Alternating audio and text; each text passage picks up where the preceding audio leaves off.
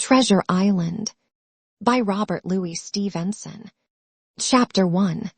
The Old Sea Dog at the Admiral Benbow, Squire Trelawney, Dr. Livesey, and the rest of these gentlemen having asked me to write down the whole particulars about Treasure Island, from the beginning to the end, keeping nothing back but the bearings of the island, and that only because there is still treasure not yet lifted, I take up my pen in the year of grace 17, and go back to the time when my father kept the Admiral Benbow Inn, and the brown old seaman with the saber cut first took up his lodging under our roof. I remember him as if it were yesterday, as he came plodding to the inn door, his sea-chest following behind him in a hand-barrow. A tall, strong, heavy, nut-brown man, his tarry pigtail falling over the shoulder of his soiled blue coat, his hands ragged and scarred, with black, broken nails, and the saber cut across one cheek, a dirty, livid white. I remember him looking round the cove and whistling to himself as he did so, and then breaking out in that old sea song that he sang so often afterwards. 15 men on the dead man's chest. Yo-ho-ho, and a bottle of rum, in the high, old tottering voice that seemed to have been tuned and broken at the capstan bars. Then he rapped on the door with a bit of stick like a handspike that he carried, and when my father appeared, called roughly for a glass of rum. This, when it was brought to him, he drank slowly, like a connoisseur, lingering on the taste and still looking about him at the cliffs and up at our signboard. "This is a handy cove," says he at length, "and a pleasant situated grog shop. Much company, mate." My father told him no, very little company, the more was the pity. "Well then," said he, "this is the berth for me. Here you, matey," he cried to the man who trundled the barrow, "bring up alongside and help up my chest. I'll stay here a bit," he continued. "I'm a plain man, rum and bacon and eggs is what I want, and that head up there for to watch ships off. What you mought call me?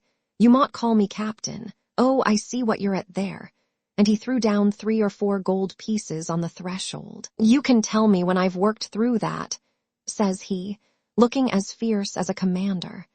And indeed, bad as his clothes were, and coarsely as he spoke, he had none of the appearance of a man who sailed before the mast, but seemed like a mate or skipper accustomed to be obeyed or to strike.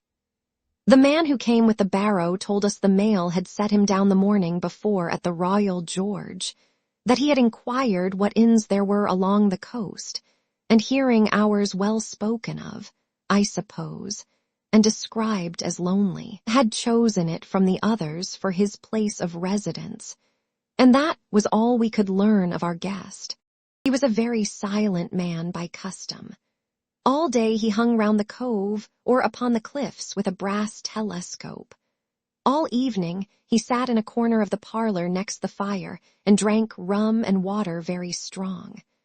Mostly he would not speak when spoken to, only look up sudden and fierce and blow through his nose like a fog-horn.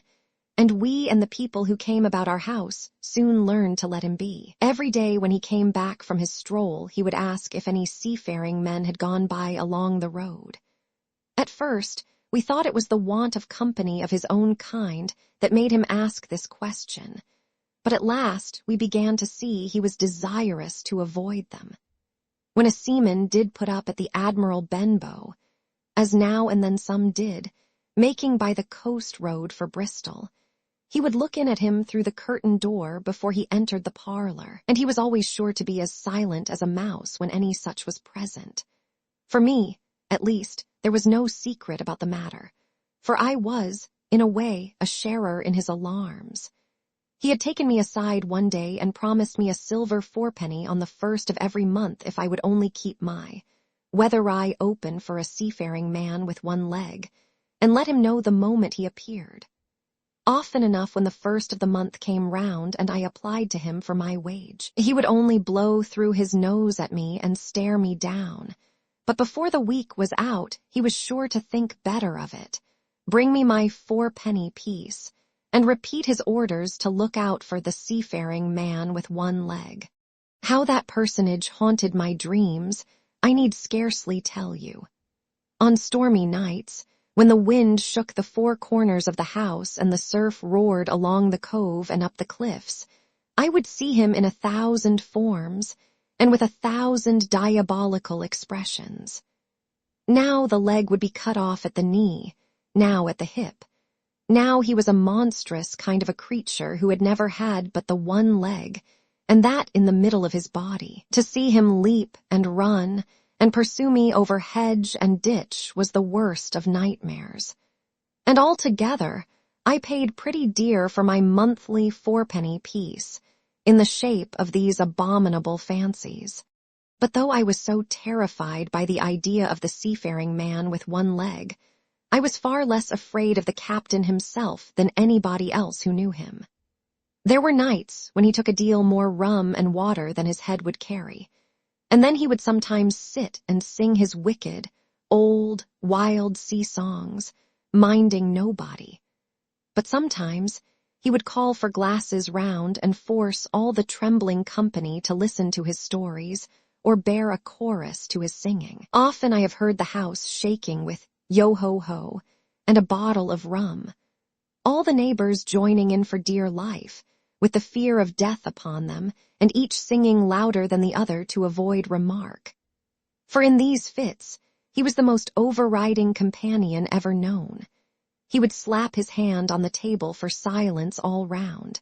He would fly up in a passion of anger at a question, or sometimes because none was put, and so he judged the company was not following his story, nor would he allow anyone to leave the inn till he had drunk himself sleepy and reeled off to bed. His stories were what frightened people worst of all.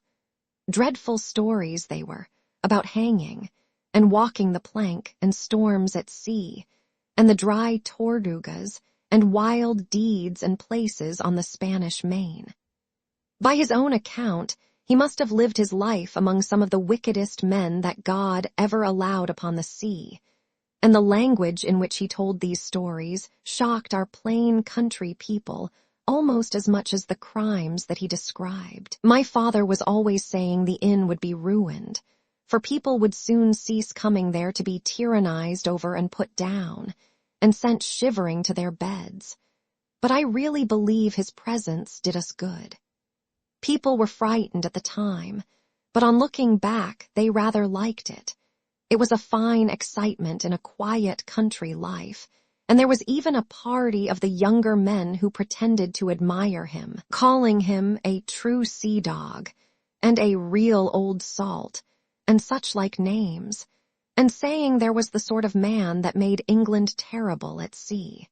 In one way, indeed, he bade fair to ruin us, for he kept on staying week after week, and at last month after month, so that all the money had been long exhausted, and still my father never plucked up the heart to insist on having more. If ever he mentioned it, the captain blew through his nose so loudly that you might say he roared, and stared my poor father out of the room. I have seen him wringing his hands after such a rebuff, and I am sure the annoyance and the terror he lived in must have greatly hastened his early and unhappy death. All the time he lived with us, the captain made no change whatever in his dress but to buy some stockings from a hawker. One of the cocks of his hat having fallen down, he let it hang from that day forth, though it was a great annoyance when it blew. I remember the appearance of his coat, which he patched himself upstairs in his room, and which, before the end, was nothing but patches. He never wrote or received a letter, and he never spoke with any but the neighbors, and with these, for the most part, only when drunk on rum. The great sea-chest none of us had ever seen open. It was only once crossed, and that was towards the end, when my poor father was far gone in a decline that took him off. Dr. Livesey came late one afternoon to see the patient, took a bit of dinner from my mother, and went into the parlor to smoke a pipe until his horse should come down from the hamlet, for we had no stabling at the old Benbow. I followed him in, and I remember observing the contrast the neat, bright doctor, with his powder as white as snow and his bright, black eyes and pleasant manners, made with the coltish country folk, and above all with that filthy, heavy, bleared scarecrow of a pirate of ours, sitting far gone in rum with his arms on the table.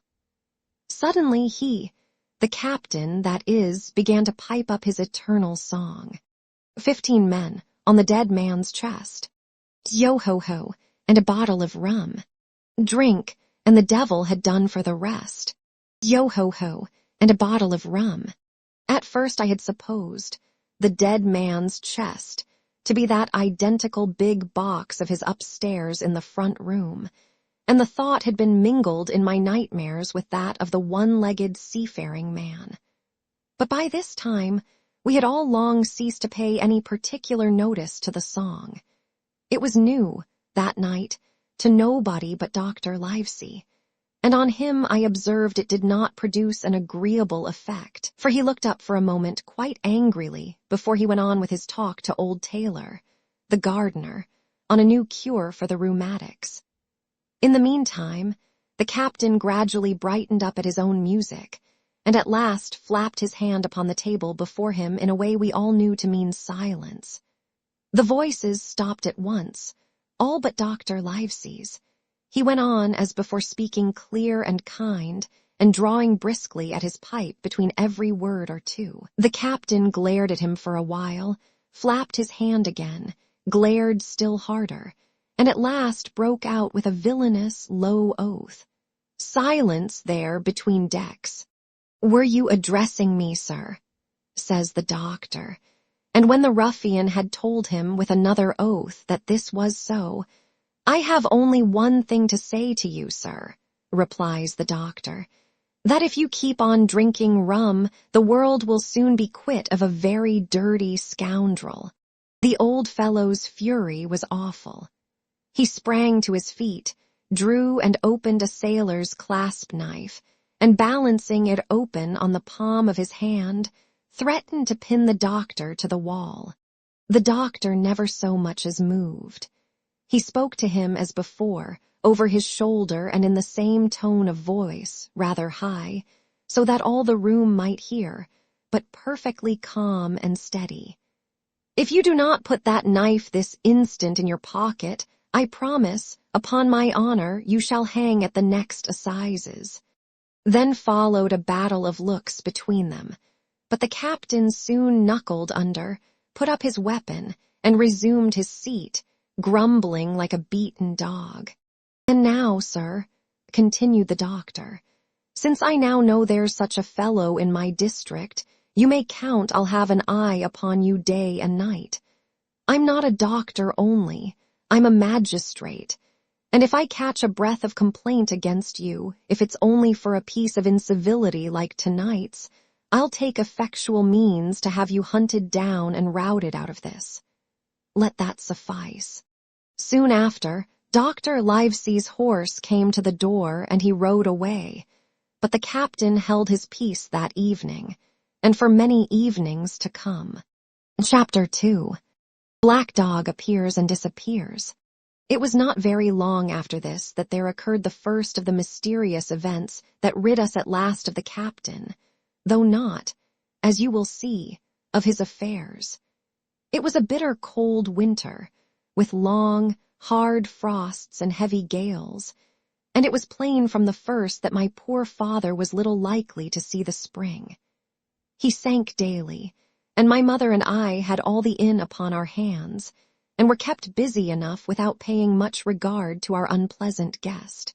It was one January morning, very early, a pinching, frosty morning, the cove all gray with hoar-frost, the ripple lapping softly on the stones, the sun still low and only touching the hilltops and shining far to seaward.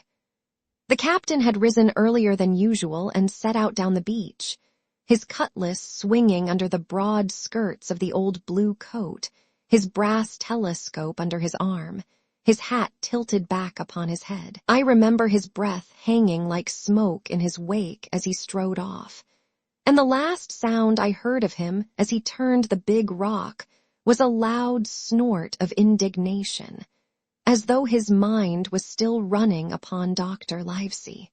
Well, Mother was upstairs with Father, and I was laying the breakfast table against the captain's return when the parlor door opened, and a man stepped in on whom I had never set my eyes before. He was a pale, tallowy creature, wanting 2 fingers of the left hand, and though he wore a cutlass, he did not look much like a fighter. I had always my eye open for seafaring men with 1 leg or 2, and I remember this one puzzled me. He was not sailorly, and yet he had a smack of the sea about him too. I asked him what was for his service, and he said he would take rum. But as I was going out of the room to fetch it, he sat down upon a table and motioned me to draw near. I paused where I was, with my napkin in my hand. "Come here, Sonny," says he. "Come nearer here." I took a step nearer. "Is this here table for my mate, Bill?" he asked with a kind of leer. I told him I did not know his mate, Bill, and this was for a person who stayed in our house, whom we called the captain. "Well," said he, "my mate Bill would be called the captain as like as not. He has a cut on 1 cheek and a mighty pleasant way with him, particularly in drink, has my mate Bill. We'll put it for argument like that your captain has a cut on 1 cheek, and we'll put it, if you like, that that cheek's the right one." "Ah, well, I told you. Now is my mate Bill in this here house?" I told him he was out walking. "Which way, Sonny? Which way is he gone?"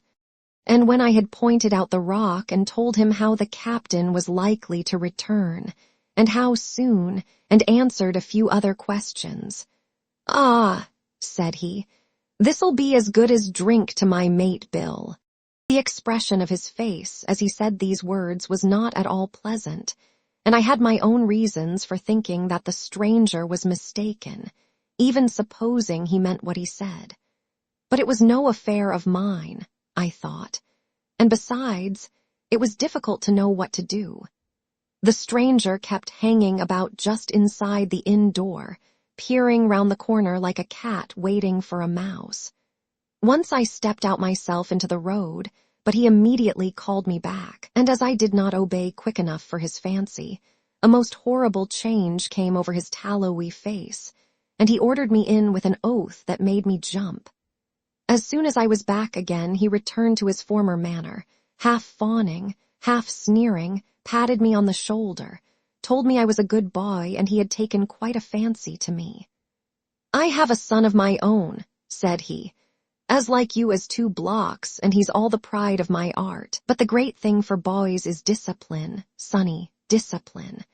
Now, if you had sailed along of Bill, you wouldn't have stood there to be spoke to twice, not you. That was never Bill's way, nor the way of sich as sailed with him. And here, sure enough, is my mate Bill, with a spyglass under his arm, bless his old art, to be sure. You and me'll just go back into the parlor, Sonny, and get behind the door, and we'll give Bill a little surprise. Bless his art, I say again."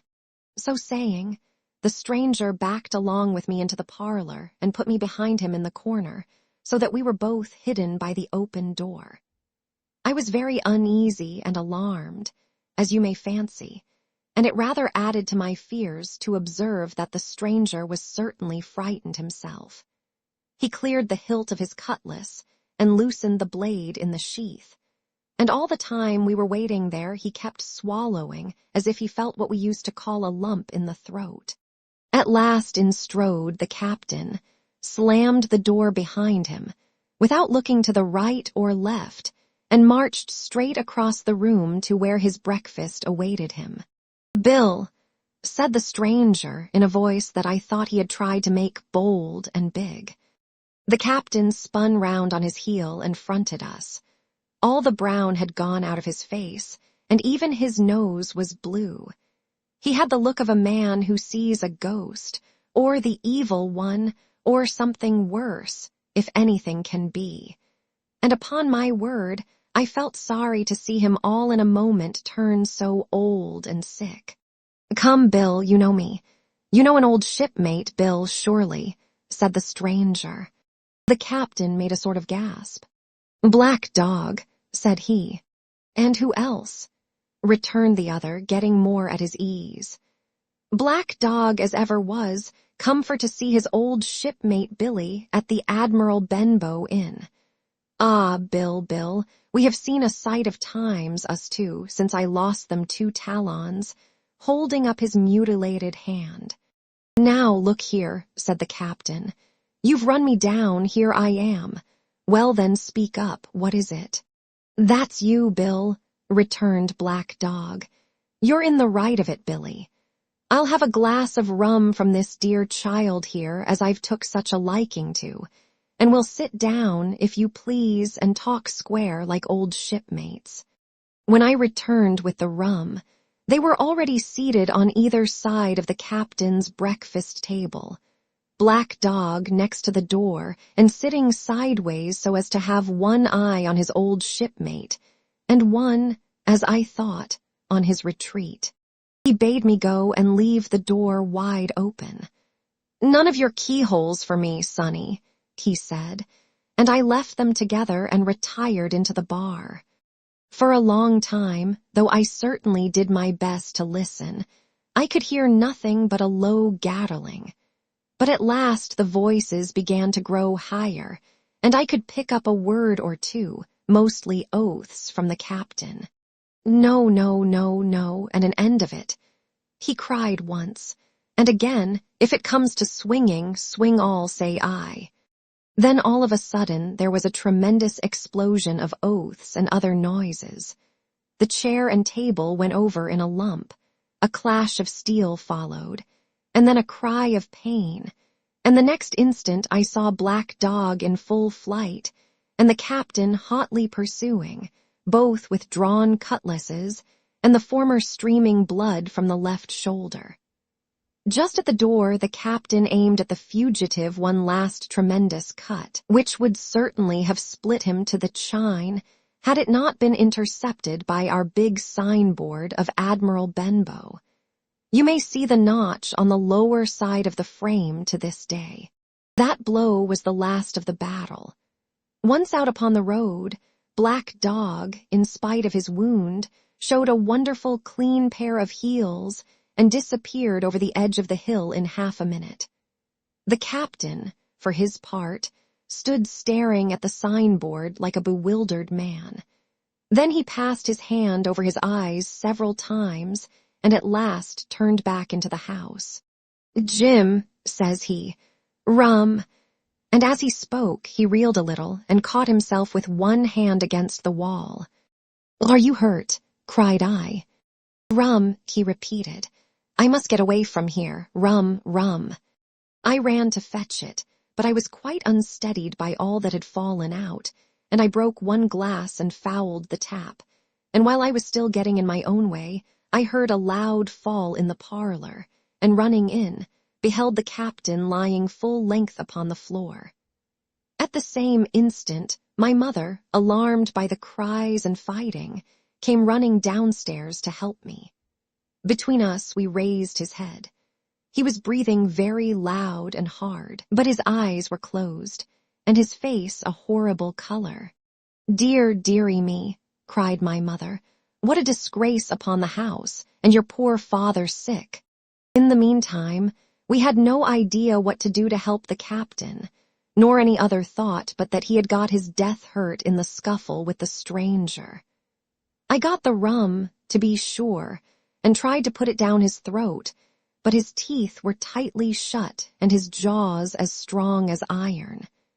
It was a happy relief for us when the door opened and Dr. Livesey came in on his visit to my father. "Oh, doctor," we cried, "what shall we do? Where is he wounded?" "Wounded? A fiddlestick's end," said the doctor. "No more wounded than you or I. The man has had a stroke, as I warned him. Now, Mrs. Hawkins, just you run upstairs to your husband and tell him, if possible, nothing about it. For my part, I must do my best to save this fellow's trebly worthless life. Jim, you get me a basin."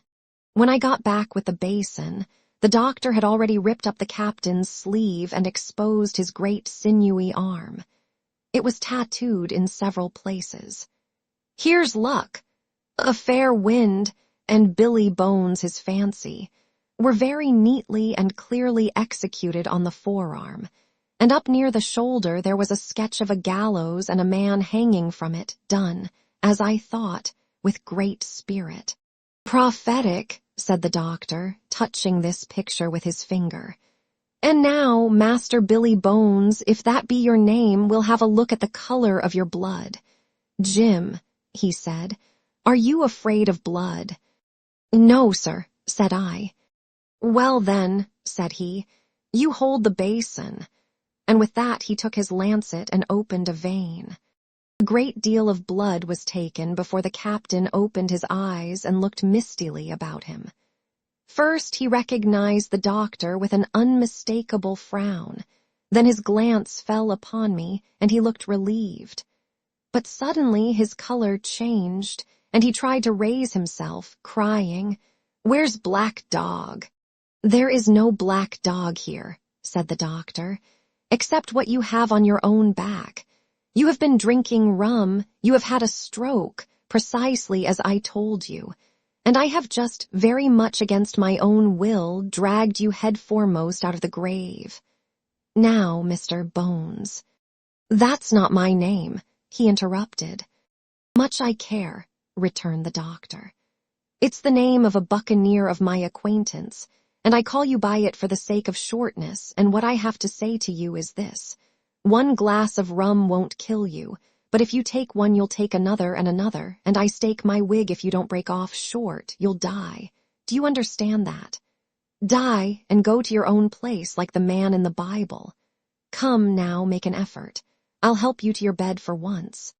Between us, with much trouble, we managed to hoist him upstairs, and laid him on his bed, where his head fell back on the pillow as if he were almost fainting. "Now, mind you," said the doctor, "I clear my conscience. The name of rum for you is death." And with that, he went off to see my father, taking me with him by the arm. "This is nothing," he said as soon as he had closed the door. "I have drawn blood enough to keep him quiet a while. He should lie for a week where he is. That is the best thing for him and you, but another stroke would settle him." Chapter 3. The Black Spot. About noon I stopped at the captain's door with some cooling drinks and medicines. He was lying very much as we had left him, only a little higher, and he seemed both weak and excited. "Jim," he said, "you're the only one here that's worth anything, and you know I've been always good to you. Never a month but I've given you a silver fourpenny for yourself. And now you see, mate, I'm pretty low and deserted by all. And Jim, you'll bring me one noggin of rum now, won't you, matey?" "The doctor," I began. He broke in cursing the doctor, in a feeble voice but heartily. "Doctors is all swabs," he said. "And that doctor there, why, what do he know about seafaring men? I've been in places hot as pitch, and mates dropping round with yellow jack, and the blessed land heaving like the sea with earthquakes. What do the doctor know of lands like that? And I lived on rum, I tell you. It's been meat and drink and man and wife to me, and if I'm not to have my rum now, I'm a poor old hulk on a lee shore. My blood'll be on you, Jim, and that doctor swab." And he ran on again for a while with curses. "Look, Jim, how my fingers fidges," he continued in the pleading tone. "I can't keep 'em still, not I. I haven't had a drop this blessed day. That doctor's a fool, I tell you. If I don't have a dram o' rum, Jim, I'll have the horrors. I seen some on 'em already. I seen old Flint in the corner there. Behind you, as plain as print, I seen him. And if I get the horrors, I'm a man that has lived rough, and I'll raise Cain. Your doctor hisself said one glass wouldn't hurt me. I'll give you a golden guinea for a noggin, Jim." He was growing more and more excited, and this alarmed me for my father, who was very low that day and needed quiet. Besides, I was reassured by the doctor's words, now quoted to me, and rather offended by the offer of a bribe. "I want none of your money," said I, "but what you owe my father. I'll get you one glass and no more." When I brought it to him, he seized it greedily and drank it out. Aye, said he, "that's some better, sure enough. And now, matey, did that doctor say how long I was to lie here in this old berth?" "A week at least," said I. "Thunder," he cried. "A week! I can't do that, they'd have the black spot on me by then. The lubbers is going about to get the wind of me this blessed moment, lubbers as couldn't keep what they got and want to nail what is another's. Is that seamanly behavior, now, I want to know, but I'm a saving soul. I never wasted good money of mine, nor lost it neither, and I'll trick him again. I'm not afraid on 'em. I'll shake out another reef, matey, and daddle 'em again." As he was thus speaking, he had risen from bed with great difficulty, holding to my shoulder with a grip that almost made me cry out, and moving his legs like so much dead weight. His words, spirited as they were in meaning, contrasted sadly with the weakness of the voice in which they were uttered. He paused when he had got into a sitting position on the edge. "That doctor's done me," he murmured. "My ears is singing, lay me back." Before I could do much to help him, he had fallen back again to his former place, where he lay for a while silent. "Jim," he said at length, "you saw that seafaring man today." "Black dog?" I asked. "Ah, black dog," says he. "He's a bad un, but there's worse that put him on. Now if I can't get away nohow and they tip me the black spot, mind you, it's my old seat chest they are after. You get on a horse, you can, can't you? Well then, you get on a horse and go to, well yes, I will. To that eternal Dr. Swab and tell him to pipe all hands, magistrates and sich, and he'll lay 'em aboard at the Admiral Benbow, all old Flint's crew, man and boy, all on 'em that's left. I was first mate, I was, old Flint's first mate, and I'm the on'y one as knows the place. He gave it me at Savannah, when he lay dying, like as if I was to now, you see. But you won't peach unless they get the black spot on me, or unless you see that black dog again, or a seafaring man with one leg, Jim, him above all." "But what is the black spot, Captain?" I asked. "That's a summons, mate. I'll tell you if they get that. But you keep your weather eye open, Jim, and I'll share with you equals, upon my honor." He wandered a little longer, his voice growing weaker. But soon after I had given him his medicine, which he took like a child, with the remark, "If ever a seaman wanted drugs, it's me." He fell at last into a heavy, swoon-like sleep, in which I left him. What I should have done had all gone well, I do not know. Probably I should have told the whole story to the doctor, for I was in mortal fear lest the captain should repent of his confessions and make an end of me. But as things fell out, my poor father died quite suddenly that evening, which put all other matters on one side. Our natural distress, the visits of the neighbors, the arranging of the funeral, and all the work of the inn to be carried on in the meanwhile kept me so busy that I had scarcely time to think of the captain, far less to be afraid of him. He got downstairs next morning, to be sure, and had his meals as usual, though he ate little and had more, I am afraid, than his usual supply of rum, for he helped himself out of the bar, scowling and blowing through his nose, and no one dared to cross him. On the night before the funeral he was as drunk as ever, and it was shocking, in that house of mourning, to hear him singing away at his ugly old sea song. But weak as he was, we were all in the fear of death for him, and the doctor was suddenly taken up with a case many miles away, and was never near the house after my father's death. I have said the captain was weak, and indeed he seemed rather to grow weaker than regain his strength. He clambered up and down stairs, and went from the parlor to the bar and back again, and sometimes put his nose out of doors to smell the sea, holding on to the walls as he went for support and breathing hard and fast like a man on a steep mountain. He never particularly addressed me, and it is my belief he had as good as forgotten his confidences, but his temper was more flighty, and allowing for his bodily weakness, more violent than ever. He had an alarming way now when he was drunk of drawing his cutlass and laying it bare before him on the table. But with all that, he minded people less and seemed shut up in his own thoughts and rather wandering. Once, for instance, to our extreme wonder, he piped up to a different air, a kind of country love song that he must have learned in his youth before he had begun to follow the sea. So things passed until, the day after the funeral, and about 3 o'clock of a bitter, foggy, frosty afternoon, I was standing at the door for a moment, full of sad thoughts about my father, when I saw someone drawing slowly near along the road. He was plainly blind, for he tapped before him with a stick and wore a great green shade over his eyes and nose, and he was hunched, as if with age or weakness, and wore a huge old tattered sea cloak with a hood that made him appear positively deformed. I never saw in my life a more dreadful-looking figure. He stopped a little from the inn, and raising his voice in an odd sing-song, addressed the air in front of him.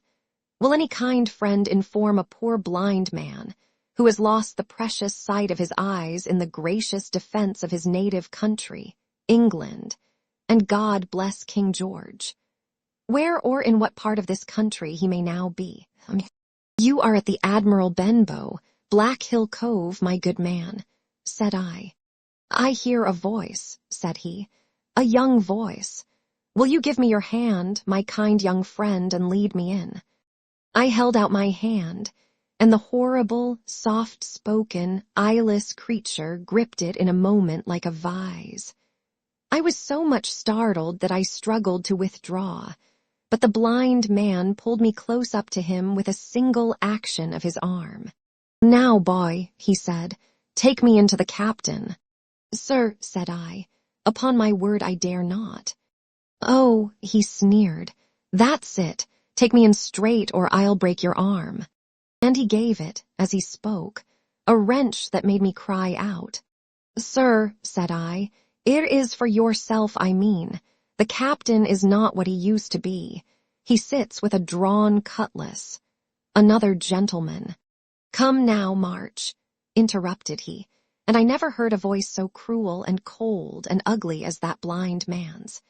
It cowed me more than the pain, and I began to obey him at once, walking straight in at the door and towards the parlor, where our sick old buccaneer was sitting, dazed with rum. The blind man clung close to me, holding me in one iron fist and leaning almost more of his weight on me than I could carry. Lead me straight up to him, and when I'm in view, cry out, here's a friend for you, Bill. If you don't, I'll do this. And with that he gave me a twitch that I thought would have made me faint. Between this and that, I was so utterly terrified of the blind beggar that I forgot my terror of the captain, and as I opened the parlor door, cried out the words he had ordered in a trembling voice. The poor captain raised his eyes, and at one look the rum went out of him and left him staring sober. The expression of his face was not so much of terror as of mortal sickness. He made a movement to rise, but I do not believe he had enough force left in his body. Now, Bill, sit where you are, said the beggar. If I can't see, I can hear a finger stirring. Business is business. Hold out your left hand. Boy, take his left hand by the wrist and bring it near to my right.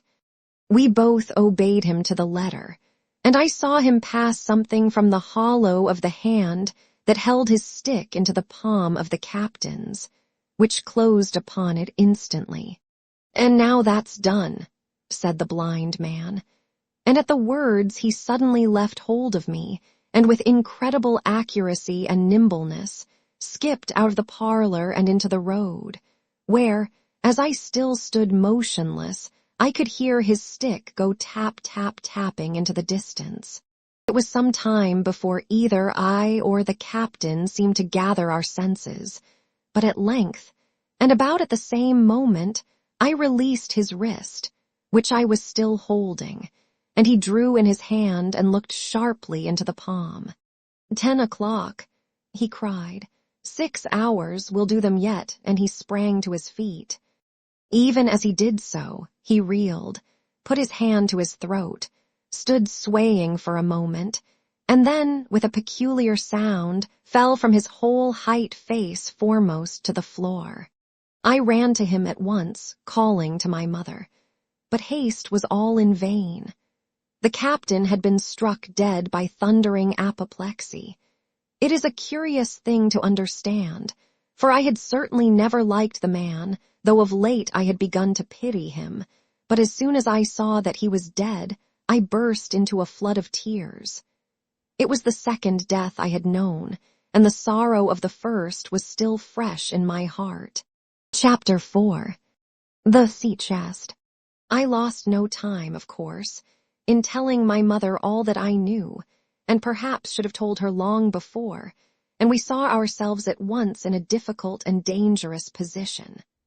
Some of the man's money, if he had any, was certainly due to us, but it was not likely that our captain's shipmates, above all the 2 specimens seen by me, Black Dog and the blind beggar, would be inclined to give up their booty in payment of the dead man's debts. The captain's order to mount at once and ride for Dr. Livesey would have left my mother alone and unprotected, which was not to be thought of. Indeed, it seemed impossible for either of us to remain much longer in the house. The fall of coals in the kitchen grate, the very ticking of the clock, filled us with alarms. The neighborhood, to our ears, seemed haunted by approaching footsteps, and what between the dead body of the captain on the parlor floor and the thought of that detestable blind beggar hovering near at hand and ready to return, there were moments when, as the saying goes, I jumped in my skin for terror. Something must speedily be resolved upon, and it occurred to us at last to go forth together and seek help in the neighboring hamlet. No sooner said than done. Bareheaded as we were, we ran out at once in the gathering evening and the frosty fog.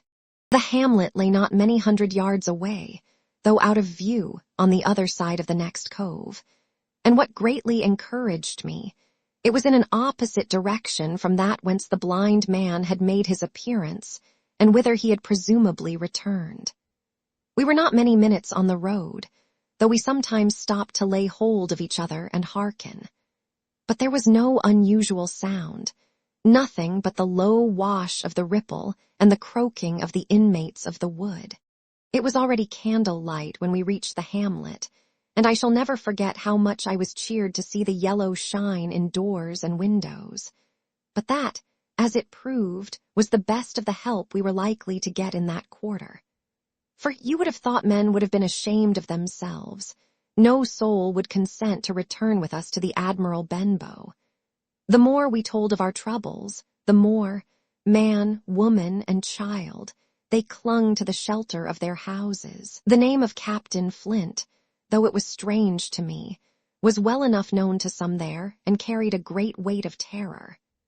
Some of the men who had been to field work on the far side of the Admiral Benbow remembered, besides, to have seen several strangers on the road, and taking them to be smugglers, to have bolted away, and one at least had seen a little lugger in what we called Kit's Hole. For that matter, anyone who was a comrade of the captain's was enough to frighten them to death, and the short and the long of the matter was, that while we could get several who were willing enough to ride to Dr. Livesey's, which lay in another direction, not one would help us to defend the inn. They say cowardice is infectious, but then argument is, on the other hand, a great emboldener, and so when each had said his say, my mother made them a speech. She would not, she declared, lose money that belonged to her fatherless boy. If none of the rest of you dare, she said, Jim and I dare. Back we will go the way we came, and small thanks to you big, hulking, chicken-hearted men. We'll have that chest open if we die for it, and I'll thank you for that bag, Mrs. Crossly, to bring back our lawful money in. Of course, I said I would go with my mother, and of course they all cried out at our foolhardiness, but even then not a man would go along with us. All they would do was to give me a loaded pistol, lest we were attacked, and to promise to have horses ready saddled in case we were pursued on our return, while one lad was to ride forward to the doctor's in search of armed assistance. My heart was beating finely when we two set forth in the cold night upon this dangerous venture. A full moon was beginning to rise and peered redly through the upper edges of the fog, and this increased our haste, for it was plain, before we came forth again, that all would be as bright as day, and our departure exposed to the eyes of any watchers. We slipped along the hedges, noiseless and swift, nor did we see or hear anything to increase our terrors, till, to our relief, the door of the Admiral Benbow had closed behind us. I slipped the bolt at once, and we stood and panted for a moment in the dark, alone in the house with the dead captain's body. Then my mother got a candle in the bar, and holding each other's hands, we advanced into the parlor. He lay as we had left him, on his back, with his eyes open and one arm stretched out. "Draw down the blind, Jim," whispered my mother. "They might come and watch outside. And now," said she when I had done so, "we have to get the key off that, and who's to touch it, I should like to know." And she gave a kind of sob as she said the words. I went down on my knees at once. On the floor close to his hand there was a little round of paper, blackened on the one side. I could not doubt that this was the black spot, and taking it up, I found written on the other side, in a very good, clear hand, this short message: "You have till 10 tonight." "He had till 10, mother," said I, and just as I said it, our old clock began striking. This sudden noise startled us shockingly, but the news was good, for it was only 6. "Now, Jim," she said, "that key." I felt in his pockets, one after another. A few small coins, a thimble, and some thread and big needles, a piece of pigtail tobacco bitten away at the end, his gully with the crooked handle, a pocket compass, and a tinder box were all that they contained, and I began to despair. "Perhaps it's round his neck," suggested my mother. Overcoming a strong repugnance, I tore open his shirt at the neck, and there, sure enough, hanging to a bit of tarry string, which I cut with his own gully, we found the key. At this triumph, we were filled with hope and hurried upstairs without delay to the little room where he had slept so long, and where his box had stood since the day of his arrival. It was like any other seaman's chest on the outside. The initial B burned on the top of it with a hot iron, and the corners somewhat smashed and broken as by long, rough usage. "Give me the key," said my mother, and though the lock was very stiff, she had turned it and thrown back the lid in a twinkling. A strong smell of tobacco and tar rose from the interior, but nothing was to be seen on the top except a suit of very good clothes, carefully brushed and folded. They had never been worn, my mother said. Under that, the miscellany began: a quadrant, a tin cannikin, several sticks of tobacco, 2 brace of very handsome pistols, a piece of bar silver, an old Spanish watch, and some other trinkets of little value and mostly of foreign make, a pair of compasses mounted with brass, and 5 or 6 curious West Indian shells. I have often wondered since why he should have carried about these shells with him in his wandering, guilty, and hunted life. In the meantime, we had found nothing of any value but the silver and the trinkets, and neither of these were in our way. Underneath there was an old boat cloak, whitened with sea salt on many a harbor bar. My mother pulled it up with impatience, and there lay before us, the last things in the chest, a bundle tied up in oilcloth and looking like papers, and a canvas bag that gave forth, at a touch, the jingle of gold. "I'll show these rogues that I'm an honest woman," said my mother. "I'll have my dues, and not a farthing over. Hold Mrs. Crossley's bag." And she began to count over the amount of the captain's score from the sailor's bag into the one that I was holding.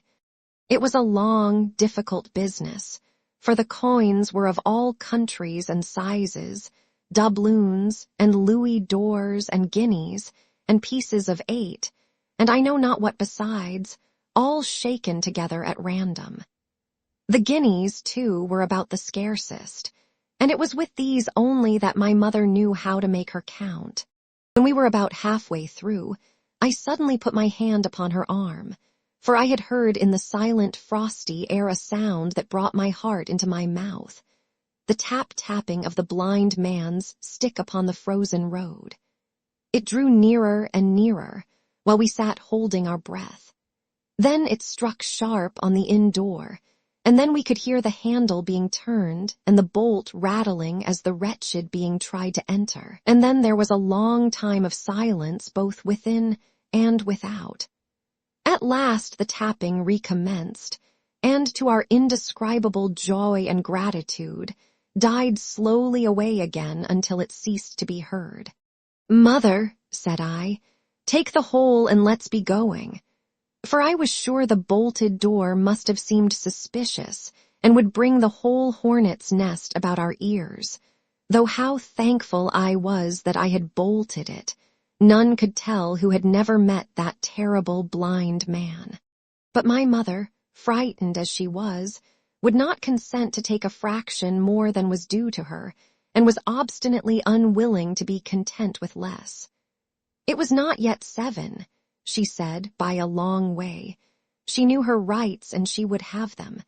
And she was still arguing with me when a little low whistle sounded a good way off upon the hill. That was enough, and more than enough for both of us. "I'll take what I have," she said, jumping to her feet.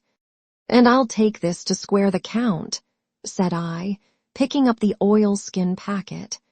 Next moment we were both groping downstairs, leaving the candle by the empty chest, and the next we had opened the door and were in full retreat. We had not started a moment too soon. The fog was rapidly dispersing. Already the moon shone quite clear on the high ground on either side, and it was only in the exact bottom of the dell and round the tavern door that a thin veil still hung unbroken to conceal the first steps of our escape. Far less than halfway to the hamlet, very little beyond the bottom of the hill, we must come forth into the moonlight. Nor was this all, for the sound of several footsteps running came already to our ears, and as we looked back in their direction, a light tossing to and fro and still rapidly advancing showed that one of the newcomers carried a lantern. "My dear," said my mother suddenly, "take the money and run on. I am going to faint." This was certainly the end for both of us, I thought. How I cursed the cowardice of the neighbors, how I blamed my poor mother for her honesty and her greed, for her past foolhardiness and present weakness. We were just at the little bridge by good fortune, and I helped her, tottering as she was, to the edge of the bank, where, sure enough, she gave a sigh and fell on my shoulder. I do not know how I found the strength to do it at all, and I am afraid it was roughly done, but I managed to drag her down the bank and a little way under the arch. Farther I could not move her, for the bridge was too low to let me do more than crawl below it. So there we had to stay, my mother almost entirely exposed and both of us within earshot of the inn. Chapter 5. The Last of the Blind Man. My curiosity, in a sense, was stronger than my fear, for I could not remain where I was, but crept back to the bank again, whence, sheltering my head behind a bush of broom, I might command the road before our door. I was scarcely in position ere my enemies began to arrive, 7 or 8 of them, running hard, their feet beating out of time along the road and the man with the lantern some paces in front. 3 men ran together, hand in hand, and I made out, even through the mist, that the middle man of this trio was the blind beggar. The next moment, his voice showed me that I was right. "Down with the door," he cried. "Aye, aye, sir," answered 2 or 3, and a rush was made upon the Admiral Benbow, the lantern-bearer following, and then I could see them pause and hear speeches passed in a lower key as if they were surprised to find the door open. But the pause was brief, for the blind man again issued his commands. His voice sounded louder and higher, as if he were afire with eagerness and rage. "In," he shouted and cursed them for their delay. 4 or 5 of them obeyed at once, 2 remaining on the road with the formidable beggar. There was a pause, then a cry of surprise, and then a voice shouting from the house, "Bill's dead." But the blind man swore at them again for their delay. "Search him, some of you shirking lubbers, and the rest of you aloft and get the chest," he cried. I could hear their feet rattling up our old stairs, so that the house must have shook with it. Promptly afterwards, fresh sounds of astonishment arose. The window of the captain's room was thrown open with a slam and a jingle of broken glass, and a man leaned out into the moonlight, head and shoulders, and addressed the blind beggar on the road below him. "Pew," he cried, "they've been before us. Someone's turned the chest out alow and aloft." "Is it there?" roared Pew. "The money's there." The blind man cursed the money. "Flint's fist, I mean," he cried. "We don't see it here nohow," returned the man. "Here, you below there, is it on Bill?" cried the blind man again. At that another fellow, probably him who had remained below to search the captain's body, came to the door of the inn. "Bill's been overhauled already," said he. "Nothin' left. It's these people of the inn, it's that boy. I wish I had put his eyes out," cried the blind man, Pew. "There were no time ago they had the door bolted when I tried it. Scatter, lads, and find 'em." "Sure enough, they left their glim here," said the fellow from the window. "Scatter and find 'em, rout the house out," reiterated Pew, striking with his stick upon the road. Then there followed a great to-do through all our old inn, heavy feet pounding to and fro, furniture thrown over, doors kicked in, until the very rocks re-echoed and the men came out again, one after another, on the road, and declared that we were nowhere to be found. And just the same whistle that had alarmed my mother and myself over the dead captain's money was once more clearly audible through the night, but this time twice repeated. I had thought it to be the blind man's trumpet, so to speak, summoning his crew to the assault, but I now found that it was a signal from the hillside towards the hamlet, and from its effect upon the buccaneers, a signal to warn them of approaching danger. "There's Dirk again," said one. "Twice, we'll have to budge, mates." "Budge, you skulk," cried Pew. "Dirk was a fool and a coward from the first. You wouldn't mind him. They must be close by. They can't be far. You have your hands on it. Scatter and look for them, dogs. Oh, shiver my soul," he cried, "if I had eyes." This appeal seemed to produce some effect, for 2 of the fellows began to look here and there among the lumber, but half-heartedly, I thought, and with half an eye to their own danger all the time, while the rest stood irresolute on the road. You have your hands on thousands, you fools, and you hang a leg. You'd be as rich as kings if you could find it, and you know it's here, and you stand there skulking. There wasn't one of you dared face Bill, and I did it, a blind man, and I'm to lose my chance for you. I'm to be a poor, crawling beggar, sponging for rum, when I might be rolling in a coach. If you had the pluck of a weevil in a biscuit, you would catch them still. "Hang it, Pew, we've got the doubloons," grumbled one. "They might have hid the blessed thing," said another. "Take the Georges, Pew, and don't stand here squalling." Squalling was the word for it. Pugh's anger rose so high at these objections till at last, his passion completely taking the upper hand, he struck at them right and left in his blindness, and his stick sounded heavily on more than one. These, in their turn, cursed back at the blind miscreant, threatened him in horrid terms, and tried in vain to catch the stick and wrest it from his grasp. This quarrel was the saving of us, for while it was still raging, another sound came from the top of the hill on the side of the hamlet, the tramp of horses galloping. Almost at the same time a pistol shot, flash, and report came from the hedge side. And that was plainly the last signal of danger, for the buccaneers turned at once and ran, separating in every direction, one seaward along the cove, one slant across the hill, and so on, so that in half a minute not a sign of them remained but Pugh. Him they had deserted, whether in sheer panic or out of revenge for his ill words and blows, I know not. But there he remained behind, tapping up and down the road in a frenzy, and groping and calling for his comrades. Finally he took a wrong turn and ran a few steps past me, towards the hamlet, crying, "Johnny, Black Dog, Dirk," and other names. "You won't leave old Pugh, mates, not old Pugh." Just then the noise of horses topped the rise, and 4 or 5 riders came in sight in the moonlight and swept at full gallop down the slope. At this Pugh saw his error, turned with a scream, and ran straight for the ditch, into which he rolled.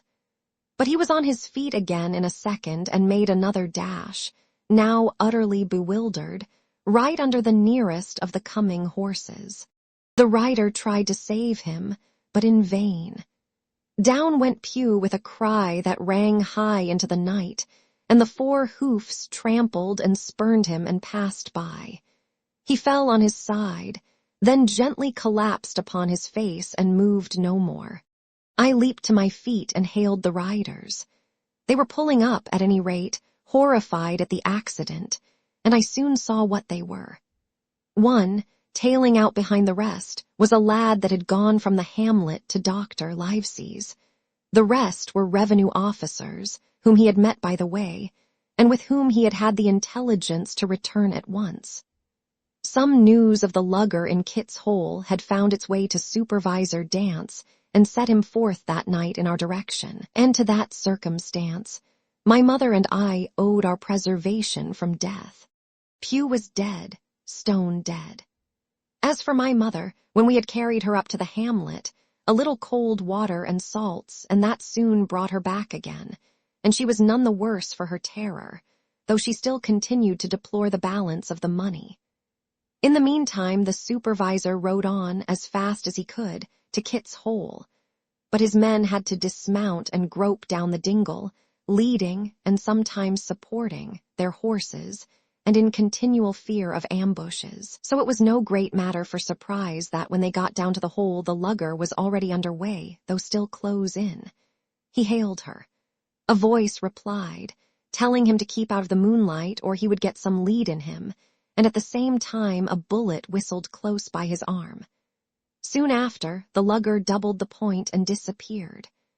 Mr. Dance stood there, as he said, like a fish out of water, and all he could do was to dispatch a man to warn the cutter. "And that," said he, "is just about as good as nothing. They've got off clean, and there's an end. Only," he added, "I'm glad I trod on Master Pugh's corns," for by this time he had heard my story. I went back with him to the Admiral Benbow, and you cannot imagine a house in such a state of smash. The very clock had been thrown down by these fellows in their furious hunt after my mother and myself, and though nothing had actually been taken away except the captain's money bag and a little silver from the till, I could see at once that we were ruined. Mr. Dance could make nothing of the scene. "They got the money," you say. Well then, Hawkins, what in fortune were they after? More money, I suppose. "No, sir, not money, I think," replied I. In fact, sir, I believe I have the thing in my breast pocket, and to tell you the truth, I should like to get it put in safety." "To be sure, boy, quite right," said he. "I'll take it if you like." "I thought perhaps Dr. Livesey," I began. "Perfectly right," he interrupted very cheerily. "Perfectly right. A gentleman and a magistrate. And now I come to think of it, I might as well ride round there myself and report to him or Squire. Master Pugh's dead when all's done. Not that I regret it, but he's dead, you see, and people will make it out against an officer of His Majesty's revenue, if make it out they can. Now, I'll tell you, Hawkins, if you like, I'll take you along." I thanked him heartily for the offer, and we walked back to the hamlet where the horses were. By the time I had told Mother of my purpose, they were all in the saddle. "Dogger," said Mr. Dance, "you have a good horse, take up this lad behind you."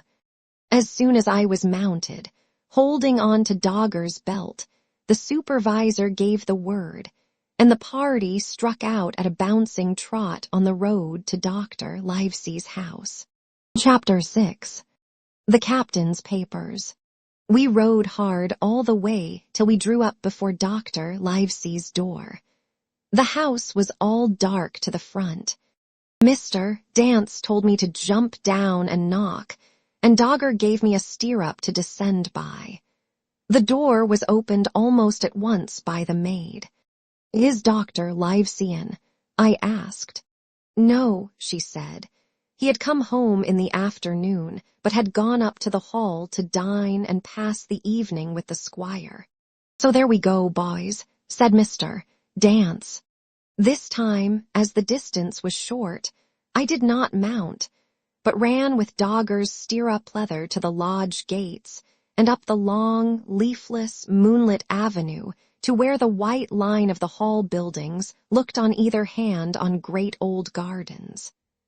Here Mr. Dance dismounted, and taking me along with him, was admitted at a word into the house. The servant led us down a matted passage and showed us at the end into a great library, all lined with bookcases and busts upon the top of them, where the squire and doctor. Livesey sat, pipe in hand, on either side of a bright fire. I had never seen the squire so near at hand. He was a tall man, over 6 feet high and broad in proportion, and he had a bluff, rough and ready face, all roughened and reddened and lined in his long travels.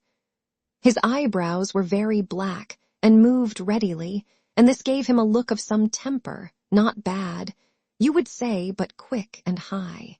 "Come in, Mr. Dance," says he, very stately and condescending. "Good evening, Dance," says the doctor with a nod. "And good evening to you, friend Jim. What good wind brings you here?" The supervisor stood up straight and stiff and told his story like a lesson, and you should have seen how the two gentlemen leaned forward and looked at each other, and forgot to smoke in their surprise and interest. When they heard how my mother went back to the inn, Dr. Livesey fairly slapped his thigh, and the squire cried, "Bravo," and broke his long pipe against the grate. Long before it was done, Mr. Trelawney, that, you will remember, was the squire's name, had got up from his seat and was striding about the room, and the doctor, as if to hear the better, had taken off his powdered wig and sat there looking very strange indeed with his own close-cropped black poll. At last Mr. Dance finished the story. "Mr. Dance," said the squire, "you are a very noble fellow, and as for riding down that black, atrocious miscreant, I regard it as an act of virtue, sir, like stamping on a cockroach. This lad Hawkins is a trump, I perceive. Hawkins, will you ring that bell? Mr. Dance must have some ale." "And so, Jim," said the doctor, "you have the thing that they were after, have you?" "Here it is, sir," said I, and gave him the oilskin packet. The doctor looked it all over, as if his fingers were itching to open it. But instead of doing that, He put it quietly in the pocket of his coat. "Squire," said he, "when Dance has had his ale, he must, of course, be off on his Majesty's service. But I mean to keep Jim Hawkins here to sleep at my house, and with your permission, I propose we should have up the cold pie and let him sup." "As you will, Livesey," said the squire. "Hawkins has earned better than cold pie." So a big pigeon pie was brought in and put on a side-eatable, and I made a hearty supper, for I was as hungry as a hawk, while Mr. Dance was further complimented and at last dismissed. "And now, squire," said the doctor. "And now, Livesey," said the squire in the same breath. One at a time, laughed Dr. Livesey. "You have heard of this Flint, I suppose." "Heard of him?" cried the squire. "Heard of him, you say? He was the bloodthirstiest buccaneer that sailed. Blackbeard was a child to Flint. The Spaniards were so prodigiously afraid of him that, I tell you, sir, I was sometimes proud he was an Englishman. I've seen his topsails with these eyes, off Trinidad, and the cowardly son of a rumpuncheon that I sailed with put back, sir, into port of Spain." "Well, I've heard of him myself in England," said the doctor. "But the point is, had he money?" "Money," cried the squire. "Have you heard the story? What were these villains after but money? What do they care for but money? For what would they risk their rascal carcasses but money?" "That we shall soon know," replied the doctor. "But you are so confoundedly hot-headed and exclamatory that I cannot get a word in. What I want to know is this. Supposing that I have here in my pocket some clue to where Flint buried his treasure, will that treasure amount to much?" "Amount, sir?" cried the squire. "It will amount to this. If we have the clue you talk about, I fit out a ship in Bristol dock and take you and Hawkins here along, and I'll have that treasure if I search a year." "Very well," said the doctor. "Now, then, if Jim is agreeable, we'll open the packet," and he laid it before him on the table. The bundle was sewn together, and the doctor had to get out his instrument case and cut the stitches with his medical scissors. It contained two things, a book and a sealed paper. "First of all, we'll try the book," observed the doctor. The squire and I were both peering over his shoulder as he opened it, for Dr. Livesey had kindly motioned me to come round from the side table, where I had been eating, to enjoy the sport of the search. On the first page there were only some scraps of writing, such as a man with a pen in his hand might make for idleness or practice. One was the same as the tattoo mark, "Billy Bones his fancy." Then there was Mr. W. Bones, mate. No more rum. Off Palm Key he got it, and some other snatches, mostly single words and unintelligible. I could not help wondering who it was that had got it, and what it was that he got. A knife in his back as like as not. "Not much instruction there," said Dr. Livesey as he passed on. The next 10 or 12 pages were filled with a curious series of entries. There was a date at one end of the line, and at the other a sum of money, as in common account books, but instead of explanatory writing, only a varying number of crosses between the two.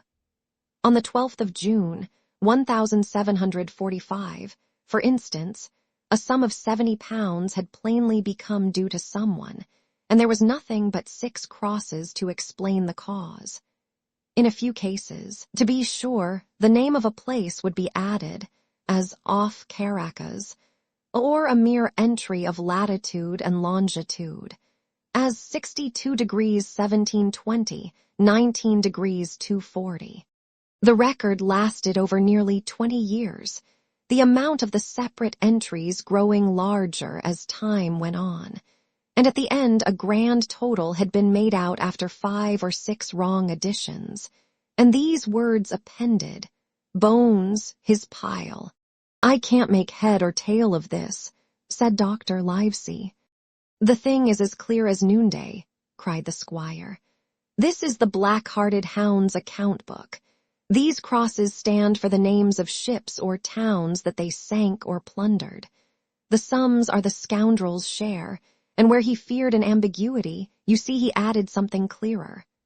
Off Caracas now, you see, here was some unhappy vessel boarded off that coast. God help the poor souls that manned her coral long ago." "Right," said the doctor. "See what it is to be a traveler, right, and the amounts increase, you see, as he rose in rank." There was little else in the volume, but a few bearings of places noted in the blank leaves towards the end, and a table for reducing French, English, and Spanish moneys to a common value. "Thrifty man," cried the doctor. "He wasn't the one to be cheated." "And now," said the squire, "for the other."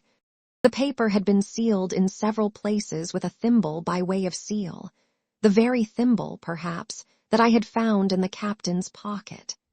The doctor opened the seals with great care, and there fell out the map of an island, with latitude and longitude, soundings, names of hills and bays and inlets, and every particular that would be needed to bring a ship to a safe anchorage upon its shores. It was about 9 miles long and 5 across, shaped, you might say, like a fat dragon standing up, and had 2 fine landlocked harbors, and a hill in the center part marked the spyglass. There were several editions of a later date, but above all, 3 crosses of red ink, 2 on the north part of the island, 1 in the southwest, and beside this last, in the same red ink, and in a small, neat hand, very different from the captain's tawdry characters, these words: "Bulk of treasure here." Over on the back, the same hand had written this further information: "Tall tree, spyglass shoulder bearing a point to the N. Of N-N-E. Skeleton Island E-S-E, and by E. 10 feet. The bar silver is in the north cache. You can find it by the trend of the east hummock, 10 fathoms south of the black crag with the face on it. The arms are easy found, in the sandhill N. Point of North Inlet Cape bearing E and a quarter N. J. F. That was all, but brief as it was, and to me incomprehensible, it filled the squire and Dr. Livesey with delight. "Livesey," said the squire, "you will give up this wretched practice at once. Tomorrow I start for Bristol. In 3 weeks' time, 3 weeks. 2 weeks, 10 days, we'll have the best ship, sir, and the choicest crew in England. Hawkins shall come as cabin boy. You'll make a famous cabin boy, Hawkins. You, Livesey, are ship's doctor. I am admiral. We'll take Reed Ruth, Joyce, and Hunter. We'll have favorable winds, a quick passage, and not the least difficulty in finding the spot, and money to eat, to roll in, to play duck and drake with ever after." "Trelawney," said the doctor, "I'll go with you, and I'll go bail for it, so will Jim, and be a credit to the undertaking. There's only one man I'm afraid of." "And who's that?" cried the squire. "Name the dog, sir." "You," replied the doctor, "for you cannot hold your tongue. We are not the only men who know of this paper. These fellows who attack the inn tonight, bold, desperate blades for sure, and the rest who stayed aboard that lugger, and more, I dare say, not far off, are one and all, through thick and thin, bound that they'll get that money. We must none of us go alone till we get to sea. Jim and I shall stick together in the meanwhile. You'll take Joyce and Hunter when you ride to Bristol, and from first to last, not one of us must breathe a word of what we've found." "Livesey," returned the squire, "you are always in the right of it. I'll be as silent as the grave." Part 2. The Sea Cook. Chapter 7. I go to Bristol. It was longer than the squire imagined ere we were ready for the sea, and none of our first plans, not even Doctor Livesey's, of keeping me beside him, could be carried out as we intended. The doctor had to go to London for a physician to take charge of his practice. The squire was hard at work at Bristol, and I lived on at the Hall under the charge of old Redruth, the gamekeeper, almost a prisoner, but full of sea dreams and the most charming anticipations of strange islands and adventures. I brooded by the hour together over the map, all the details of which I well remembered. Sitting by the fire in the housekeeper's room, I approached that island in my fancy from every possible direction. I explored every acre of its surface. I climbed 1,000 times to that tall hill they call the Spyglass, and from the top enjoyed the most wonderful and changing prospects. Sometimes the isle was thick with savages, with whom we fought, sometimes full of dangerous animals that hunted us. But in all my fancies, nothing occurred to me so strange and tragic as our actual adventures. So the weeks passed on, till one fine day there came a letter addressed to Dr. Livesey, with this addition: to be opened, in the case of his absence, by Tom Redruth or young Hawkins. Obeying this order, we found, or rather I found, for the gamekeeper was a poor hand at reading anything but print, the following important news. Old Anchor Inn, Bristol, March 1, 17. Dear Livesey, as I do not know whether you are at the Hall or still in London, I send this in double to both places. The ship is bought and fitted. She lies at anchor, ready for sea. You never imagined a sweeter schooner. A child might sail her, 200 tons, name Hispaniola. I got her through my old friend, Blandly, who has proved himself throughout the most surprising trump. The admirable fellow literally slaved in my interest, and so, I may say, did everyone in Bristol. As soon as they got wind of the port, we sailed for treasure, I mean. Redruth, said I, interrupting the letter. Dr. Livesey will not like that. The squire has been talking, after all. Well, who's a better right? Growled the gamekeeper. A pretty rum go if squire ain't to talk for Dr. Livesey, I should think. At that I gave up all attempts at commentary, and read straight on. Blandly himself found the Hispaniola, and by the most admirable management got her for the merest trifle. There is a class of men in Bristol monstrously prejudiced against Blandly. They go the length of declaring that this honest creature would do anything for money, that the Hispaniola belonged to him, and that he sold it me absurdly high, the most transparent calumnies. None of them dare, however, to deny the merits of the ship. So far there was not a hitch. The work people, to be sure, riggers and what not, were most annoyingly slow, but time cured that. It was the crew that troubled me. I wished a round score of men.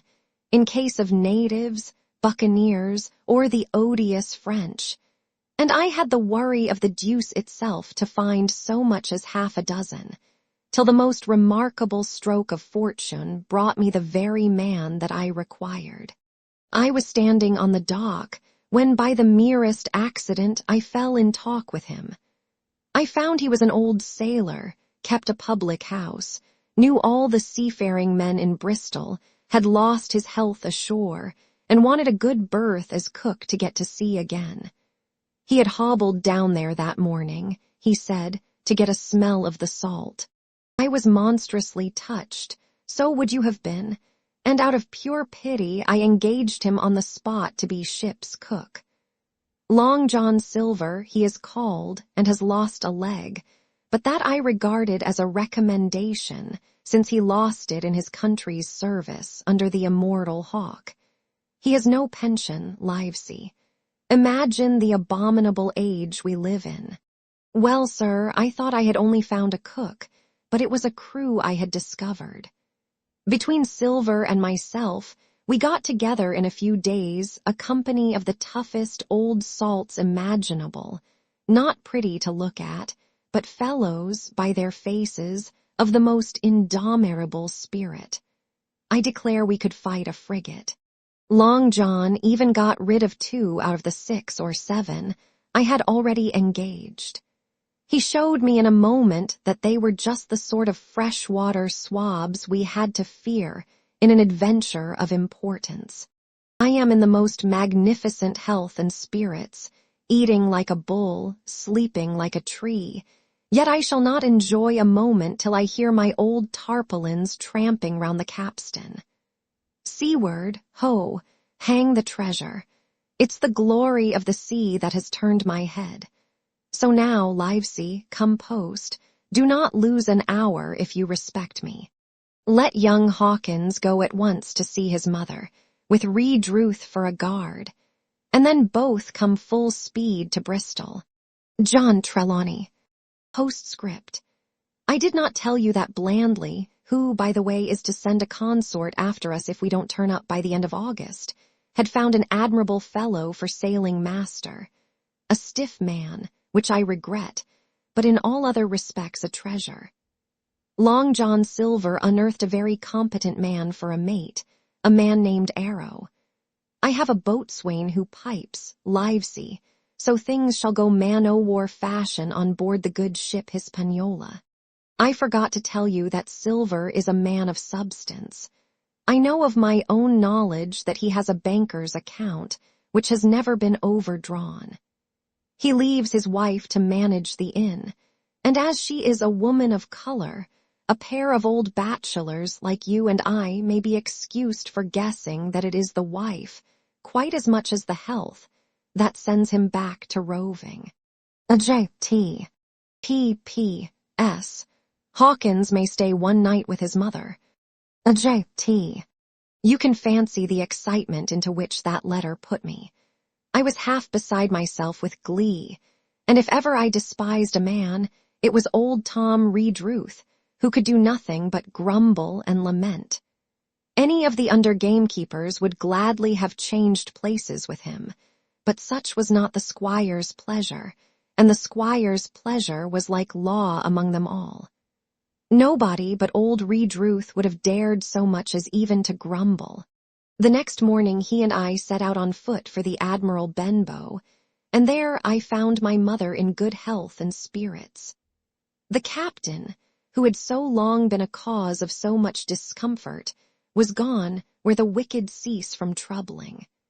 The squire had had everything repaired, and the public rooms and the sign repainted, and had added some furniture, above all a beautiful armchair for mother in the bar. He had found her a boy as an apprentice, also so that she should not want help while I was gone. It was on seeing that boy that I understood, for the first time, my situation. I had thought up to that moment of the adventures before me, not at all of the home that I was leaving, and now, at sight of this clumsy stranger, who was to stay here in my place beside my mother, I had my first attack of tears. I am afraid I led that boy a dog's life, for as he was new to the work, I had 100 opportunities of setting him right and putting him down, and I was not slow to profit by them. The night passed, and the next day after dinner, Redruth and I were afoot again and on the road. I said goodbye to mother and the cove where I had lived since I was born, and the dear old Admiral Benbow, since he was repainted, no longer quite so dear. One of my last thoughts was of the captain, who had so often strode along the beach with his cocked hat, his saber-cut cheek, and his old brass telescope. Next moment we had turned the corner, and my home was out of sight. The mail picked us up about dusk at the Royal George on the Heath. I was wedged in between Redruth and a stout old gentleman, and in spite of the swift motion and the cold night air, I must have dozed a great deal from the very first, and then slept like a log up hill and down dale, through stage after stage. For when I was awakened at last it was by a punch in the ribs, and I opened my eyes to find that we were standing still before a large building in a city street, and that the day had already broken a long time. "Where are we?" I asked. "Bristol," said Tom. "Get down." Mr. Trelawney had taken up his residence at an inn far down the docks to superintend the work upon the schooner. Thither we had now to walk, and our way, to my great delight, lay along the quays and beside the great multitude of ships of all sizes and rigs and nations. In one, sailors were singing at their work. In another there were men aloft, high over my head, hanging to threads that seemed no thicker than a spider's. Though I had lived by the shore all my life, I seemed never to have been near the sea till then. The smell of tar and salt was something new. I saw the most wonderful figureheads that had all been far over the ocean. I saw, besides, many old sailors, with rings in their ears and whiskers curled in ringlets and tarry pigtails, and their swaggering, clumsy sea walk. And if I had seen as many kings or archbishops, I could not have been more delighted. And I was going to see myself, to sea in a schooner with a piping boatswain and pigtailed singing seamen, to sea, bound for an unknown island, and to seek for buried treasure. While I was still in this delightful dream, we came suddenly in front of a large inn and met Squire Trelawney, all dressed out like a sea officer, in stout blue cloth, coming out of the door with a smile on his face and a capital imitation of a sailor's walk. "Here you are," he cried, "and the doctor came last night from London. Bravo, the ship's company complete." "Oh, sir," cried I, "when do we sail?" "Sail," says he, "we sail tomorrow." Chapter 8. At the sign of the spy-glass. When I had done breakfasting, the squire gave me a note addressed to John Silver, at the sign of the spy-glass, and told me I should easily find the place by following the line of the docks and keeping a bright lookout for a little tavern with a large brass telescope for sign. I set off, overjoyed at this opportunity to see some more of the ships and seamen, and picked my way among a great crowd of people and carts and bales, for the dock was now at its busiest, until I found the tavern in question. It was a bright enough little place of entertainment. The sign was newly painted, the windows had neat red curtains, the floor was cleanly sanded. There was a street on each side and an open door on both, which made the large, low room pretty clear to see in spite of clouds of tobacco smoke. The customers were mostly seafaring men, and they talked so loudly that I hung at the door, almost afraid to enter. As I was waiting, a man came out of a side room, and at a glance I was sure he must be Long John. His left leg was cut off close by the hip, and under the left shoulder he carried a crutch, which he managed with wonderful dexterity, hopping about upon it like a bird. He was very tall and strong, with a face as big as a ham, plain and pale, but intelligent and smiling. Indeed, he seemed in the most cheerful spirits, whistling as he moved about among the tables, with a merry word, or a slap on the shoulder, for the more favored of his guests. Now, to tell you the truth, from the very first mention of Long John in Squire Trelawney's letter, I had taken a fear in my mind that he might prove to be the very one-legged sailor whom I had watched for so long at the old Benbow. But one look at the man before me was enough. I had seen the captain, and Black Dog, and the blind man, Pew, and I thought I knew what a buccaneer was like. A very different creature, according to me, from this clean and pleasant-tempered landlord. I plucked up courage at once, crossed the threshold, and walked right up to the man where he stood, propped on his crutch, talking to a customer. "Mr. Silver, sir?" I asked, holding out the note. "Yes, my lad," said he. "Such is my name, to be sure. And who may you be?" And then, as he saw the squire's letter, he seemed to me to give something almost like a start. "Oh," said he, quite loud and offering his hand. "I see. You are our new cabin boy. Pleased I am to see you." And he took my hand, in his large, firm grasp. Just then one of the customers at the far side rose suddenly and made for the door. It was close by him, and he was out in the street in a moment.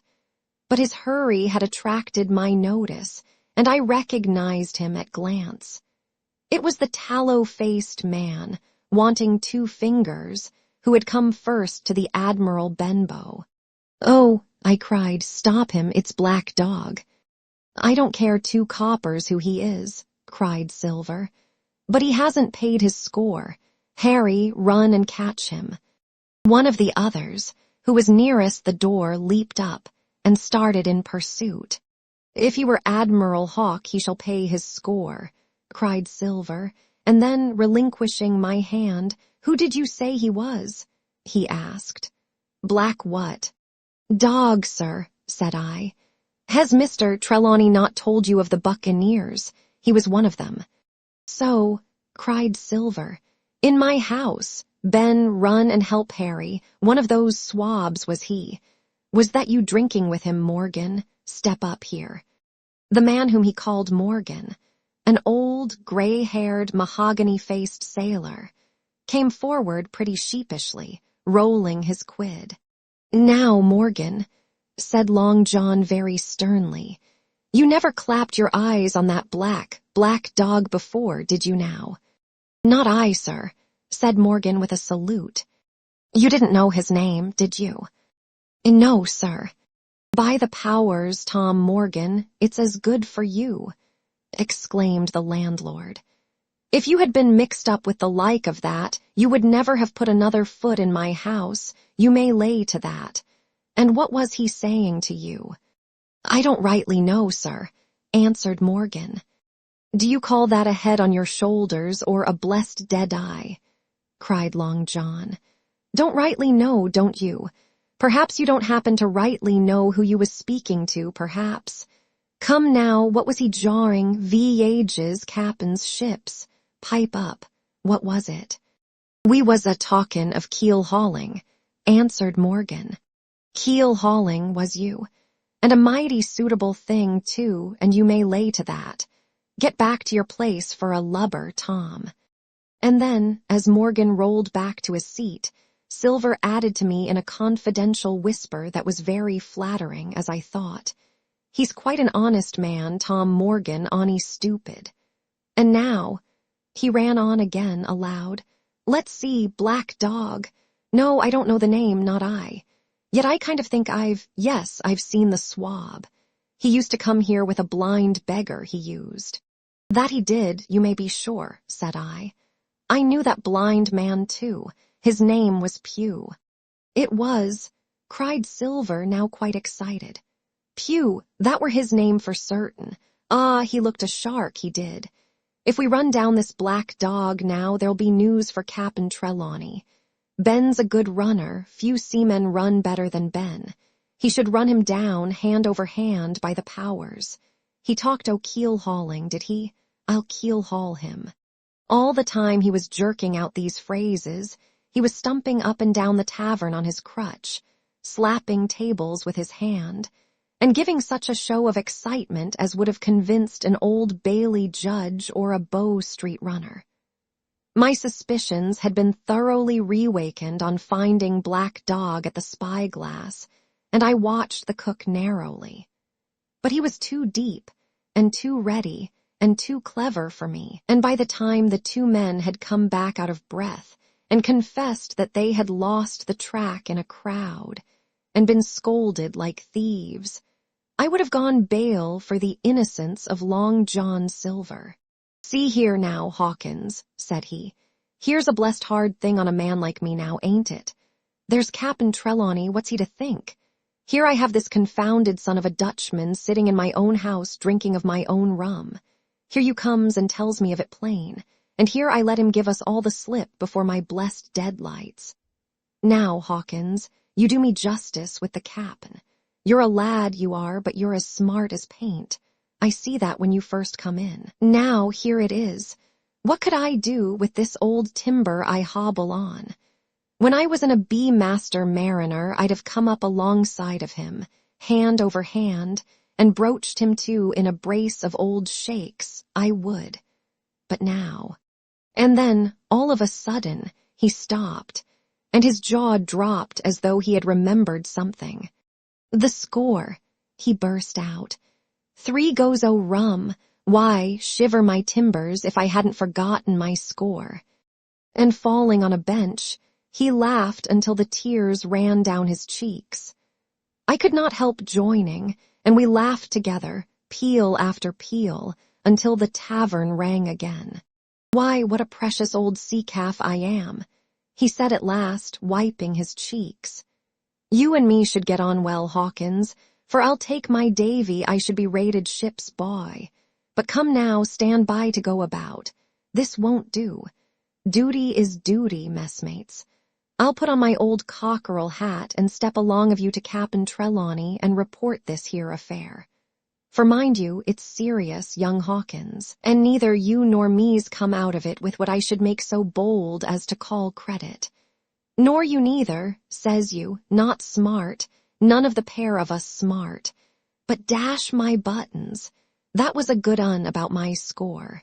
And he began to laugh again, and that so heartily, that though I did not see the joke as he did, I was again obliged to join him in his mirth.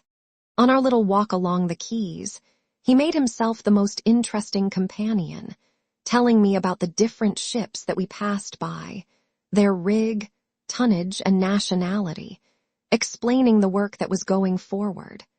How one was discharging, another taking in cargo, and a third making ready for sea. And every now and then telling me some little anecdote of ships or seamen, or repeating a nautical phrase till I had learned it perfectly. I began to see that here was one of the best of possible shipmates. When we got to the inn, the squire and doctor, Livesey, were seated together, finishing a quart of ale with a toast in it, before they should go aboard the schooner on a visit of inspection. Long John told the story from first to last, with a great deal of spirit and the most perfect truth. That was how it were now, weren't it, Hawkins? He would say, now and again, and I could always bear him entirely out.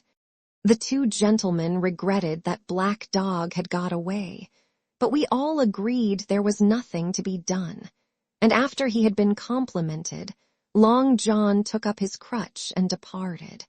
All hands aboard by 4 this afternoon, shouted the squire after him. Aye, aye, sir, cried the cook in the passage. Well, squire, said Dr. Livesey, I don't put much faith in your discoveries as a general thing, but I will say this, John Silver suits me. The man's a perfect trump, declared the squire. And now, added the doctor, Jim may come on board with us, may he not? To be sure he may, says Squire. Take your hat, Hawkins, and we'll see the ship. Chapter 9. Powder and Arms. The Hispaniola lay some way out, and we went under the figureheads and round the sterns of many other ships, and their cables sometimes grated underneath our keel, and sometimes swung above us. At last, however, we got alongside, and were met and saluted as we stepped aboard by the mate, Mr. Arrow, a brown old sailor with earrings in his ears and a squint. He and the squire were very thick and friendly, but I soon observed that things were not the same between Mr. Trelawney and the captain.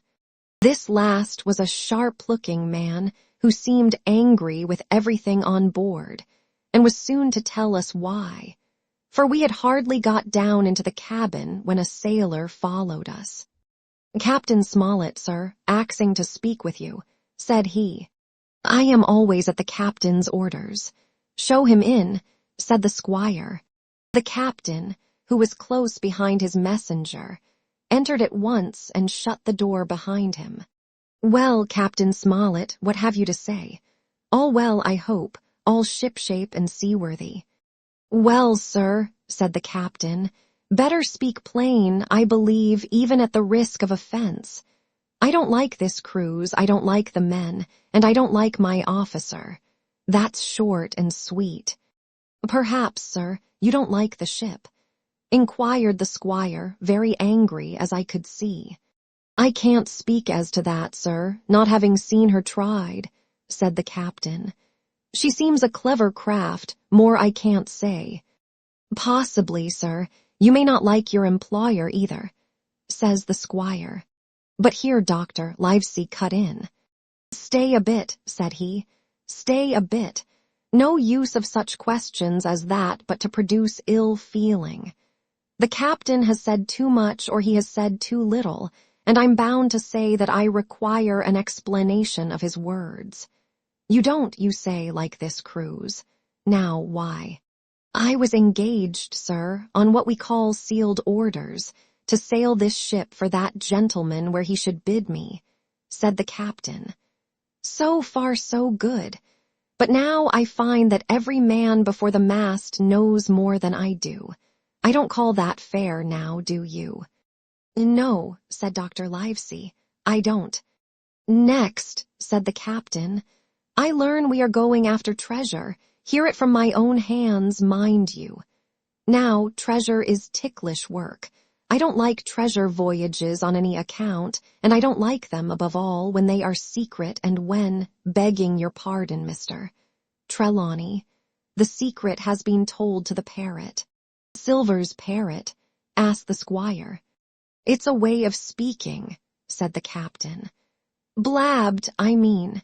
It's my belief neither of you gentlemen know what you are about, but I'll tell you my way of it, life or death, and a close run. That is all clear, and, I dare say, true enough, replied Dr. Livesey. We take the risk, but we are not so ignorant as you believe us. Next, you say you don't like the crew. Are they not good seamen? I don't like them, sir, returned Captain Smollett. And I think I should have had the choosing of my own hands if you go to that. Perhaps you should, replied the doctor. My friend should perhaps have taken you along with him, but the slight, if there be one, was unintentional, and you don't like Mr. Arrow. I don't, sir. I believe he's a good seaman, but he's too free with the crew to be a good officer. A mate should keep himself to himself, shouldn't drink with the men before the mast. Do you mean he drinks? Cried the squire. No, sir, replied the captain, only that he's too familiar. Well now, and the short and long of it, Captain, asked the doctor. Tell us what you want. Well, gentlemen, are you determined to go on this cruise? Like iron, answered the squire. Very good, said the captain. Then, as you've heard me very patiently, saying things that I could not prove, hear me a few words more. They are putting the powder and the arms in the fore hold. Now you have a good place under the cabin, why not put them there? First point. Then you are bringing 4 of your own people with you, and they tell me some of them are to be berthed forward. Why not give them the berths here beside the cabin? Second point. Is any more? Asked Mr. Trelawney. One more, said the captain. There's been too much blabbing already. Far too much, agreed the doctor. I'll tell you what I've heard myself, continued Captain Smollett, that you have a map of an island, that there's crosses on the map to show where treasure is, and that the island lies. And then he named the latitude and longitude exactly. I never told that, cried the squire, to a soul. The hands know it, sir, returned the captain. Livesey, that must have been you or Hawkins, cried the squire. It doesn't much matter who it was, replied the doctor. And I could see that neither he nor the captain paid much regard to Mr. Trelawney's protestations. Neither did I, to be sure, he was so loose a talker. Yet in this case I believe he was really right, and that nobody had told the situation of the island. Well, gentlemen, continued the captain, I don't know who has this map, but I make it a point, it shall be kept secret even from me and Mr. Arrow. Otherwise I would ask you to let me resign. I see, said the doctor. You wish us to keep this matter dark and to make a garrison of the stern part of the ship, manned with my friend's own people, and provided with all the arms and powder on board. In other words, you fear a mutiny. Sir, said Captain Smollett, with no intention to take offense, I deny your right to put words into my mouth. No captain, sir, would be justified in going to sea at all if he had ground enough to say that. As for Mr. Arrow, I believe him thoroughly honest. Some of the men are the same, all may be for what I know. But I am responsible for the ship's safety and the life of every man jack aboard of her. I see things going, as I think, not quite right, and I ask you to take certain precautions, or let me resign my berth. And that's all. Captain Smollett, began the doctor with a smile, did ever you hear the fable of the mountain and the mouse? You'll excuse me, I dare say, but you remind me of that fable. When you came in here, I'll stake my wig, you meant more than this. Doctor, said the captain, you are smart. When I came in here, I meant to get discharged. I had no thought that Mr. Trelawney would hear a word. No more I would, cried the squire. Had Livesey not been here, I should have seen you to the deuce. As it is, I have heard you. I will do as you desire, but I think the worse of you. That's as you please, sir, said the captain. You'll find I do my duty. And with that, he took his leave. Trelawney, said the doctor, contrary to all my notions, I believed you have managed to get 2 honest men on board with you, that man and John Silver. Silver, if you like, cried the squire. But as for that intolerable humbug, I declare I think his conduct unmanly, unsailorly, and downright un-English. Well, says the doctor, we shall see. When we came on deck, the men had begun already to take out the arms and powder, yo-hoing at their work, while the captain and Mr. Arrow stood by superintending. The new arrangement was quite to my liking. The whole schooner had been overhauled. 6 berths had been made astern out of what had been the after part of the main hold, and this set of cabins was only joined to the galley and forecastle by a sparred passage on the port side. It had been originally meant that the captain, Mr. Arrow, Hunter, Joyce, the doctor, and the squire were to occupy these 6 berths. Now Redruth and I were to get 2 of them, and Mr. Arrow and the captain were to sleep on deck in the companion, which had been enlarged on each side till you might almost have called it a round house. Very low it was still, of course, but there was room to swing 2 hammocks, and even the mate seemed pleased with the arrangement. Even he, perhaps, had been doubtful as to the crew, but that is only guess, for as you shall hear, we had not long the benefit of his opinion. We were all hard at work, changing the powder and the berths, when the last man or 2, and Long John along with them, came off in a shore boat. The cook came up the side like a monkey for cleverness, and as soon as he saw what was doing, "So ho, mates," says he. "What's this?" "We're 8-changing of the powder, Jack," answers one. "Why, by the powers," cried Long John, "if we do, we'll miss the morning tide."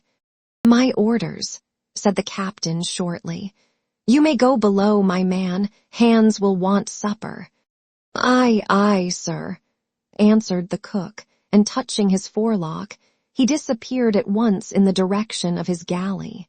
"That's a good man, Captain," said the doctor. "Very likely, sir," replied Captain Smollett. "Easy with that, men, easy," he ran on to the fellows who were shifting the powder, and then suddenly observing me examining the swivel we carried amidships, a long brass 9. "Here you, ship's boy," he cried, "out o' that! Off with you to the cook and get some work." And then as I was hurrying off, I heard him say, quite loudly to the doctor, "I'll have no favorites on my ship." I assure you I was quite of the squire's way of thinking, and hated the captain deeply. Chapter 10. The Voyage. All that night we were in a great bustle getting things stowed in their place, and boatfuls of the squire's friends, Mr. Blandly and the like, coming off to wish him a good voyage and a safe return. We never had a night at the Admiral Benbow when I had half the work, and I was dog-tired when, a little before dawn, the boatswain sounded his pipe and the crew began to man the capstan bars. I might have been twice as weary, yet I would not have left the deck. All was so new and interesting to me. The brief commands, the shrill note of the whistle, the men bustling to their places in the glimmer of the ship's lanterns. "Now, Barbecue, tip us a stave," cried one voice. "The old one," cried another. Aye, mates," said Long John, who was standing by with his crutch under his arm, and at once broke out in the air and words I knew so well. 15 men on the dead man's chest. And then the whole crew bore chorus. Yo-ho-ho, and a bottle of rum. And at the third, ho, drove the bars before them with a will. Even at that exciting moment, it carried me back to the old Admiral Benbow in a second, and I seemed to hear the voice of the captain piping in the chorus. But soon the anchor was shored up. Soon it was hanging dripping at the bows. Soon the sails began to draw, and the land and shipping to flit by on either side. And before I could lie down to snatch an hour of slumber, the Hispaniola had begun her voyage to the Isle of Treasure. I am not going to relate that voyage in detail. It was fairly prosperous. The ship proved to be a good ship, the crew were capable seamen, and the captain thoroughly understood his business. But before we came the length of Treasure Island, 2 or 3 things had happened which require to be known. Mr. Arrow, first of all, turned out even worse than the captain had feared. He had no command among the men, and people did what they pleased with him. But that was by no means the worst of it, for after a day or 2 at sea he began to appear on deck with hazy eye, red cheeks, stuttering tongue, and other marks of drunkenness. Time after time he was ordered below in disgrace. Sometimes he fell and cut himself. Sometimes he lay all day long in his little bunk at one side of the companion. Sometimes for a day or 2 he would be almost sober and attend to his work at least passably. In the meantime, we could never make out where he got the drink. That was the ship's mystery. Watch him as we pleased, we could do nothing to solve it. And when we asked him to his face, he would only laugh if he were drunk, and if he were sober deny solemnly that he ever tasted anything but water. He was not only useless as an officer and a bad influence amongst the men, but it was plain that at this rate he must soon kill himself outright, so nobody was much surprised, nor very sorry, when one dark night, with a head sea, he disappeared entirely and was seen no more. "Overboard," said the captain. "Well, gentlemen, that saves the trouble of putting him in irons." But there we were, without a mate, and it was necessary, of course, to advance one of the men. The boatswain, Job Anderson, was the likeliest man aboard, and though he kept his old title, he served in a way as mate. Mr. Trelawney had followed the sea, and his knowledge made him very useful, for he often took a watch himself in easy weather. And the coxswain, Israel Hands, was a careful, wily, old, experienced seaman who could be trusted at a pinch with almost anything. He was a great confidant of Long John Silver, and so the mention of his name leads me on to speak of our ship's cook, Barbecue, as the men called him. Aboard ship he carried his crutch by a lanyard round his neck, to have both hands as free as possible. It was something to see him wedge the foot of the crutch against a bulkhead, and propped against it, yielding to every movement of the ship, get on with his cooking like someone safe ashore. Still more strange was it to see him in the heaviest of weather cross the deck. He had a line or 2 rigged up to help him across the widest spaces. Long John's earrings, they were called, and he would hand himself from one place to another, now using the crutch, now trailing it alongside by the lanyard, as quickly as another man could walk. Yet some of the men who had sailed with him before expressed their pity to see him so reduced. "He's no common man, Barbecue," said the coxswain to me. "He had good schooling in his young days and can speak like a book when so minded, and brave, a lion's nothing alongside of Long John. I seen him grapple 4 and knock their heads together, him unarmed. All the crew respected and even obeyed him. He had a way of talking to each and doing everybody some particular service. To me he was unweariedly kind, and always glad to see me in the galley, which he kept as clean as a new pin, the dishes hanging up burnished and his parrot in a cage in one corner. 'Come away, Hawkins,' he would say. 'Come and have a yarn with John. Nobody more welcome than yourself, my son. Sit you down and hear the news. Here's Cap'n Flint. I calls my parrot Cap'n Flint after the famous buccaneer. Here's Cap'n Flint predicting success to our voyage. Wasn't you, Cap'n?' And the parrot would say with great rapidity, 'Pieces of 8, pieces of 8, pieces of 8, till you wondered that it was not out of breath, or till John threw his handkerchief over the cage. Now that bird,' he would say, 'is maybe 200 years old, Hawkins. They live forever mostly, and if anybody's seen more wickedness, it must be the devil himself. She sailed with England, the great Cap'n England, the pirate. She's been at Madagascar, and at Malabar, and Suriname, and Providence, and Portobello.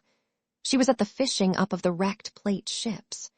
It's there she learned pieces of 8, and little wonder, 350,000 of 'em, Hawkins. She was at the boarding of the Viceroy of the Indies out of Goa, she was, and to look at her you would think she was a babby.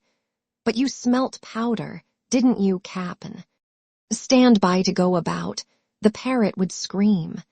'Ah, she's a handsome craft, she is,' the cook would say, and give her sugar from his pocket, and then the bird would peck at the bars and swear straight on, passing belief for wickedness.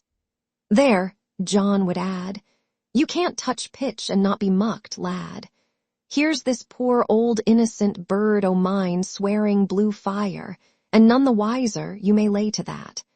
She would swear the same in a manner of speaking before Chaplain, and John would touch his forelock with a solemn way he had that made me think he was the best of men.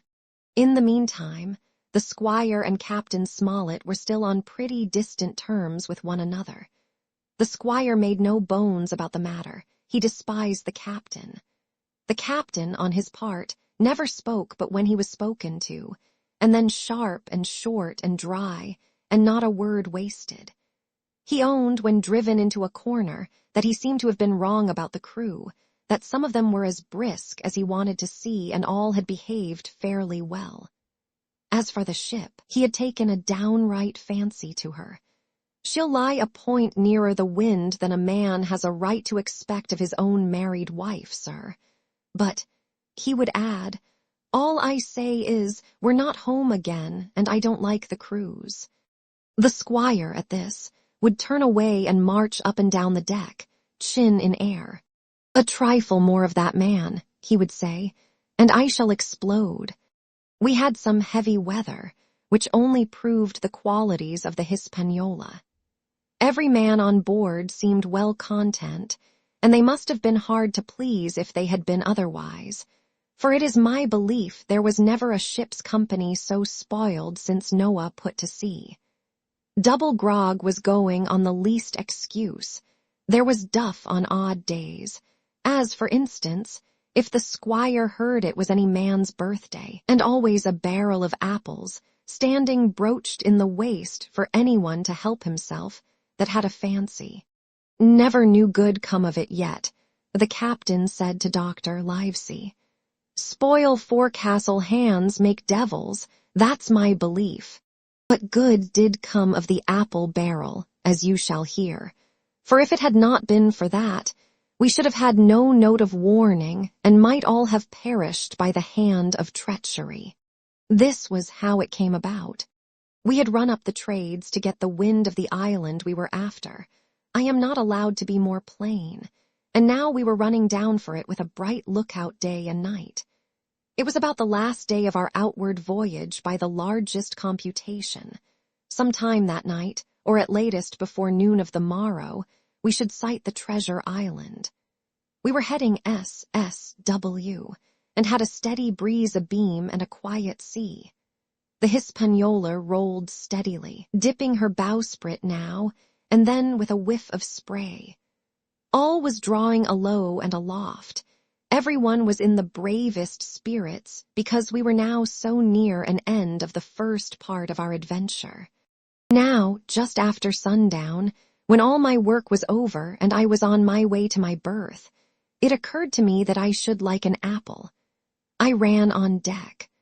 The watch was all forward looking out for the island. The man at the helm was watching the luff of the sail and whistling away gently to himself, and that was the only sound excepting the swish of the sea against the bows and around the sides of the ship. In I got bodily into the apple barrel, and found there was scarce an apple left. But sitting down there in the dark, what with the sound of the waters and the rocking movement of the ship, I had either fallen asleep or was on the point of doing so when a heavy man sat down with rather a clash close by. The barrel shook as he leaned his shoulders against it, and I was just about to jump up when the man began to speak. It was Silver's voice, and before I had heard a dozen words, I would not have shown myself for all the world, but lay there, trembling and listening, in the extreme of fear and curiosity. For from these dozen words, I understood that the lives of all the honest men aboard depended upon me alone. Chapter 11. What I heard in the apple barrel. No, not I, said Silver. Flint was cap'n, I was quartermaster along of my timber leg. The same broadside I lost my leg, old Pew lost his deadlights. It was a master surgeon, him that amputated me out of college and all Latin by the bucket and what not. But he was hanged like a dog and sun-dried like the rest at Corso Castle. That was Robert's men that was, and comed of changing names to their ships, Royal Fortune and so on. Now, what a ship was christened, so let her stay, I says. So it was with the Cassandra, as brought us all safe home from Malabar, after England took the Viceroy of the Indies. So it was with the old Walrus, Flint's old ship, as I've seen a muck with the red blood and fit to sink with gold. Ah, cried another voice, that of the youngest hand on board, and evidently full of admiration. He was the flower of the flock, was Flint. Davis was a man too, by all accounts, said Silver. I never sailed along of him, first with England, then with Flint, that's my story, and now here on my own account, in a manner of speaking. I laid by 900 safe from England and 2,000 after Flint. That ain't bad for a man before the mast, all safe in bank. 'Tain't earning now, it's saving does it, you may lay to that. Where's all England's men now? I dunno. Where's Flint's? Why, most on 'em aboard here, and glad to get the duff, been begging before that, some on 'em. Old Pew, as had lost his sight and might have thought shame, spends £1,200 in a year like a lord in Parliament. Where is he now? Well, he's dead now and under hatches, but for 2 years before that, shiver my timbers, the man was starving. He begged, and he stole, and he cut throats, and starved at that by the powers. Well, it ain't much use after all, said the young seaman. 'Tain't much use for fools, you may lay to it that nor nothing, cried Silver. But now, you look here, you're young, you are, but you're as smart as paint. I see that when I set my eyes on you, and I'll talk to you like a man. You may imagine how I felt when I heard this abominable old rogue addressing another in the very same words of flattery as he had used to myself. I think, if I had been able, that I would have killed him through the barrel. Meantime, he ran on, little supposing he was overheard. Here it is about gentlemen of fortune.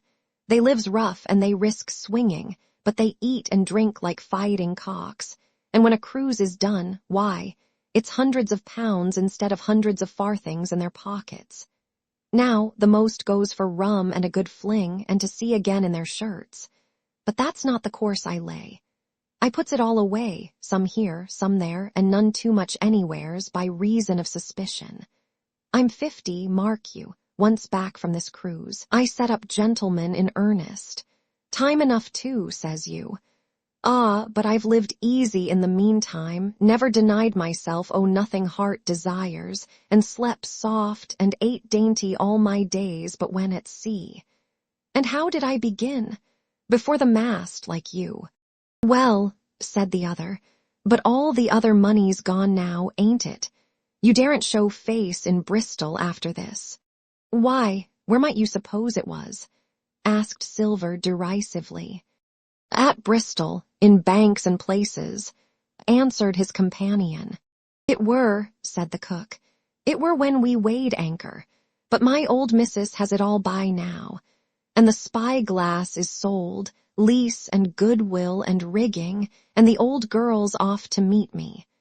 I would tell you where, for I trust you, but it'd make jealousy among the mates. And can you trust your missus? Asked the other. Gentlemen of fortune, returned the cook, usually trusts little among themselves, and right they are you may lay to it. But I have a way with me, I have. When a mate brings a slip on his cable, one as knows me, I mean, it won't be in the same world with old John. There was some that was feared of Pew, and some that was feared of Flint, but Flint his own self was feared of me. Feared he was, and proud. They was the roughest crew afloat, was Flint's. The devil himself would have been feared to go to sea with them. Well now, I tell you, I'm not a boasting man, and you seen yourself how easy I keep company. But when I was quartermaster, lambs wasn't the word for Flint's old buccaneers. Ah, you may be sure of yourself in old John's ship. Well, I tell you now, replied the lad, I didn't half a quarter like the job till I had this talk with you, John, but there's my hand on it now. And a brave lad you were, and smart too, answered Silver, shaking hands so heartily that all the barrel shook, and a finer figurehead for a gentleman of fortune I never clapped my eyes on. By this time, I had begun to understand the meaning of their terms. By a gentleman of fortune, they plainly meant neither more nor less than a common pirate, and the little scene that I had overheard was the last act in the corruption of one of the honest hands, perhaps of the last one left aboard. But on this point I was soon to be relieved, for Silver giving a little whistle, a third man strolled up and sat down by the party. Dick's square, said Silver. Oh, I know Dick was square, returned the voice of the coxswain Israel Hands. He's no fool, is Dick. And he turned his quid and spat. But look here, he went on, here's what I want to know, Barbecue. How long are we going to stand off and on like a blessed bumboat? I've had a most enough o' Captain Smollett. He's hazed me long enough, by thunder. I want to go into that cabin, I do. I want their pickles and wines and that. Israel, said Silver, your head ain't much account, nor ever was. But you're able to hear, I reckon. Leastways, your ears is big enough. Now, here's what I say. You'll berth forward, and you'll live hard, and you'll speak soft, and you'll keep sober till I give the word, and you may lay to that, my son. Well, I don't say no, do I? Growled the coxswain. What I say is when, that's what I say. When, by the powers, cried Silver. Well now, if you want to know, I'll tell you when.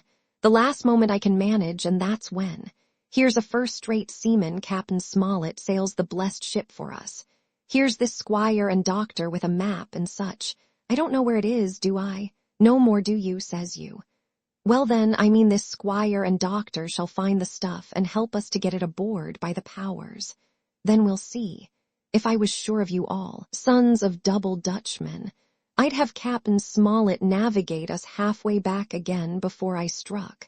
Why, we're all seamen aboard here, I should think, said the lad Dick. We're all forecastle hands, you mean, snapped Silver. We can steer a course, but who's to set one? That's what all you gentlemen split on first and last. If I had my way, I'd have Captain Smollett work us back into the trades at least. Then we'd have no blessed miscalculations and a spoonful of water a day. But I know the sort you are. I'll finish with them at the island as soon's the blunt's on board, and a pity it is. But you're never happy till you're drunk. Split my sides. I've a sick heart to sail with the likes of you. Easy all, Long John, cried Israel. Who's a crossin' of you? Why, how many tall ships, think ye now, have I seen laid aboard?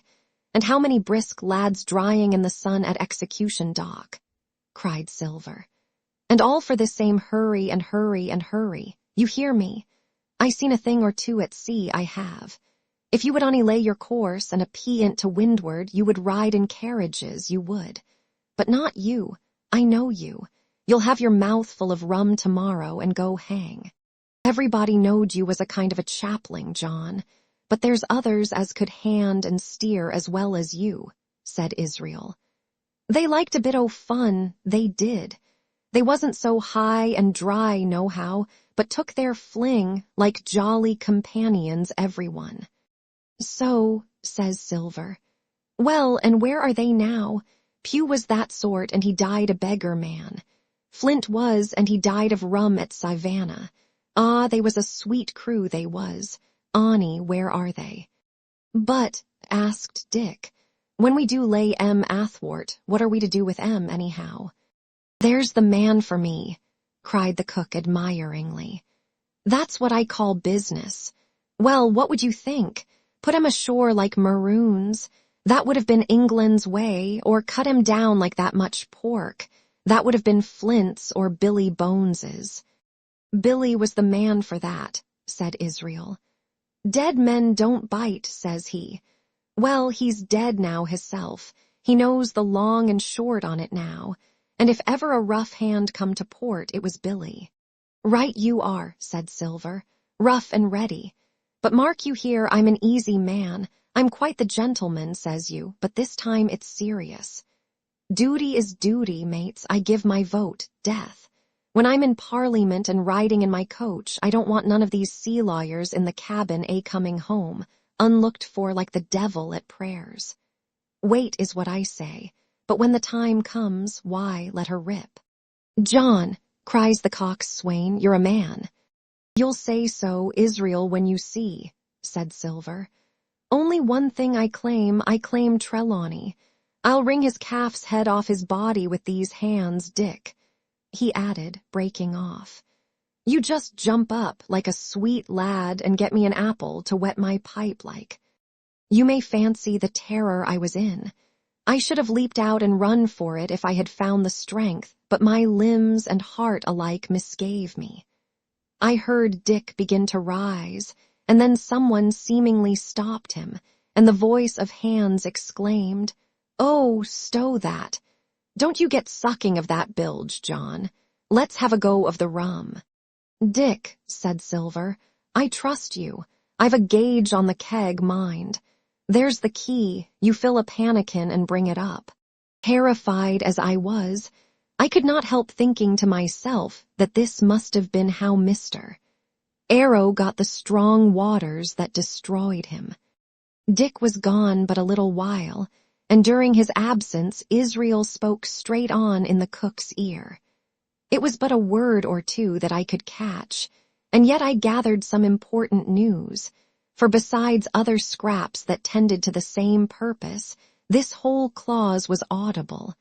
Not another man of them'll jine. Hence there were still faithful men on board. When Dick returned, one after another of the trio took the pannikin and drank, one to Luck. Another with here's to old Flint, and Silver himself saying, in a kind of song, Here's to ourselves, and hold your luff, plenty of prizes and plenty of duff. Just then a sort of brightness fell upon me in the barrel, and looking up, I found the moon had risen and was silvering the mizzen top and shining white on the luff of the foresail. And almost at the same time the voice of the lookout shouted, Land ho. Chapter 12. Council of War. There was a great rush of feet across the deck. I could hear people tumbling up from the cabin and the forecastle, and slipping in an instant outside my barrel, I dived behind the foresail, made a double towards the stern, and came out upon the open deck in time to join Hunter and Dr. Livesey in the rush for the weather bow. Their all hands were already congregated. A belt of fog had lifted almost simultaneously with the appearance of the moon. Away to the southwest of us, we saw two low hills, about a couple of miles apart, and rising behind one of them a third and higher hill, whose peak was still buried in the fog. All three seemed sharp and conical in figure. So much I saw, almost in a dream, for I had not yet recovered from my horrid fear of a minute or two before. And then I heard the voice of Captain Smollett issuing orders. The Hispaniola was laid a couple of points nearer the wind, and now sailed a course that would just clear the island on the east. "And now, men," said the captain, when all was sheeted home, "has any one of you ever seen that land ahead?" "I have, sir," said Silver. "I've watered there with a trader I was cook in. The anchorage is on the south, behind an islet, I fancy." "Ask the captain." "Yes, sir, Skeleton Island they calls it. It were a main place for pirates once, and a hand we had on board knowed all their names for it. That hill to the nor'ard they calls the foremast hill. There are 3 hills in a row running south'ard, fore, main, and mizzen, sir. But the main, that's the big un with the cloud on it. They usually calls the spyglass, by reason of a lookout they kept when they was in the anchorage cleaning. For it's there they clean their ships, sir, asking your pardon." "I have a chart here," says Captain Smollett. "See if that's the place." Long John's eyes burned in his head as he took the chart, but by the fresh look of the paper I knew he was doomed to disappointment. This was not the map we found in Billy Bones's chest, but an accurate copy, complete in all things, names and heights and soundings, with the single exception of the red crosses and the written notes. Sharp as must have been his annoyance, Silver had the strength of mind to hide it. "Yes, sir," said he, "this is the spot to be sure, and very prettily drawed out. Who might have done that, I wonder? The pirates were too ignorant, I reckon. Aye, here it is, Capt. Kidd's anchorage, just the name my shipmate called it. There's a strong current runs along the south and then away nor'ard up the west coast. Right you was, sir," says he, "to haul your wind and keep the weather of the island. Leastways, if such was your intention as to enter and careen, and there ain't no better place for that in these waters." "Thank you, my man," says Captain Smollett. "I'll ask you later on to give us a help. You may go." I was surprised at the coolness with which John avowed his knowledge of the island, and I own I was half frightened when I saw him drawing nearer to myself. He did not know, to be sure, that I had overheard his counsel from the apple barrel, and yet I had by this time taken such a horror of his cruelty, duplicity, and power that I could scarce conceal a shudder when he laid his hand upon my arm. "Ah," says he, "this here is a sweet spot, this island, a sweet spot for a lad to get ashore on. You'll bathe, and you'll climb trees, and you'll hunt goats, you will, and you'll get aloft on them hills like a goat yourself. Why, it makes me young again. I was going to forget my timber leg, I was. It's a pleasant thing to be young and have 10 toes, and you may lay to that. When you want to go a bit of exploring, you just ask old John, and he'll put up a snack for you to take along." And clapping me in the friendliest way upon the shoulder, he hobbled off forward and went below. Captain Smollett, the squire, and Dr. Livesey were talking together on the quarter-deck, and anxious as I was to tell them my story, I durst not interrupt them openly. While I was still casting about in my thoughts to find some probable excuse, Dr. Livesey called me to his side. He had left his pipe below, and being a slave to tobacco, had meant that I should fetch it. But as soon as I was near enough to speak and not to be overheard, I broke immediately. "Doctor, let me speak. Get the captain and squire down to the cabin, and then make some pretense to send for me. I have terrible news." The doctor changed countenance a little, but next moment he was master of himself. "Thank you, Jim," said he quite loudly. That was all I wanted to know, as if he had asked me a question. And with that he turned on his heel and rejoined the other two.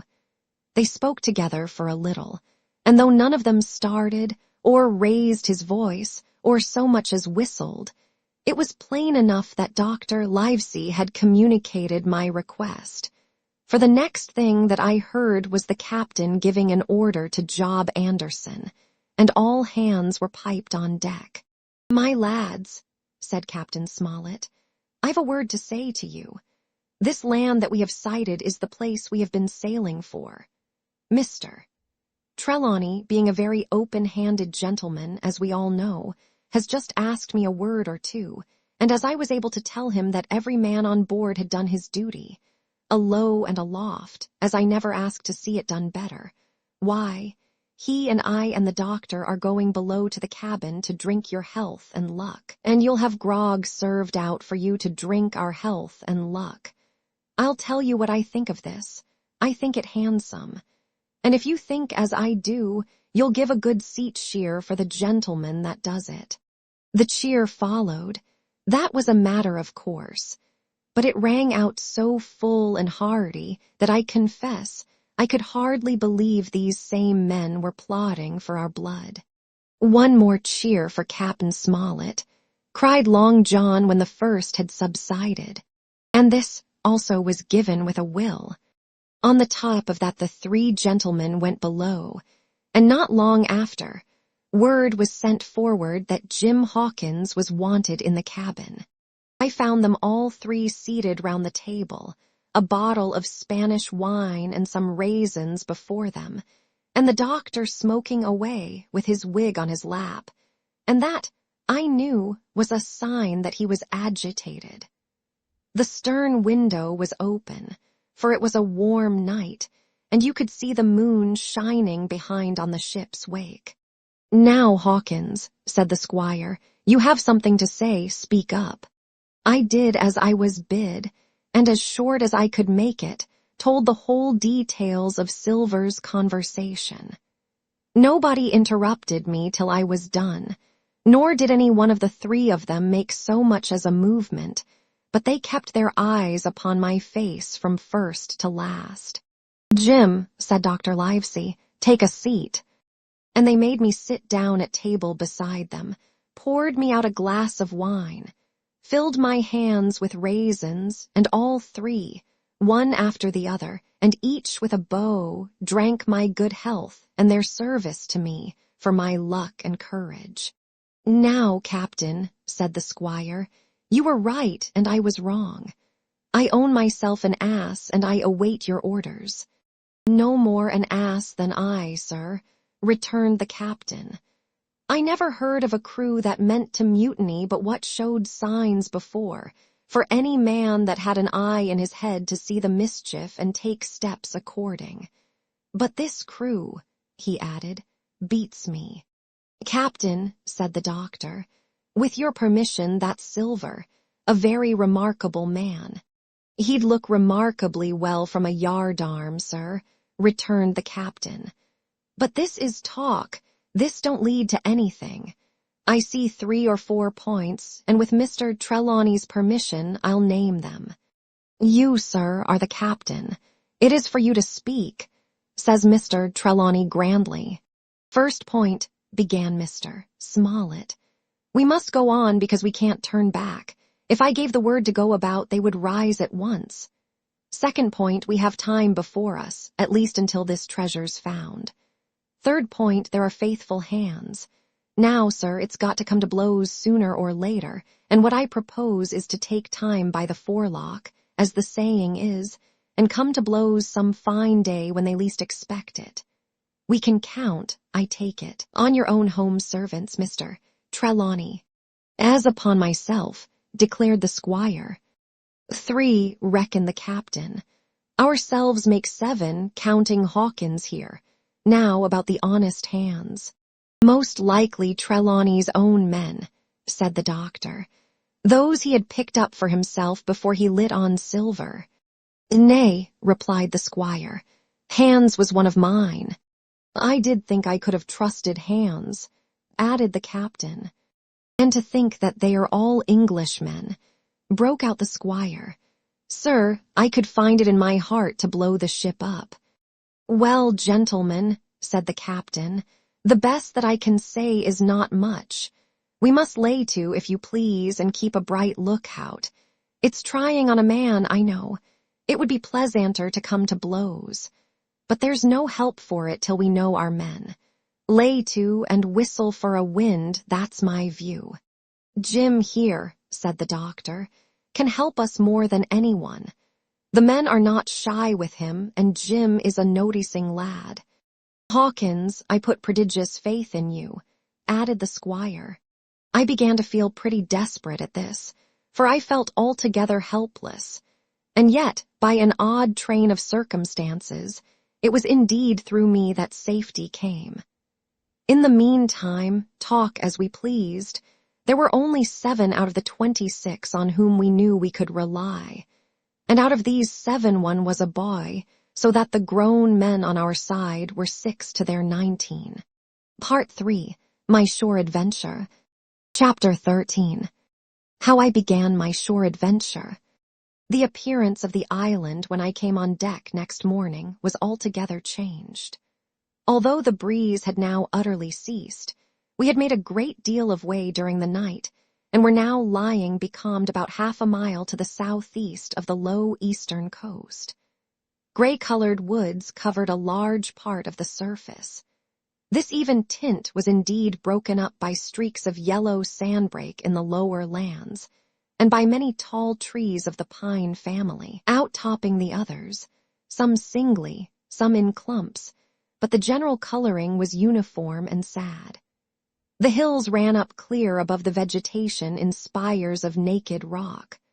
All were strangely shaped, and the spyglass, which was by 300 or 400 feet the tallest on the island, was likewise the strangest in configuration, running up sheer from almost every side, and then suddenly cut off at the top like a pedestal to put a statue on. The Hispaniola was rolling scuppers under in the ocean swell. The booms were tearing at the blocks, the rudder was banging to and fro, and the whole ship creaking, groaning and jumping like a manufactory.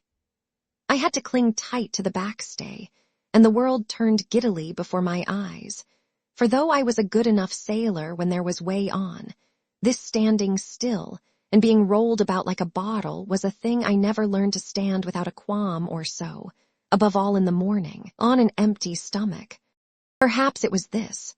Perhaps it was the look of the island, with its gray, melancholy woods and wild stone spires, and the surf that we could both see and hear foaming and thundering on the steep beach. At least, although the sun shone bright and hot, and the shore birds were fishing and crying all around us, and you would have thought anyone would have been glad to get to land after being so long at sea, my heart sank, as the saying is, into my boots. And from the first look onward, I hated the very thought of Treasure Island. We had a dreary morning's work before us, for there was no sign of any wind, and the boats had to be got out and manned, and the ship warped 3 or 4 miles round the corner of the island and up the narrow passage to the haven behind Skeleton Island. I volunteered for one of the boats, where I had, of course, no business. The heat was sweltering, and the men grumbled fiercely over their work.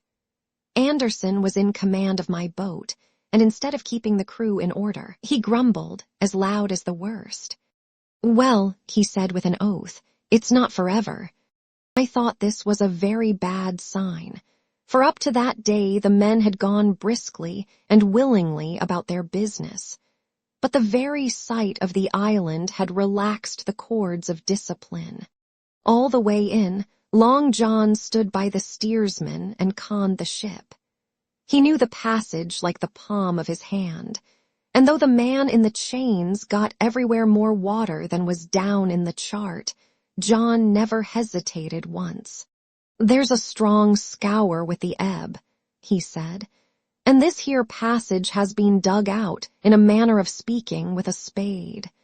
We brought up just where the anchor was in the chart, about 1/3 of a mile from each shore, the mainland on one side and Skeleton Island on the other. The bottom was clean sand. The plunge of our anchor sent up clouds of birds wheeling and crying over the woods, but in less than a minute they were down again and all was once more silent. The place was entirely landlocked, buried in woods, the trees coming right down to high-water mark, the shores mostly flat, and the hilltops standing round at a distance in a sort of amphitheater, one here, one there.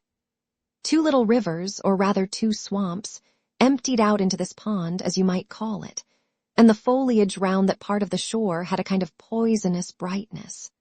From the ship we could see nothing of the house or stockade, for they were quite buried among trees, and if it had not been for the chart on the companion, we might have been the first that had ever anchored there since the island arose out of the seas. There was not a breath of air moving, nor a sound but that of the surf booming 1/2 a mile away along the beaches and against the rocks outside. A peculiar stagnant smell hung over the anchorage, a smell of sodden leaves and rotting tree trunks. I observed the doctor sniffing and sniffing, like someone tasting a bad egg. "I don't know about treasure," he said, "but I'll stake my wig there's fever here." If the conduct of the men had been alarming in the boat, it became truly threatening when they had come aboard. They lay about the deck growling together in talk. The slightest order was received with a black look and grudgingly and carelessly obeyed. Even the honest hands must have caught the infection, for there was not one man aboard to mend another. Mutiny, it was plain, hung over us like a thunder cloud. And it was not only we of the cabin party who perceived the danger. Long John was hard at work going from group to group, spending himself in good advice, and as for example no man could have shown a better. He fairly outstripped himself in willingness and civility. He was all smiles to everyone.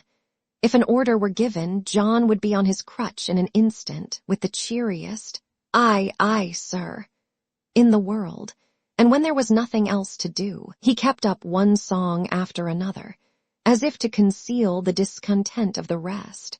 Of all the gloomy features of that gloomy afternoon, this obvious anxiety on the part of Long John appeared the worst. We held a council in the cabin. "Sir," said the captain, "if I risk another order, the whole ship'll come about our ears by the run. You see, sir, here it is. I get a rough answer, do I not? Well, if I speak back, Pikes will be going in 2 shakes. If I don't, Silver will see there's something under that, and the game's up. Now we've only one man to rely on." "And who is that?" asked the squire. "Silver, sir," returned the captain. "He's as anxious as you and I to smother things up. This is a tiff. He'd soon talk him out of it if he had the chance, and what I propose to do is to give him the chance. Let's allow the men an afternoon ashore. If they all go, why we'll fight the ship. If they none of them go, well then, we hold the cabin, and God defend the right. If some go, you mark my words, sir, Silver'll bring 'em aboard again as mild as lambs." It was so decided. Loaded pistols were served out to all the shore men. Hunter, Joyce, and Reed Ruth were taken into our confidence, and received the news with less surprise and a better spirit than we had looked for. And then the captain went on deck and addressed the crew. "My lads," said he, "we've had a hot day and are all tired and out of sorts. A turn ashore'll hurt nobody. The boats are still in the water.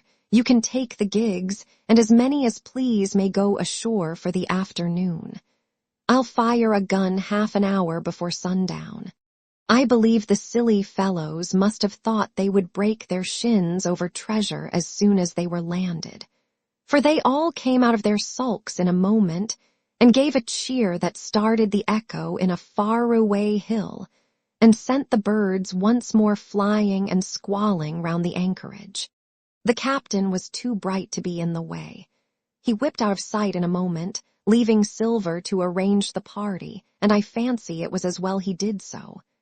Had he been on deck, he could no longer so much as have pretended not to understand the situation. It was as plain as day. Silver was the captain, and a mighty rebellious crew he had of it. The honest hands, and I was soon to see it proved that there were such on board, must have been very stupid fellows, or rather, I suppose the truth was this, that all hands were disaffected by the example of the ringleaders. Only some more, some less, and a few, being good fellows in the main, could neither be led nor driven any further. It is one thing to be idle and skulk, and quite another to take a ship and murder a number of innocent men. At last, however, the party was made up. 6 fellows were to stay on board, and the remaining 13, including Silver, began to embark. Then it was that there came into my head the first of the mad notions that contributed so much to save our lives. If 6 men were left by Silver, it was plain our party could not take and fight the ship, and since only 6 were left, it was equally plain that the cabin party had no present need of my assistance. It occurred to me at once to go ashore. In a jiffy, I had slipped over the side and curled up in the foresheets of the nearest boat, and almost at the same moment, she shoved off. No one took notice of me, only the bow-oar saying, "Is that you, Jim? Keep your head down." But Silver, from the other boat, looked sharply over and called out to know if that were me, and from that moment I began to regret what I had done.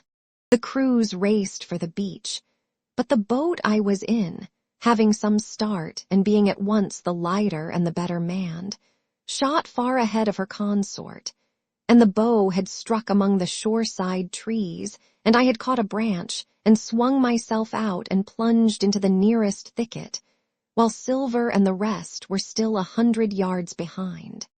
"Jim, Jim," I heard him shouting, but you may suppose I paid no heed. Jumping, ducking, and breaking through, I ran straight before my nose till I could run no longer. Chapter 14. The first blow. I was so pleased at having given the slip to Long John that I began to enjoy myself and look around me with some interest on the strange land that I was in. I had crossed a marshy tract full of willows, bulrushes, and odd, outlandish, swampy trees, and I had now come out upon the skirts of an open piece of undulating, sandy country about a mile long, dotted with a few pines and a great number of contorted trees, not unlike the oak in growth, but pale in the foliage like willows. On the far side of the open stood one of the hills, with 2 quaint, craggy peaks shining vividly in the sun. I now felt for the first time the joy of exploration. The isle was uninhabited. My shipmates I had left behind, and nothing lived in front of me but dumb brutes and fowls. I turned hither and thither among the trees. Here and there were flowering plants, unknown to me. Here and there I saw snakes, and one raised his head from a ledge of rock and hissed at me with a noise not unlike the spinning of a top. Little did I suppose that he was a deadly enemy, and that the noise was the famous rattle. Then I came to a long thicket of these oak-like trees, live or evergreen oaks, I heard afterwards they should be called, which grew low along the sand like brambles, the boughs curiously twisted, the foliage compact like thatch. The thicket stretched down from the top of one of the sandy knolls, spreading and growing taller as it went, until it reached the margin of the broad, reedy fen, through which the nearest of the little rivers soaked its way into the anchorage. The marsh was steaming in the strong sun, and the outline of the spyglass trembled through the haze. All at once there began to go a sort of bustle among the bulrushes. A wild duck flew up with a quack, another followed, and soon over the whole surface of the marsh, a great cloud of birds hung screaming and circling in the air. I judged at once that some of my shipmates must be drawing near along the borders of the fen. Nor was I deceived, for soon I heard the very distant and low tones of a human voice, which, as I continued to give ear, grew steadily louder and nearer. This put me in a great fear, and I crawled under cover of the nearest live oak and squatted there, hearkening, as silent as a mouse. Another voice answered, and then the first voice, which I now recognized to be Silver's, once more took up the story and ran on for a long while in a stream, only now and again interrupted by the other. By the sound they must have been talking earnestly and almost fiercely, but no distinct word came to my hearing. At last the speakers seemed to have paused and perhaps to have sat down, for not only did they cease to draw any nearer, but the birds themselves began to grow more quiet and to settle again to their places in the swamp. And now I began to feel that I was neglecting my business, that since I had been so foolhardy as to come ashore with these desperadoes, the least I could do was to overhear them at their counsels, and that my plain and obvious duty was to draw as close as I could manage under the favorable ambush of the crouching trees. I could tell the direction of the speakers pretty exactly, not only by the sound of their voices, but by the behavior of the few birds that still hung in alarm above the heads of the intruders. Crawling on all fours, I made steadily but slowly towards them, till at last, raising my head to an aperture among the leaves, I could see clear down into a little green dell beside the marsh, and closely set about with trees, where Long John Silver and another of the crew stood face to face in conversation. The sun beat full upon them. Silver had thrown his hat beside him on the ground, and his great, smooth, blonde face, all shining with heat, was lifted to the other man's in a kind of appeal. "Mate," he was saying, "it's because I thinks gold dust of you, gold dust, and you may lay to that. If I hadn't took to you like pitch, do you think I'd have been here a warning of you? All's up, you can't make nor mend. It's to save your neck that I'm a-speaking, and if one of the wild uns knew it, where'd I be, Tom? Now tell me, where'd I be?" "Silver," said the other man, and I observed he was not only red in the face, but spoke as hoarse as a crow, and his voice shook too, like a taut rope. "Silver," says he, "you're old and you're honest, or has the name for it, and you've money too, which lots of poor sailors hasn't, and you're brave, or I'm mistook. And will you tell me you'll let yourself be led away with that kind of a mess of swabs? Not you. As sure as God sees me, I'd sooner lose my hand, if I turn again my duty." And then all of a sudden he was interrupted by a noise. I had found one of the honest hands. Well, here, at that same moment, came news of another. Far away out in the marsh there arose, all of a sudden, a sound like the cry of anger, then another on the back of it, and then one horrid, long-drawn scream. The rocks of the spyglass re-echoed it a score of times. The whole troop of marsh birds rose again, darkening heaven with a simultaneous whir, and long after that death yell was still ringing in my brain, silence had re-established its empire, and only the rustle of the redescending birds and the boom of the distant surges disturbed the languor of the afternoon.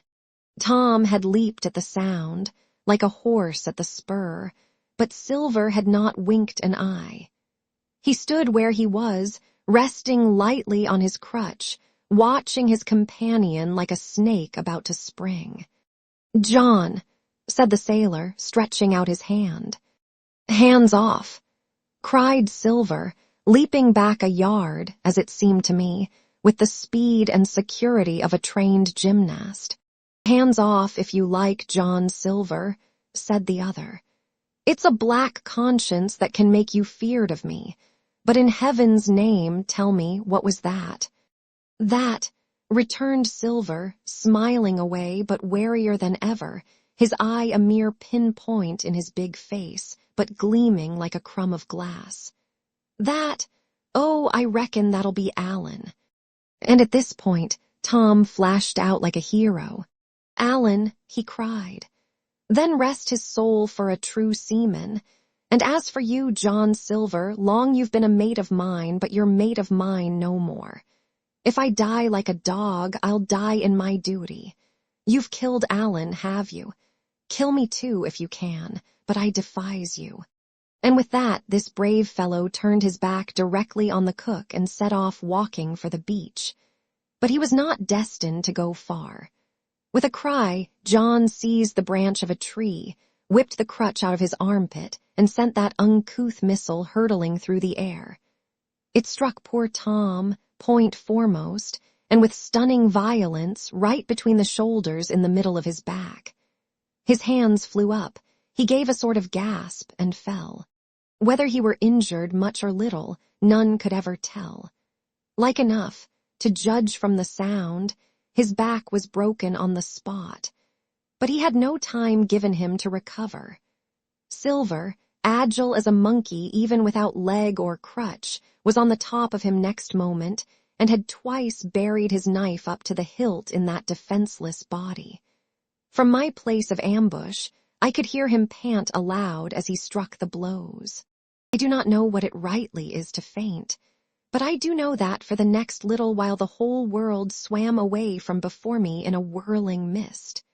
Silver and the birds, and the tall spyglass hilltop, going round and topsy-turvy before my eyes, and all manner of bells ringing and distant voices shouting in my ear. When I came again to myself, the monster had pulled himself together, his crutch under his arm, his hat upon his head. Just before him, Tom lay motionless upon the sward, but the murderer minded him not a whit, cleansing his blood-stained knife the while upon a wisp of grass. Everything else was unchanged, the sun still shining mercilessly on the steaming marsh and the tall pinnacle of the mountain, and I could scarce persuade myself that murder had been actually done, and a human life cruelly cut short a moment since before my eyes. But now John put his hand into his pocket, brought out a whistle, and blew upon it several modulated blasts that rang far across the heated air. I could not tell, of course, the meaning of the signal, but it instantly awoke my fears. More men would be coming. I might be discovered. They had already slain 2 of the honest people. After Tom and Alan, might not I come next? Instantly I began to extricate myself and crawl back again, with what speed and silence I could manage, to the more open portion of the wood. As I did so, I could hear hails coming and going between the old buccaneer and his comrades, and this sound of danger lent me wings. As soon as I was clear of the thicket, I ran as I never ran before, scarce minding the direction of my flight, so long as it led me from the murderers. And as I ran, fear grew and grew upon me, until it turned into a kind of frenzy. Indeed, could anyone be more entirely lost than I? When the gun fired, how should I dare to go down to the boats among those fiends, still smoking from their crime? Would not the first of them who saw me wring my neck like a snipe's? Would not my absence itself be an evidence to them of my alarm, and therefore of my fatal knowledge? It was all over, I thought. Goodbye to the Hispaniola, goodbye to the squire, the doctor, and the captain. There was nothing left for me, but death by starvation or death by the hands of the mutineers. All this while, as I say, I was still running, and without taking any notice, I had drawn near to the foot of the little hill with the 2 peaks, and had got into a part of the island where the live oaks grew more widely apart and seemed more like forest trees in their bearing and dimensions. Mingled with these were a few scattered pines, some 50, some nearer 70 feet high. The air, too, smelt more freshly than down beside the marsh. And here a fresh alarm, brought me to a standstill with a thumping heart. Chapter 15. The Man of the Island. From the side of the hill, which was here steep and stony, a spout of gravel was dislodged and fell rattling and bounding through the trees. My eyes turned instinctively in that direction, and I saw a figure leap with great rapidity behind the trunk of a pine. What it was, whether bear or man or monkey, I could in no wise tell.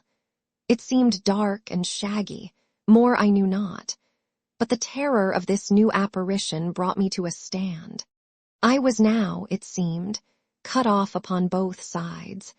Behind me the murderers, before me this lurking nondescript. And immediately I began to prefer the dangers that I knew to those I knew not. Silver himself appeared less terrible in contrast with this creature of the woods, and I turned on my heel, and looking sharply behind me over my shoulder, began to retrace my steps in the direction of the boats. Instantly the figure reappeared, and making a wide circuit began to head me off. I was tired, at any rate, but had I been as fresh as when I rose, I could see it was in vain for me to contend in speed with such an adversary. From trunk to trunk the creature flitted like a deer running manlike on two legs, but unlike any man that I had ever seen, stooping almost double as it ran. Yet a man it was. I could no longer be in doubt about that. I began to recall what I had heard of cannibals. I was within an ace of calling for help, but the mere fact that he was a man, however wild, had somewhat reassured me, and my fear of Silver began to revive in proportion. I stood still, therefore, and cast about for some method of escape, and as I was so thinking, the recollection of my pistol flashed into my mind. As soon as I remembered I was not defenseless, courage glowed again in my heart, and I set my face resolutely for this man of the island and walked briskly towards him. He was concealed by this time behind another tree trunk, but he must have been watching me closely, for as soon as I began to move in his direction, he reappeared and took a step to meet me. Then he hesitated, drew back, came forward again, and at last, to my wonder and confusion, threw himself on his knees and held out his clasped hands in supplication. At that I once more stopped. "Who are you?" I asked. "Ben Gunn," he answered, and his voice sounded hoarse and awkward, like a rusty lock. "I'm poor Ben Gunn, I am, and I haven't spoke with a Christian these 3 years." I could now see that he was a white man like myself, and that his features were even pleasing. His skin, wherever it was exposed, was burnt by the sun. Even his lips were black, and his fair eyes looked quite startling in so dark a face. Of all the beggarmen that I had seen or fancied, he was the chief for raggedness. He was clothed with tatters of old ship's canvas and old sea-cloth, and this extraordinary patchwork was all held together by a system of the most various and incongruous fastenings, brass buttons, bits of stick, and loops of tarry gaskin. About his waist he wore an old brass-buckled leather belt, which was the one thing solid in his whole accoutrement. 3 years, I cried. "Were you shipwrecked?" "Nay, mate," said he, "marooned." I had heard the word, and I knew it stood for a horrible kind of punishment common enough among the buccaneers, in which the offender is put ashore with a little powder, and shot and left behind on some desolate and distant island. "Marooned 3 years agone," he continued, "and lived on goats since then and berries and oysters. Wherever a man is, says I, a man can do for himself. But, mate, my heart is sore for Christian diet. You mightn't happen to have a piece of cheese about you now. No. Well, many's the long night I've dreamed of cheese, toasted mostly, and woke up again, and here I were. If ever I can get aboard again, said I, you shall have cheese by the stone." All this time he had been feeling the stuff of my jacket, smoothing my hands, looking at my boots, and generally in the intervals of his speech, showing a childish pleasure in the presence of a fellow creature. But at my last words he perked up into a kind of startled slyness. "If ever you can get aboard again, says you," he repeated. "Why now, who's to hinder you?" "Not you, I know," was my reply. "And right you was," he cried. "Now you, what do you call yourself, mate?" "Jim," I told him. Jim, says he, quite pleased apparently. "Well now, Jim, I've lived that rough as you'd be ashamed to hear of. Now, for instance, you wouldn't think I had had a pious mother to look at me," he asked. "Why, no, not in particular," I answered. "Ah, well," said he, "but I had remarkable pious. And I was a civil, pious boy and could rattle off my catechism that fast as you couldn't tell one word from another. And here's what it come to, Jim, and it begun with Chuck Farthen on the blessed gravestones. That's what it begun with, but it went further'n that. And so my mother told me and predict the whole, she did, the pious woman. But it were Providence that put me here. I've thought it all out in this here lonely island, and I'm back on piety. You don't catch me tasting rum so much, but just a thimbleful for luck, of course, the first chance I have. I'm bound I'll be good, and I see the way to. And Jim," looking all round him and lowering his voice to a whisper, "I'm rich." I now felt sure that the poor fellow had gone crazy in his solitude, and I suppose I must have shown the feeling in my face, for he repeated the statement hotly. "Rich, rich," I says. "And I'll tell you what, I'll make a man of you, Jim. Ah, Jim, you'll bless your stars, you will, you was the first that found me." And at this, there came suddenly a lowering shadow over his face, and he tightened his grasp upon my hand and raised a forefinger threateningly before my eyes. "Now, Jim, you tell me true, that ain't Flint's ship?" he asked. At this, I had a happy inspiration. I began to believe that I had found an ally, and I answered him at once. "It's not Flint's ship, and Flint is dead. But I'll tell you true as you ask me.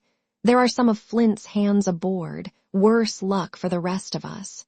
"Not a man with one leg," he gasped. "Silver?" I asked. "Ah, Silver," says he, "that were his name. He's the cook, and the ringleader too." He was still holding me by the wrist, and at that he give it quite a ring. "If you was sent by Long John," he said, "I'm as good as pork, and I know it. But where was you, do you suppose?" I had made my mind up in a moment, and by way of answer told him the whole story of our voyage and the predicament in which we found ourselves. He heard me with the keenest interest, and when I had done he patted me on the head. "You're a good lad, Jim," he said, "and you're all in a clove hitch, ain't you? Well, you just put your trust in Ben Gunn. Ben Gunn's the man to do it. Would you think it likely, now, that your squire would prove a liberal-minded one in case of help, him being in a clove hitch, as you remark?" I told him the squire was the most liberal of men. "Aye, but you see," returned Ben Gunn, "I didn't mean giving me a gate to keep, and a suit of livery clothes and such. That's not my mark, Jim. What I mean is, would he be likely to come down to the tune of, say, £1,000 out of money that's as good as a man's own already?" "I am sure he would," said I. "As it was, all hands were to share. And a passage home," he added with a look of great shrewdness. "Why," I cried, "the squire's a gentleman. And besides, if we got rid of the others, we should want you to help work the vessel home." "Ah," said he, "so you would." And he seemed very much relieved. "Now I'll tell you what," he went on. "So much I'll tell you and no more. I were in Flint's ship when he buried the treasure, he and 6 strong seamen. They was ashore nigh on a week and a standing off and on in the old Walrus. One fine day up went the signal, and here come Flint by himself in a little boat, and his head done up in a blue scarf. The sun was getting up, and mortal white he looked about the cutwater. But there he was, you mind, and the 6 all dead, dead and buried. How he done it not a man aboard us could make out. It was battle, murder, and sudden death, leastways him against 6. Billy Bones was the mate, Long John he was quartermaster, and they asked him where the treasure was. "Ah," says he, "you can go ashore if you like, and stay," he says. "But as for the ship, she'll beat up for more, by thunder." That's what he said. Well, I was in another ship 3 years back, and we sighted this island. "Boys," said I, "here's Flint's treasure, let's land and find it." The captain was displeased at that, but my messmates were all of a mind and landed. 12 days they looked for it, and every day they had the worse word for me, until one fine morning all hands went aboard. "As for you, Benjamin Gunn," says they, "here's a musket," they says, "and a spade and pickaxe. You can stay here and find Flint's money for yourself," they says. Well, Jim, 3 years have I been here, and not a bite of Christian diet from that day to this. But now, you look here, look at me.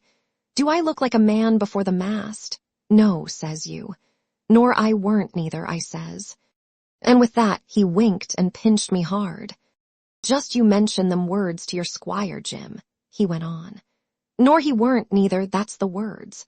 3 years he were the man of this island, light and dark, fair and rain, and sometimes he would maybe think upon a prayer, says you, and sometimes he would maybe think of his old mother, so be as she's alive, you'll say. But the most part of Gunn's time, this is what you'll say. The most part of his time was took up with another matter. And then you'll give him a nip, like I do." And he pinched me again, in the most confidential manner. "Then," he continued, "then you'll up and you'll say this. Gunn is a good man, you'll say, and he puts a precious sight more confidence. A precious sight. Mind that, in a gentleman born than in these gentlemen of fortune, having been one hisself." "Well," I said, "I don't understand one word that you've been saying. But that's neither here nor there, for how am I to get on board?" "Ah," said he, "that's the hitch for sure. Well, there's my boat that I made with my 2 hands. I keep her under the white rock. If the worst come to the worst, we might try that after dark." "Hi," he broke out. "What's that?" For just then, although the sun had still an hour or 2 to run, all the echoes of the island awoke and bellowed to the thunder of a cannon. "They have begun to fight," I cried. "Follow me." And I began to run towards the anchorage, my terrors all forgotten, while close at my side the marooned man in his goatskins trotted easily and lightly. "Left, left," says he. "Keep to your left hand, mate Jim, under the trees with you. There's where I killed my first goat. They don't come down here now, they're all mast-headed on the mountings for the fear of Benjamin Gunn. Ah, and there's the cemetery he must have meant. You see the mounds. I come here and prayed nows and thens when I thought maybe a Sunday would be about due. It weren't quite a chapel, but it seemed more solemn-like. And then, says you, Ben Gunn was short-handed. No chapling, nor so much as a Bible and a flag, you says. So he kept talking as I ran, neither expecting nor receiving any answer. The cannon shot was followed, after a considerable interval, by a volley of small arms. Another pause, and then, not a quarter of a mile in front of me, I beheld the Union Jack flutter in the air above a wood. Part 4. The Stockade. Chapter 16. Narrative continued by the doctor. How the ship was abandoned. It was about 1:30, 3 bells in the sea phrase, that the 2 boats went ashore from the Hispaniola. The captain, the squire, and I were talking matters over in the cabin. Had there been a breath of wind, we should have fallen on the 6 mutineers who were left aboard with us, slipped our cable, and away to sea. But the wind was wanting, and to complete our helplessness, down came Hunter with the news that Jim Hawkins had slipped into a boat and was gone ashore with the rest. It never occurred to us to doubt Jim Hawkins, but we were alarmed for his safety. With the men in the temper they were in, it seemed an even chance if we should see the lad again. We ran on deck. The pitch was bubbling in the seams. The nasty stench of the place turned me sick. If ever a man smelt fever and dysentery, it was in that abominable anchorage. The 6 scoundrels were sitting grumbling under a sail in the forecastle. Ashore we could see the gigs made fast and a man sitting in each, hard by where the river runs in. One of them was whistling, Lilly-Bolero. Waiting was a strain, and it was decided that Hunter and I should go ashore with the jolly boat in quest of information. The gigs had leaned to their right, but Hunter and I pulled straight in the direction of the stockade upon the chart. The 2 who were left guarding their boats seemed in a bustle at our appearance. Lilly-Bolero stopped off, and I could see the pair discussing what they ought to do. Had they gone and told Silver, all might have turned out differently. But they had their orders, I suppose, and decided to sit quietly where they were and hark back again to Lilly-Bolero. There was a slight bend in the coast, and I steered so as to put it between us. Even before we landed, we had thus lost sight of the gigs. I jumped out and came as near running as I durst, with a big silk handkerchief under my hat for coolness' sake, and a brace of pistols ready primed for safety. I had not gone 100 yards when I reached the stockade. This was how it was. A spring of clear water rose almost at the top of a knoll. Well, on the knoll, and enclosing the spring, they had clapped a stout log-house fit to hold 20 people on a pinch, and loopholed for musketry on either side.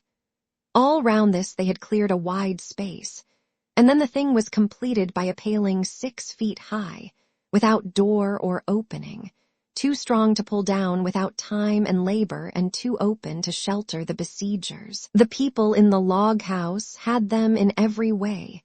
They stood quiet in shelter and shot the others like partridges. All they wanted was a good watch and food, for short of a complete surprise, they might have held the place against a regiment. What particularly took my fancy was the spring. For though we had a good enough place of it in the cabin of the Hispaniola, with plenty of arms and ammunition, and things to eat, and excellent wines, there had been one thing overlooked. We had no water. I was thinking this over when there came ringing over the island the cry of a man at the point of death. I was not new to violent death. I have served His Royal Highness the Duke of Cumberland, and got a wound myself at Fontenoy, but I know my pulse went dot and carry one. Jim Hawkins is gone, was my first thought. It is something to have been an old soldier, but more still to have been a doctor. There is no time to dilly-dally in our work, and so now I made up my mind instantly, and with no time lost returned to the shore and jumped on board the jolly boat. By good fortune, Hunter pulled a good oar. We made the water fly, and the boat was soon alongside and I aboard the schooner. I found them all shaken, as was natural. The squire was sitting down, as white as a sheet, thinking of the harm he had led us to, the good soul, and one of the 6 forecastle hands was little better. "There's a man," says Captain Smollett, nodding towards him, "new to this work. He came nigh-hand fainting, doctor, when he heard the cry. Another touch of the rudder and that man would join us." I told my plan to the captain, and between us, we settled on the details of its accomplishment. We put old Redruth in the gallery between the cabin and the forecastle, with 3 or 4 loaded muskets and a mattress for protection.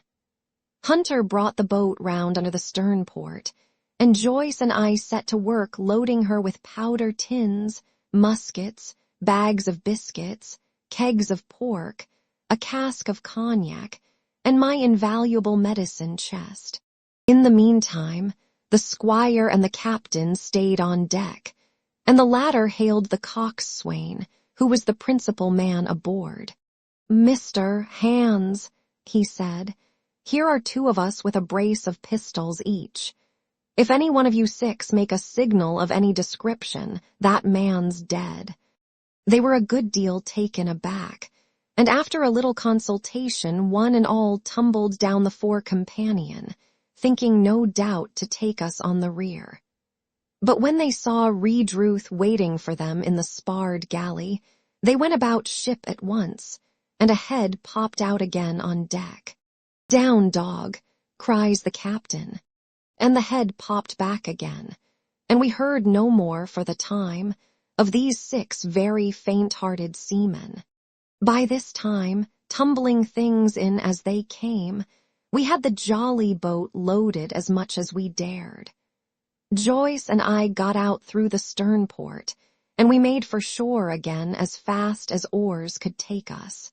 This second trip fairly aroused the watchers along shore. Lillibulero was dropped again, and just before we lost sight of them behind the little point, one of them whipped ashore and disappeared.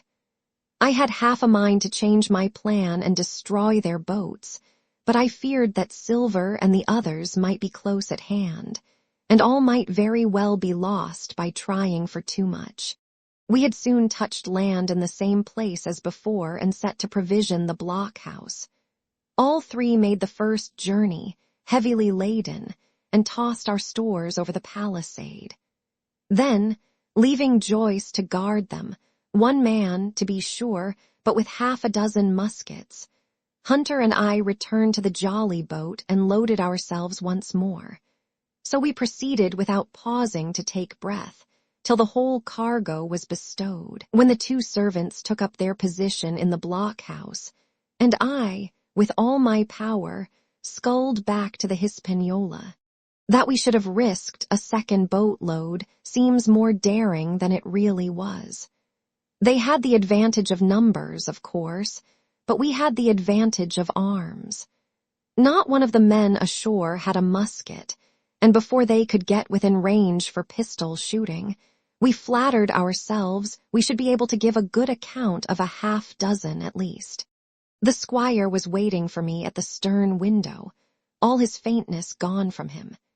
He caught the painter and made it fast, and we fell to loading the boat for our very lives. Pork, powder, and biscuit was the cargo, with only a musket and a cutlass apiece for the squire and me and Redruth and the captain. The rest of the arms and powder we dropped overboard in 2 fathoms and a half of water, so that we could see the bright steel shining far below us in the sun, on the clean, sandy bottom. By this time the tide was beginning to ebb, and the ship was swinging round to her anchor.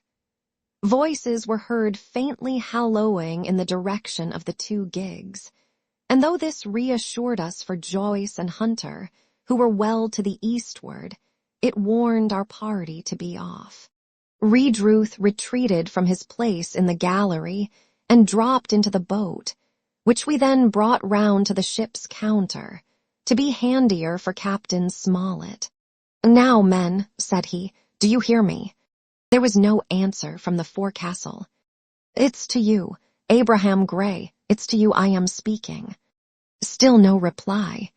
"Gray," resumed Mr. Smollett, a little louder, "I am leaving this ship, and I order you to follow your captain. I know you are a good man at bottom, and I dare say not one of the lot of you's as bad as he makes out. I have my watch here in my hand. I give you 30 seconds to join me in." There was a pause. "Come, my fine fellow," continued the captain.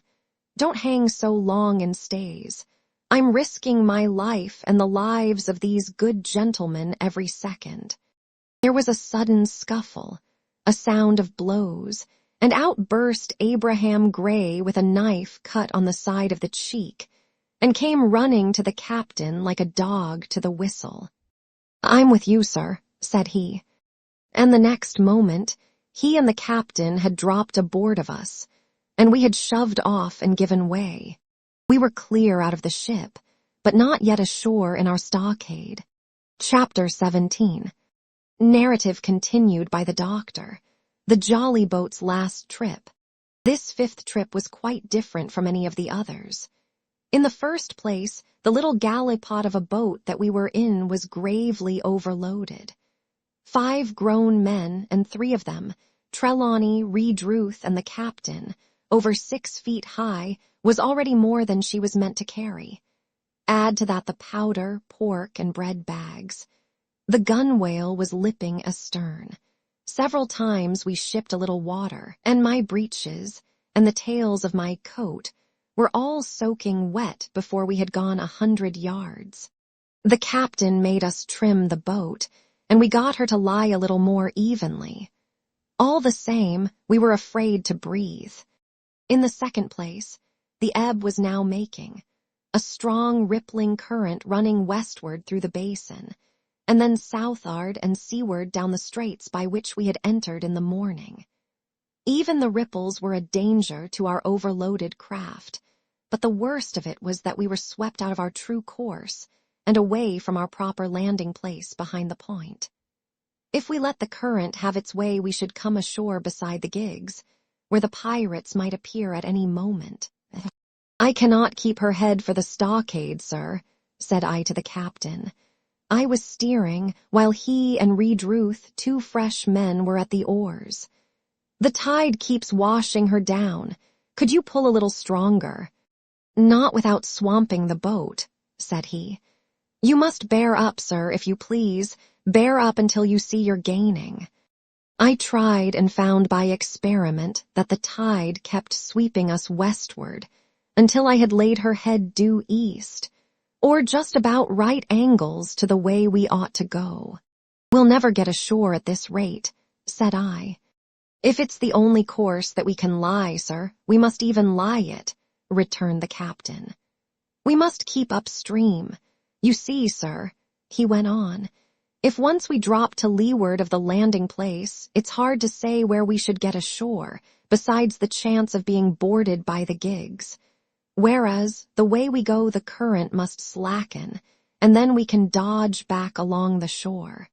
"The current's less already, sir," said the man Gray, who was sitting in the foresheets. "You can ease her off a bit." "Thank you, my man," said I, quite as if nothing had happened, for we had all quietly made up our minds to treat him like one of ourselves. Suddenly, the captain spoke up again, and I thought his voice was a little changed. "The gun," said he. "I have thought of that," said I, for I made sure he was thinking of a bombardment of the fort. "They could never get the gun ashore, and if they did, they could never haul it through the woods." "Look astern, doctor," replied the captain.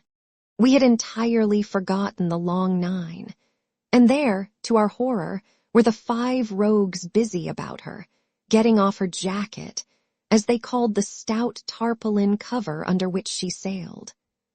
Not only that, but it flashed into my mind at the same moment that the round shot and the powder for the gun had been left behind, and a stroke with an axe would put it all into the possession of the evil ones abroad. Israel was Flint's gunner, said Gray hoarsely. At any risk, we put the boat's head direct for the landing place. By this time we had got so far out of the run of the current that we kept steerage way even at our necessarily gentle rate of rowing, and I could keep her steady for the goal. But the worst of it was that with the course I now held, we turned our broadside instead of our stern to the Hispaniola, and offered a target like a barn door. I could hear as well as see that brandy-faced rascal Israel Hands plumping down a round shot on the deck. "Who's the best shot?" asked the captain. "Mr. Trelawney out and away," said I. "Mr. Trelawney, will you please pick me off one of these men, sir?" "Hands, if possible," said the captain. Trelawney was as cool as steel. He looked to the priming of his gun. "Now," cried the captain, "easy with that gun, sir, or you'll swamp the boat. All hands stand by to trim her when he aims." The squire raised his gun. The rowing ceased, and we leaned over to the other side to keep the balance, and all was so nicely contrived that we did not ship a drop. They had the gun, by this time, slewed round upon the swivel, and Hans, who was at the muzzle with the rammer, was in consequence the most exposed. However, we had no luck, for just as Trelawney fired, down he stooped, the ball whistled over him, and it was one of the other 4 who fell. The cry he gave was echoed not only by his companions on board, but by a great number of voices from the shore, and looking in that direction, I saw the other pirates trooping out from among the trees and tumbling into their places in the boats. "Here come the gigs, sir," said I. "Give way, then," cried the captain. "We mustn't mind if we swamp her now. If we can't get ashore, all's up." "Only one of the gigs is being manned, sir," I added. "The crew of the other most likely going round by shore to cut us off." "They'll have a hot run, sir," returned the captain. "Jack ashore, you know, it's not them I mind, it's the round shot. Carpet bowls. My lady's maid couldn't miss. Tell us, squire, when you see the match, and we'll hold water." In the meanwhile, we had been making headway at a good pace for a boat so overloaded, and we had shipped but little water in the process. We were now close in, 30 or 40 strokes, and we should beach her, for the ebb had already disclosed a narrow belt of sand below the clustering trees. The gig was no longer to be feared. The little point had already concealed it from our eyes. The ebb tide, which had so cruelly delayed us, was now making reparation and delaying our assailants. The one source of danger was the gun. "If I durst," said the captain, "I'd stop and pick off another man." But it was plain that they meant nothing should delay their shot. They had never so much as looked at their fallen comrade, though he was not dead, and I could see him trying to crawl away. "Ready!" cried the squire. "Hold!" cried the captain, quick as an echo, and he and Redruth backed with a great heave that sent her stern bodily under water. The report fell in at the same instant of time. This was the first that Jim heard, the sound of the squire's shot not having reached him. Where the ball passed, not one of us precisely knew, but I fancy it must have been over our heads, and that the wind of it may have contributed to our disaster. At any rate, the boat sank by the stern, quite gently, in 3 feet of water, leaving the captain and myself facing each other on our feet. The other 3 took complete headers, and came up again drenched and bubbling. So far there was no great harm. No lives were lost, and we could wade ashore in safety. But there were all our stores at the bottom, and to make things worse, only 2 guns out of 5 remained in a state for service. Mine I had snatched from my knees and held over my head by a sort of instinct. As for the captain, he had carried his over his shoulder by a bandolier, and like a wise man, lock uppermost. The other 3 had gone down with the boat.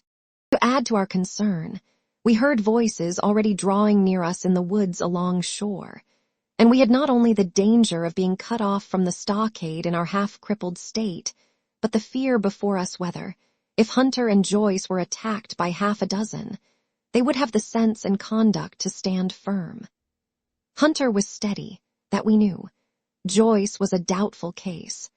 A pleasant, polite man for a valet and to brush one's clothes, but not entirely fitted for a man of war. With all this in our minds, we waded ashore as fast as we could, leaving behind us the poor jolly boat and a good half of all our powder and provisions. Chapter 18. Narrative continued by the doctor. End of the first day's fighting.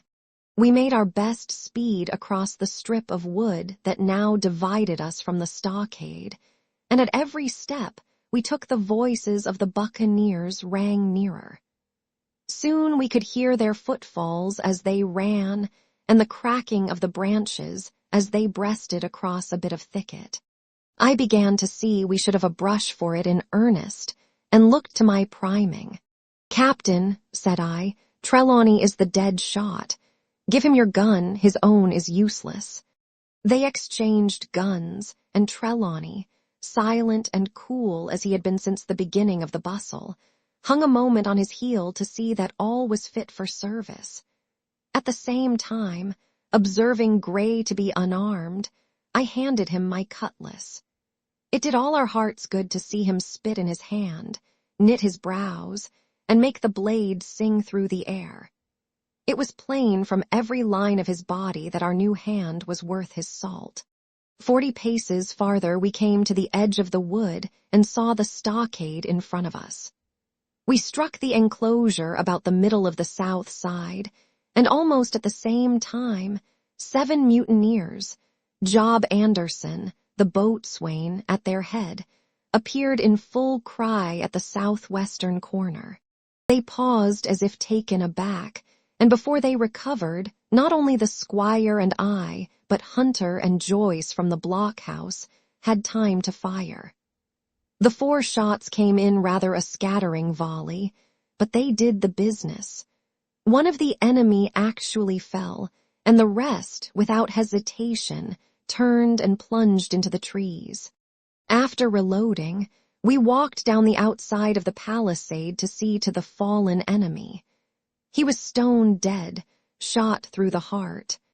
We began to rejoice over our good success, when just at that moment a pistol cracked in the bush, a ball whistled close past my ear, and poor Tom Redruth stumbled and fell his length on the ground. Both the squire and I returned the shot, but as we had nothing to aim at, it is probable we only wasted powder. Then we reloaded and turned our attention to poor Tom. The captain and Gray were already examining him, and I saw with half an eye that all was over. I believe the readiness of our return volley had scattered the mutineers once more, for we were suffered without further molestation to get the poor old gamekeeper hoisted over the stockade and carried, groaning and bleeding, into the log house. Poor old fellow, he had not uttered one word of surprise, complaint, fear, or even acquiescence from the very beginning of our troubles till now, when we had laid him down in the log house to die. He had lain like a Trojan behind his mattress in the gallery. He had followed every order silently, doggedly, and well. He was the oldest of our party by a score of years. And now, sullen, old, serviceable servant, it was he that was to die. The squire dropped down beside him on his knees and kissed his hand, crying like a child. "Be I going, doctor?" he asked. "Tom, my man," said I, "you're going home." "I wish I had had a lick at them with the gun first," he replied. "Tom," said the squire, "say you forgive me, won't you?" "Would that be respectful like from me to you, squire?" was the answer. "Howsoever, so be it, amen." After a little while of silence, he said he thought somebody might read a prayer. "It's the custom, sir," he added apologetically, and not long after, without another word, he passed away. In the meantime, the captain, whom I had observed to be wonderfully swollen about the chest and pockets, had turned out a great many various stores: the British colours, a Bible, a coil of stoutish rope, pen, ink, the logbook, and pounds of tobacco. He had found a longish fir tree lying felled and trimmed in the enclosure, and with the help of Hunter he had set it up at the corner of the log house where the trunks crossed and made an angle. Then, climbing on the roof, he had with his own hand bent and run up the colours. This seemed mightily to relieve him. He re-entered the log house and set about counting up the stores as if nothing else existed. But he had an eye on Tom's passage for all that, and as soon as all was over, came forward with another flag and reverently spread it on the body. "Don't you take on, sir," he said, shaking the squire's hand. "All's well with him, no fear for a hand that's been shot down in his duty to captain and owner. It mayn't be good divinity, but it's a fact." Then he pulled me aside. "Dr. Livesey," he said, "in how many weeks do you and Squire expect the consort?" I told him it was a question not of weeks, but of months, that if we were not back by the end of August, Blandley was to send to find us, but neither sooner nor later. "You can calculate for yourself," I said.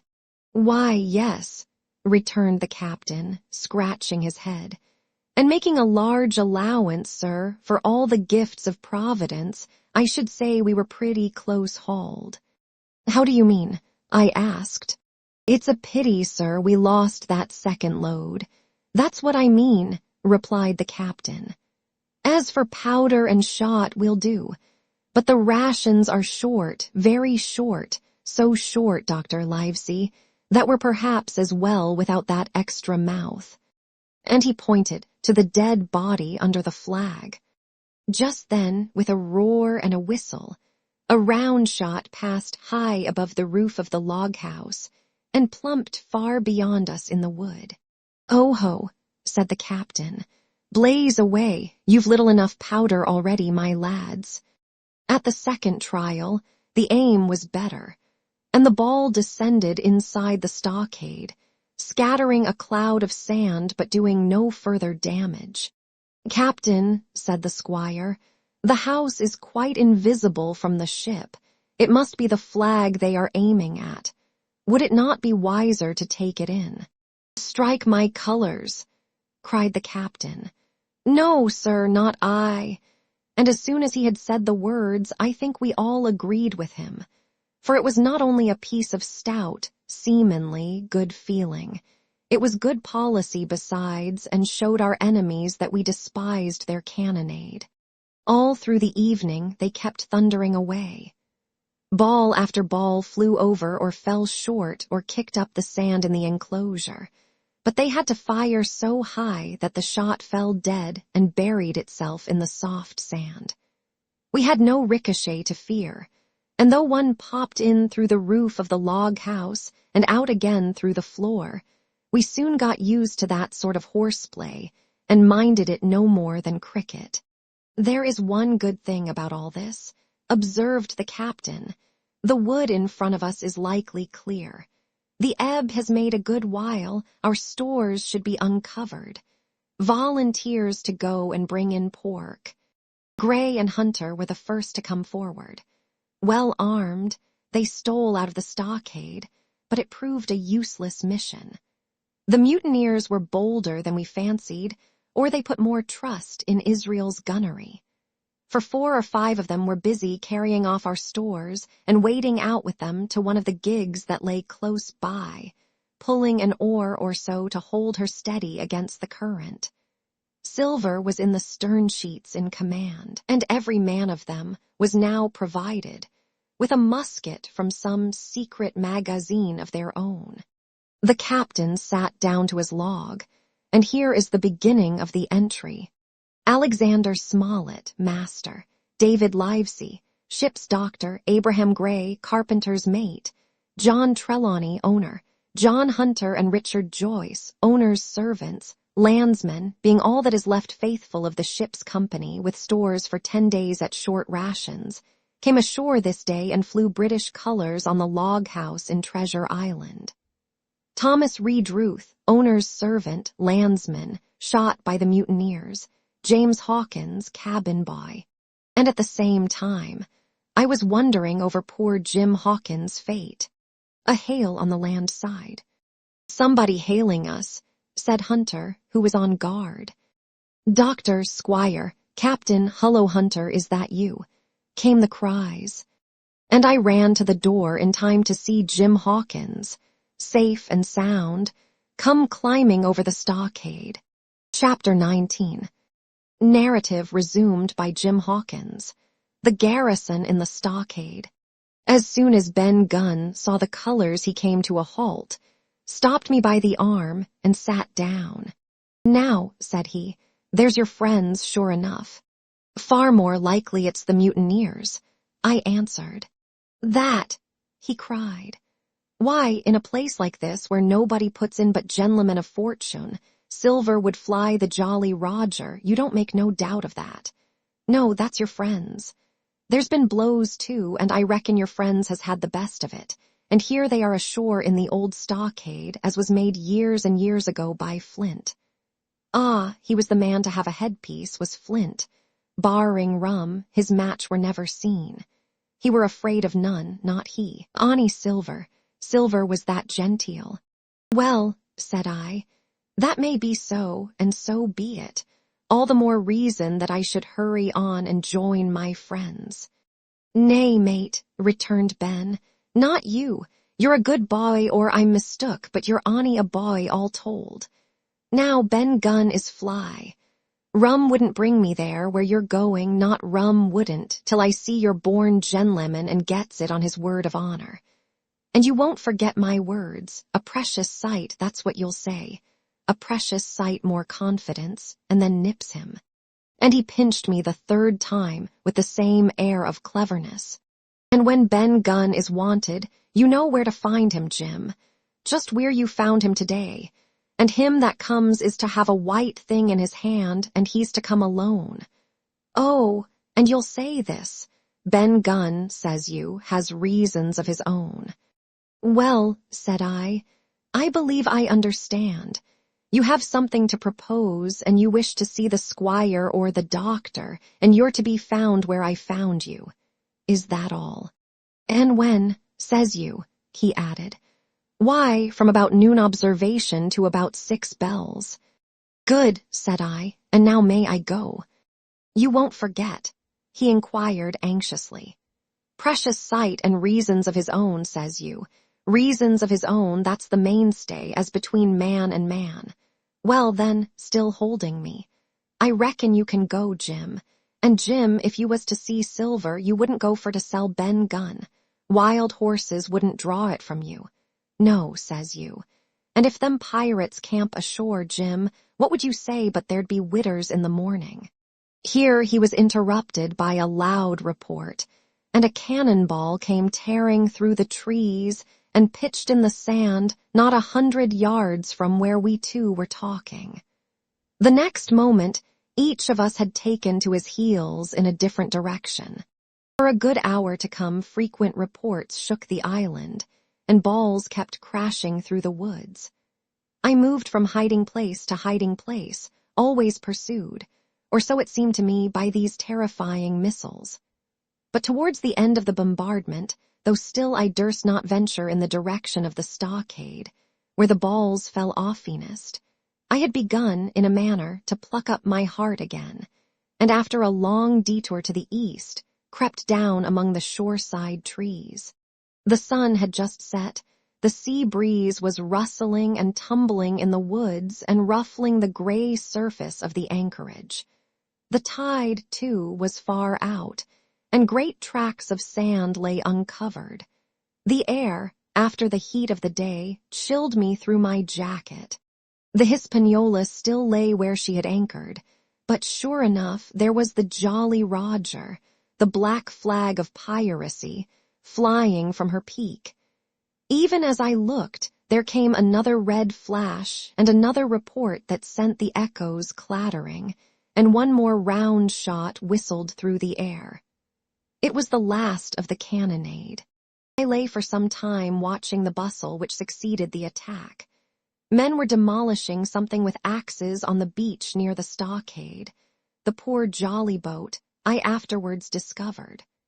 Away, near the mouth of the river, a great fire was glowing among the trees, and between that point and the ship one of the gigs kept coming and going, the men, whom I had seen so gloomy, shouting at the oars like children.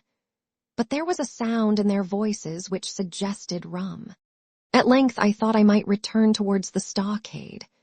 I was pretty far down on the low, sandy spit that encloses the anchorage to the east, and is joined at half water to Skeleton Island. And now, as I rose to my feet, I saw, some distance further down the spit and rising from among low bushes, an isolated rock, pretty high, and peculiarly white in color. It occurred to me that this might be the white rock of which Ben Gunn had spoken, and that some day or other a boat might be wanted, and I should know where to look for one.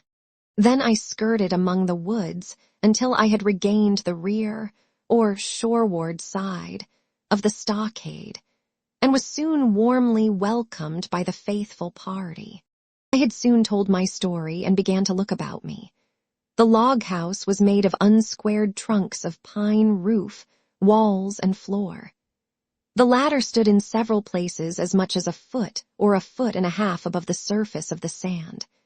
There was a porch at the door, and under this porch the little spring welled up into an artificial basin of a rather odd kind. No other than a great ship's kettle of iron, with the bottom knocked out and sunk to her bearings, as the captain said, among the sand. Little had been left besides the framework of the house, but in one corner there was a stone slab laid down by way of hearth, and an old rusty iron basket to contain the fire. The slopes of the knoll and all the inside of the stockade had been cleared of timber to build the house, and we could see by the stumps what a fine and lofty grove had been destroyed. Most of the soil had been washed away or buried in drift after the removal of the trees. Only where the streamlet ran down from the kettle, a thick bed of moss, and some ferns and little creeping bushes were still green among the sand. Very close around the stockade, too close for defense, they said, the wood still flourished high and dense, all of fir on the land side, but towards the sea with a large admixture of live oaks. The cold evening breeze, of which I have spoken, whistled through every chink of the rude building and sprinkled the floor with a continual rain of fine sand. There was sand in our eyes, sand in our teeth, sand in our suppers, sand dancing in the spring at the bottom of the kettle, for all the world like porridge beginning to boil. Our chimney was a square hole in the roof. It was but a little part of the smoke that found its way out, and the rest eddied about the house, and kept us coughing and piping the eye. Add to this that Gray, the new man, had his face tied up in a bandage, for a cut he had got in breaking away from the mutineers, and that poor old Tom Redruth, still unburied, lay along the wall, stiff and stark, under the Union Jack. If we had been allowed to sit idle, we should all have fallen in the blues, but Captain Smollett was never the man for that. All hands were called up before him, and he divided us into watches. The doctor and Gray and I for one, the squire, Hunter, and Joyce upon the other. Tired though we all were, 2 were sent out for firewood, 2 more were set to dig a grave for Redruth. The doctor was named cook. I was put sentry at the door, and the captain himself went from one to another, keeping up our spirits and lending a hand wherever it was wanted.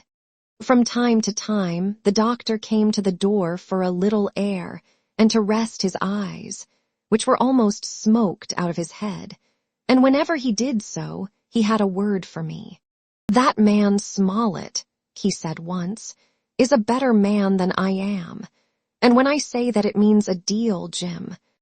Another time he came and was silent for a while. Then he put his head on one side and looked at me. "Is this Ben Gunn a man?" he asked. "I do not know, sir," said I.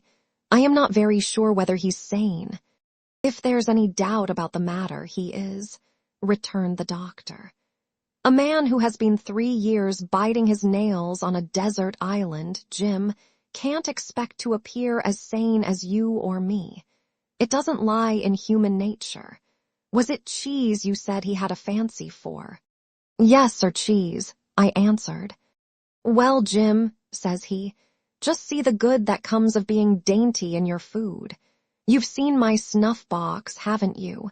And you never saw me take snuff, the reason being that in my snuff box I carry a piece of Parmesan cheese, a cheese made in Italy, very nutritious. Well, that's for Ben Gunn. Before supper was eaten, we buried old Tom in the sand and stood round him for a while bareheaded in the breeze. A good deal of firewood had been got in, but not enough for the captain's fancy, and he shook his head over it and told us we Must get back to this tomorrow rather livelier. Then, when we had eaten our pork and each had a good stiff glass of brandy grog, the three chiefs got together in a corner to discuss our prospects. It appears they were at their wits' end what to do, the stores being so low that we must have been starved into surrender long before help came. But our best hope, it was decided, was to kill off the buccaneers until they either hauled down their flag or ran away with the Hispaniola. From 19 they were already reduced to 15. 2 others were wounded, and 1 at least. The man shot beside the gun, severely wounded if he were not dead. Every time we had a crack at them, we were to take it, saving our own lives with the extremest care. And besides that, we had 2 able allies, rum and the climate. As for the first, though we were about half a mile away, we could hear them roaring and singing late into the night. And as for the second, the doctor staked his wig that, camped where they were in the marsh and unprovided with remedies, the half of them would be on their backs before a week. So, he added, if we are not all shot down first, they'll be glad to be packing in the schooner. It's always a ship, and they can get to buccaneering again, I suppose. First ship that ever I lost, said Captain Smollett. I was dead tired, as you may fancy, and when I got to sleep, which was not till after a great deal of tossing, I slept like a log of wood. The rest had long been up and had already breakfasted, and increased the pile of firewood by about half as much again, when I was wakened by a bustle and the sound of voices. Flag of truce, I heard someone say, and then, immediately after, with a cry of surprise, Silver himself. And at that, up I jumped, and rubbing my eyes, ran to a loophole in the wall. Chapter 20. Silver's Embassy. Sure enough, there were 2 men just outside the stockade, one of them waving a white cloth, the other, no less a person than Silver himself, standing placidly by. It was still quite early, and the coldest morning that I think I ever was abroad in, a chill that pierced into the marrow. The sky was bright and cloudless overhead, and the tops of the trees shone rosily in the sun. But where Silver stood with his lieutenant, all was still in shadow, and they waded knee-deep in a low white vapor that had crawled during the night out of the morass. The chill and the vapor taken together told a poor tale of the island. It was plainly a damp, feverish, unhealthy spot. "Keep indoors, men," said the captain. 10 to 1 this is a trick. Then he hailed the buccaneer. "Who goes? Stand or we fire." "Flag of truce," cried Silver. The captain was in the porch, keeping himself carefully out of the way of a treacherous shot, should any be intended. He turned and spoke to us. "Doctor's watch on the lookout. Dr. Livesey take the north side, if you please, Jim the east, Gray west. The watch below, all hands to load muskets. Lively, men, and careful." And then he turned again to the mutineers. "And what do you want with your flag of truce?" he cried. This time it was the other man who replied. "Captain Silver, sir, to come on board and make terms," he shouted. "Captain Silver, don't know him, who's he?" cried the captain, and we could hear him adding to himself, "Cap'n, is it? My heart, and here's promotion." Long John answered for himself. "Me, sir. These poor lads have chosen me cap'n after your desertion, sir," laying a particular emphasis upon the word desertion. "We're willing to submit if we can come to terms, and no bones about it. All I ask is your word, Captain Smollett, to let me safe and sound out of this here stockade, and 1 minute to get out shot before a gun is fired." "My man," said Captain Smollett, "I have not the slightest desire to talk to you. If you wish to talk to me, you can come, that's all. If there's any treachery, it'll be on your side, and the Lord help you." "That's enough, Cap'n," shouted Long John cheerily. "A word from you's enough. I know a gentleman, and you may lay to that." We could see the man who carried the flag of truce attempting to hold Silver back. Nor was that wonderful, seeing how cavalier had been the captain's answer. But Silver laughed at him aloud and slapped him on the back as if the idea of alarm had been absurd. Then he advanced to the stockade, threw over his crutch, got a leg up, and with great vigor and skill succeeded in surmounting the fence and dropping safely to the other side. I will confess that I was far too much taken up with what was going on to be of the slightest use as sentry. Indeed, I had already deserted my eastern loophole and crept up behind the captain, who had now seated himself on the threshold with his elbows on his knees, his head in his hands, and his eyes fixed on the water as it bubbled out of the old iron kettle in the sand. He was whistling, "Come, lasses and lads." Silver had terrible hard work getting up the knoll. What with the steepness of the incline, the thick tree stumps, and the soft sand, he and his crutch were as helpless as a ship in stays. But he stuck to it like a man in silence, and at last arrived before the captain, whom he saluted in the handsomest style. He was tricked out in his best, an immense blue coat, thick with brass buttons, hung as low as to his knees, and a fine laced hat was set on the back of his head. "Here you are, my man," said the captain, raising his head. "You had better sit down." "You ain't going to let me inside, Cap'n," complained Long John. "It's a main cold morning, to be sure, sir, to sit outside upon the sand." "Why, Silver," said the captain, "if you had pleased to be an honest man, you might have been sitting in your galley. It's your own doing. You're either my ship's cook, and then you were treated handsome, or Cap'n Silver, a common mutineer and pirate, and then you can go hang." "Well, well, Cap'n," returned the sea cook, sitting down as he was bidden on the sand, "you'll have to give me a hand up again, that's all. A sweet pretty place you have of it here. Ah, there's Jim. The top of the morning to you, Jim. Doctor, here's my service. Why, there you all are together like a happy family, in a manner of speaking. If you have anything to say, my man, better say it," said the captain. "Right you were, Captain Smollett," replied Silver. "Duty is duty, to be sure. Well now, you look here, that was a good lay of yours last night. I don't deny it was a good lay. Some of you pretty handy with a handspy kenned. And I'll not deny neither but what some of my people was shook. Maybe all was shook. Maybe I was shook myself. Maybe that's why I'm here for terms. But you mark me, Cap'n, it won't do twice, by thunder. We'll have to do sentry go and ease off a point or so on the rum. Maybe you think we were all a sheet in the wind's eye. But I'll tell you I was sober. I was honey dog tired. And if I'd awoke a second sooner, I'd a caught you at the act, I would. He wasn't dead when I got round to him, not he. Well, says Captain Smollett as cool as can be. All that Silver said was a riddle to him, but you would never have guessed it from his tone. As for me, I began to have an inkling. Ben Gunn's last words came back to my mind.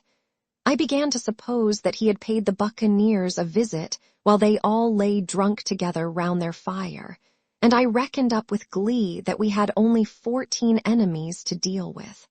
"Well, here it is," said Silver. "We want that treasure, and we'll have it, that's our point. You would just as soon save your lives, I reckon, and that's yours. You have a chart, haven't you?" "That's as may be," replied the captain.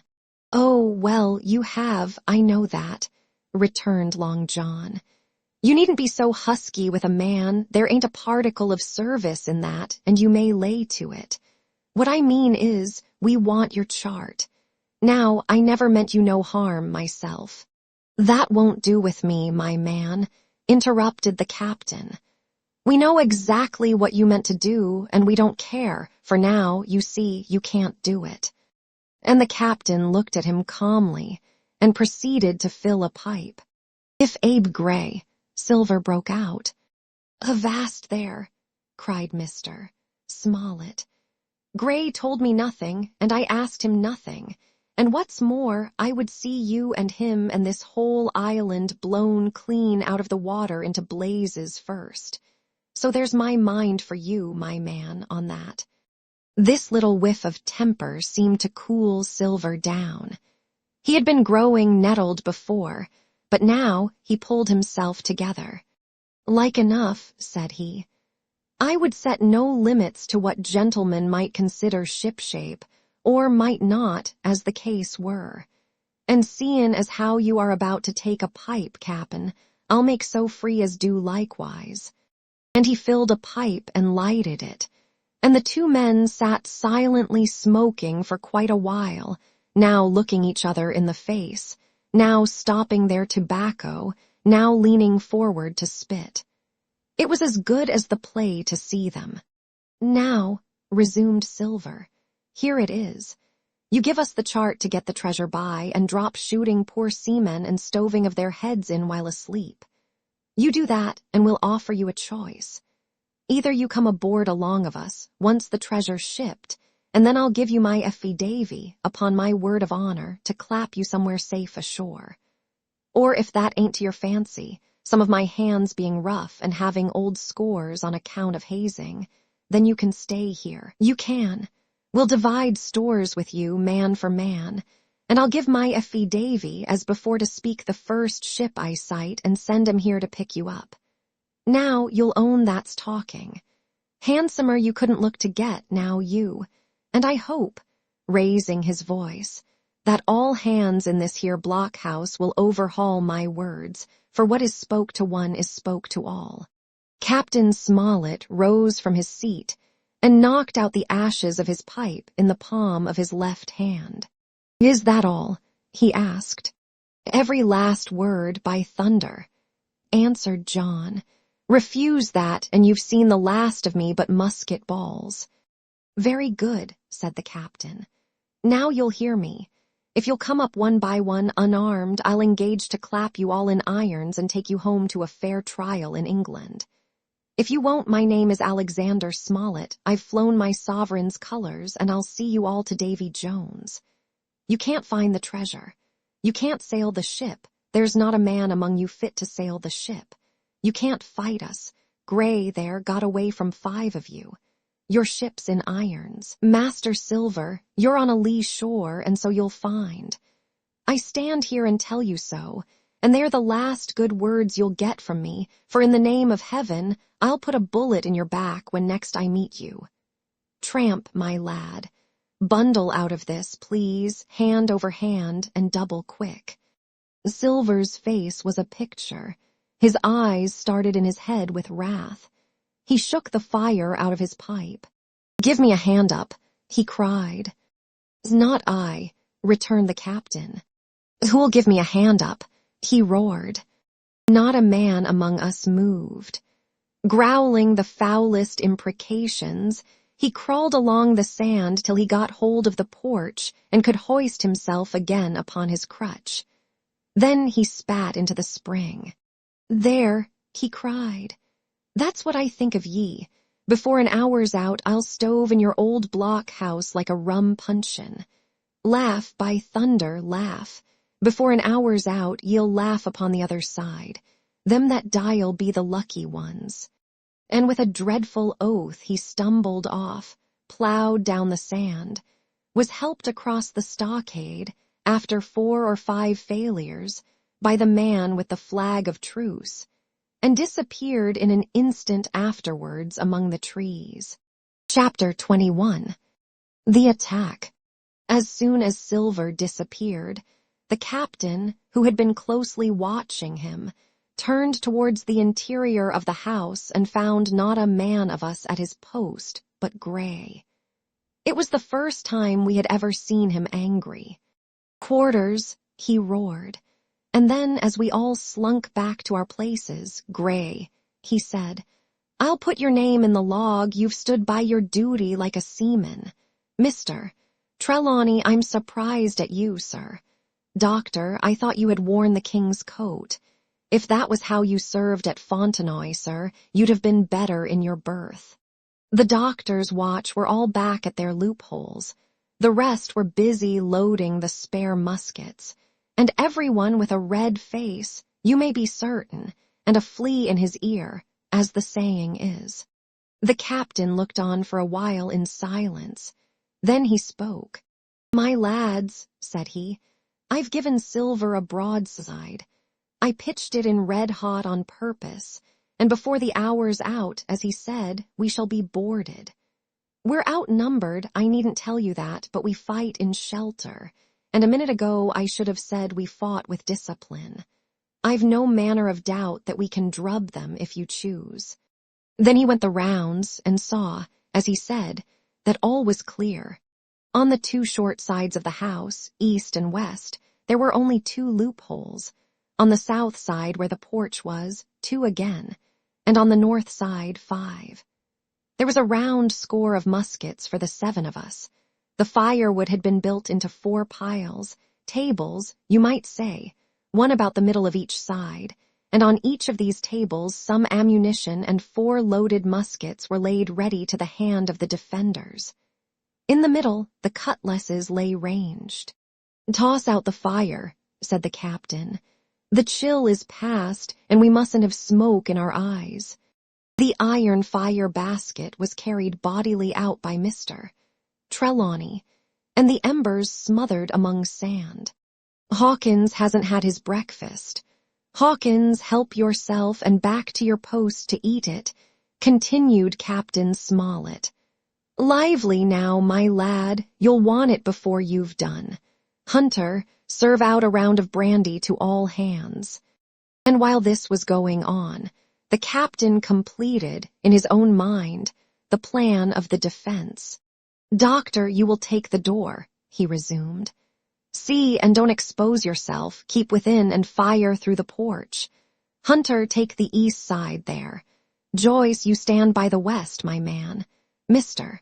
Trelawney, you are the best shot. You and Gray will take this long north side with the 5 loopholes. It's there the danger is. If they can get up to it and fire in upon us through our own ports, things would begin to look dirty. Hawkins, neither you nor I are much account at the shooting. We'll stand by to load and bear a hand." As the captain had said, the chill was past. As soon as the sun had climbed above our girdle of trees, it fell with all its force upon the clearing and drank up the vapors at a draught. Soon the sand was baking and the resin melting in the logs of the blockhouse. Jackets and coats were flung aside, shirts thrown open at the neck and rolled up to the shoulders, and we stood there, each at his post, in a fever of heat and anxiety. An hour passed away. "Hang them," said the captain. "This is as dull as the doldrums, Gray, whistle for a wind." And just at that moment came the first news of the attack. "If you please, sir," said Joyce, "if I see anyone, am I to fire?" "I told you so," cried the captain. "Thank you, sir," returned Joyce with the same quiet civility. Nothing followed for a time, but the remark had set us all on the alert, straining ears and eyes. The musketeers with their pieces balanced in their hands, the captain out in the middle of the blockhouse with his mouth very tight and a frown on his face. So some seconds passed, till suddenly Joyce whipped up his musket and fired. The report had scarcely died away ere it was repeated and repeated from without in a scattering volley, shot behind shot, like a string of geese from every side of the enclosure. Several bullets struck the log house, but not one entered, and as the smoke cleared away and vanished, the stockade and the woods around it looked as quiet and empty as before. Not a bough waved, not the gleam of a musket barrel betrayed the presence of our foes. "Did you hit your man?" asked the captain. "No, sir," replied Joyce. "I believe not, sir."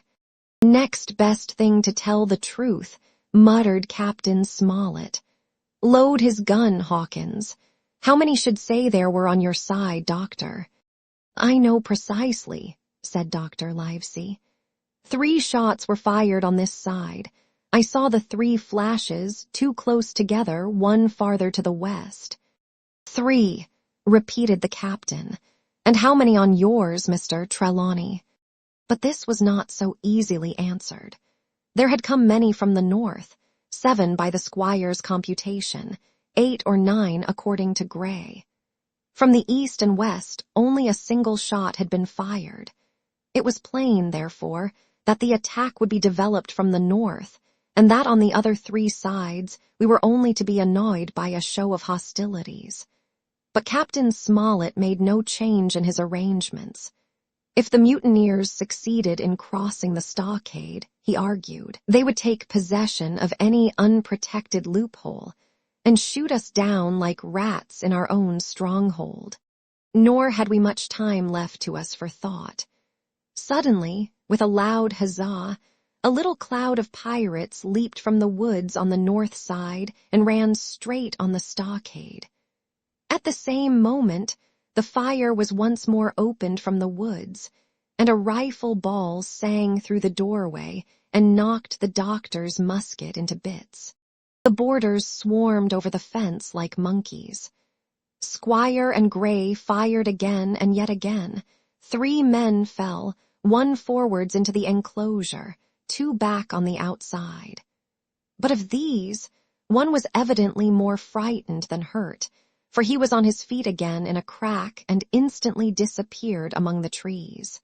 2 had bit the dust, 1 had fled, 4 had made good their footing inside our defenses, while from the shelter of the woods 7 or 8 men, each evidently supplied with several muskets, kept up a hot though useless fire on the log house.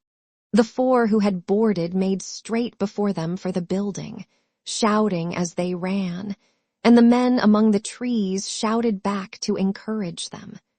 Several shots were fired, but such was the hurry of the marksmen that not one appears to have taken effect. In a moment, the 4 pirates had swarmed up the mound and were upon us. The head of Job Anderson, the boatswain, appeared at the middle loophole. At all hands, all hands. He roared in a voice of thunder. At the same moment, another pirate grasped Hunter's musket by the muzzle, wrenched it from his hands, plucked it through the loophole, and with one stunning blow laid the poor fellow senseless on the floor. Meanwhile a third, running unharmed all around the house, appeared suddenly in the doorway and fell with his cutlass on the doctor. Our position was utterly reversed. A moment since we were firing under cover at an exposed enemy. Now it was we who lay uncovered and could not return a blow. The log house was full of smoke, to which we owed our comparative safety. Cries and confusion, the flashes and reports of pistol shots, and one loud groan rang in my ears. Out, lads, out and fight in the open. Cutlasses, cried the captain. I snatched a cutlass from the pile, and someone, at the same time snatching another, gave me a cut across the knuckles which I hardly felt. I dashed out of the door into the clear sunlight. Someone was close behind, I knew not whom.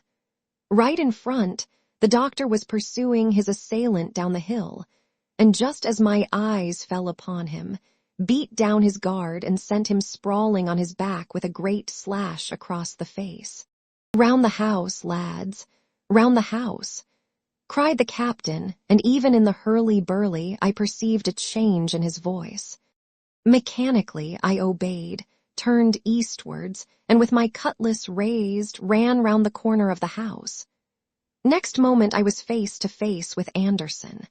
He roared aloud, and his hanger went up above his head, flashing in the sunlight. I had not time to be afraid, but as the blow still hung impending, leaped in a trice upon one side, and missing my foot in the soft sand, rolled headlong down the slope. When I had first sallied from the door, the other mutineers had been already swarming up the palisade to make an end of us. One man, in a red nightcap, with his cutlass in his mouth, had even got upon the top and thrown a leg across. Well, so short had been the interval that when I found my feet again, all was in the same posture. The fellow with the red nightcap still halfway over, another still just showing his head above the top of the stockade. And yet, in this breath of time, the fight was over, and the victory was ours. Gray, following close behind me, had cut down the big boatswain ere he had time to recover from his last blow. Another had been shot at a loophole in the very act of firing into the house, and now lay in agony, the pistol still smoking in his hand. A third, as I had seen, the doctor had disposed of at a blow. Of the 4 who had scaled the palisade, one only remained unaccounted for, and he, having left his cutlass on the field, was now clambering out again, with the fear of death upon him. "Fire, fire from the house," cried the doctor, "and you lads back into cover." But his words were unheeded. No shot was fired, and the last boarder made good his escape and disappeared with the rest into the wood. In 3 seconds nothing remained of the attacking party but the 5 who had fallen, 4 on the inside and 1 on the outside of the palisade. The doctor and Gray and I ran full speed for shelter. The survivors would soon be back where they had left their muskets, and at any moment the fire might recommence. The house was by this time somewhat cleared of smoke, and we saw at a glance the price we had paid for victory. Hunter lay beside his loophole, stunned, Joyce by his, shot through the head, never to move again, while right in the center the squire was supporting the captain, one as pale as the other. "The captain's wounded," said Mr. Trelawney. "Have they run?" asked Mr. Smollett.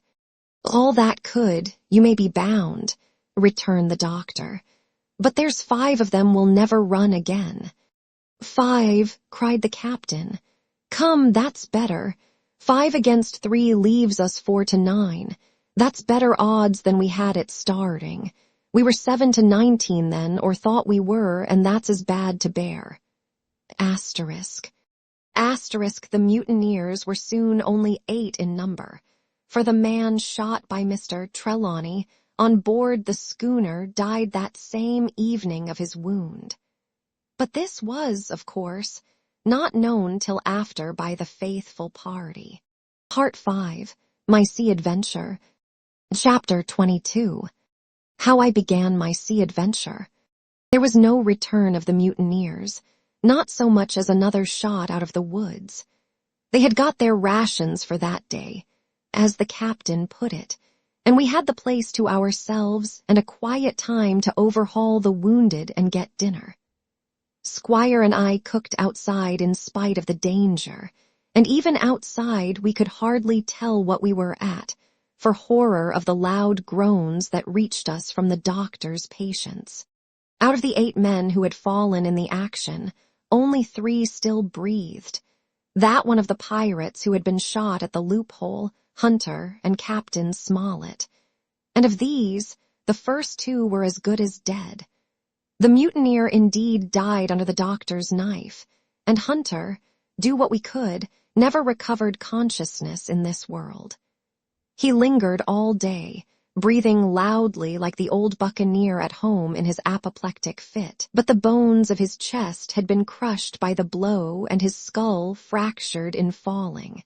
And some time in the following night, without sign or sound, he went to his Maker.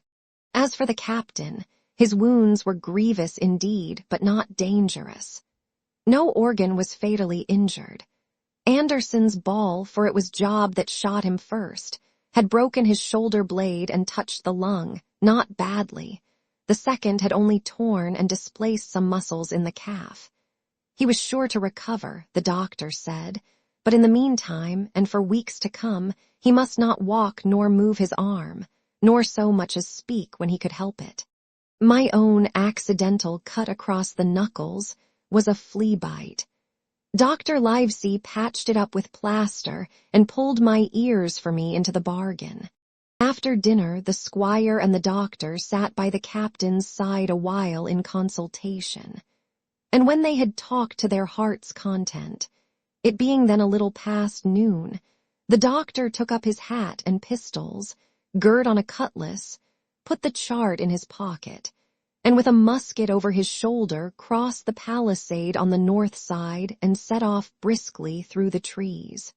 Gray and I were sitting together at the far end of the blockhouse, to be out of earshot of our officers consulting, and Gray took his pipe out of his mouth and fairly forgot to put it back again, so thunderstruck he was at this occurrence. "Why, in the name of Davy Jones," said he, "is Dr. Livesey mad?" "Why, no," says I. "He's about the last of this crew for that, I take it." "Well, shipmate," said Gray, "mad he may not be, but if he's not, you mark my words, I am." "I take it," replied I. "The doctor has his idea, and if I am right, he's going now to see Ben Gunn." I was right, as appeared later, but in the meantime, the house being stifling hot, and the little patch of sand inside the palisade ablaze with midday sun, I began to get another thought into my head, which was not by any means so right. What I began to do was to envy the doctor walking in the cool shadow of the woods with the birds about him and the pleasant smell of the pines, while I sat grilling, with my clothes stuck to the hot resin, and so much blood about me, and so many poor dead bodies lying all around that I took a disgust of the place that was almost as strong as fear.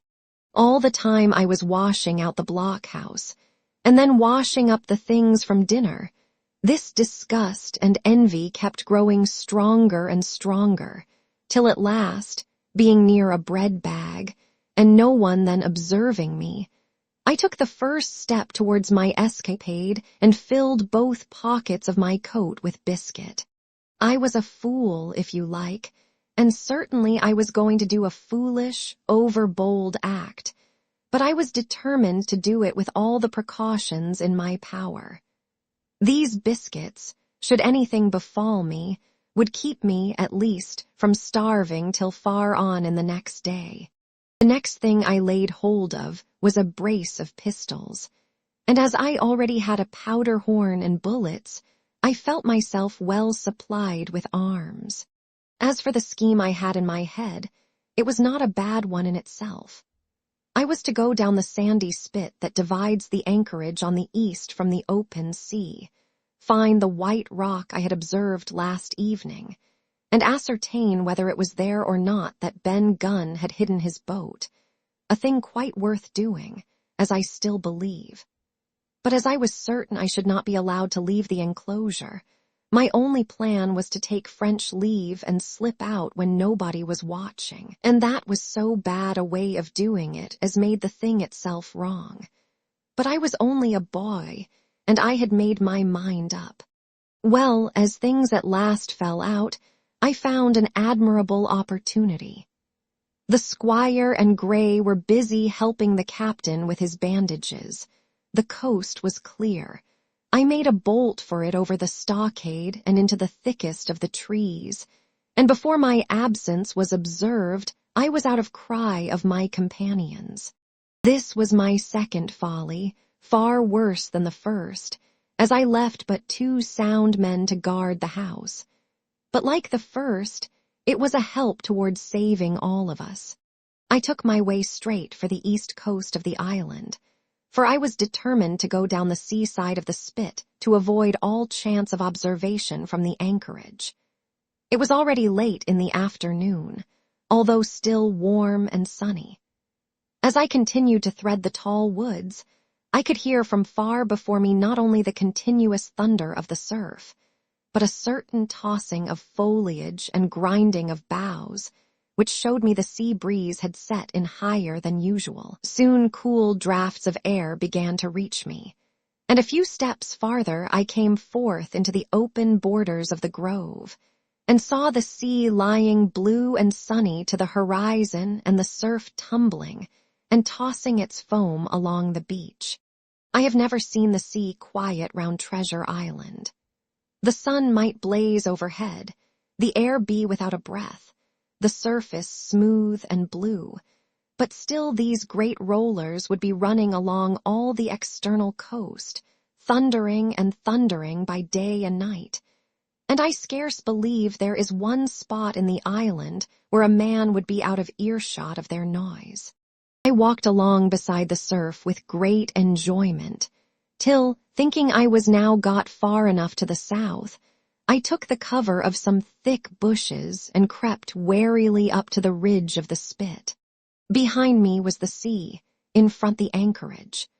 The sea breeze, as though it had the sooner blown itself out by its unusual violence, was already at an end. It had been succeeded by light, variable airs from the south and southeast, carrying great banks of fog, and the anchorage, under lee of Skeleton Island, lay still and leaden as when first we entered it. The Hispaniola, in that unbroken mirror, was exactly portrayed from the truck to the waterline, the Jolly Roger, hanging from her peak. Alongside lay one of the gigs, silver in the stern sheets. Him I could always recognize, while a couple of men were leaning over the stern bulwarks, one of them with a red cap, the very rogue that I had seen some hours before Stride-legs upon the palisade. Apparently they were talking and laughing, though at that distance, upwards of a mile, I could, of course, hear no word of what was said. All at once there began the most horrid, unearthly screaming, which at first startled me badly, though I had soon remembered the voice of Captain Flint, and even thought I could make out the bird by her bright plumage, as she sat perched upon her master's wrist. Soon after, the jolly boat shoved off and pulled for shore, and the man with the red cap and his comrade went below by the cabin companion.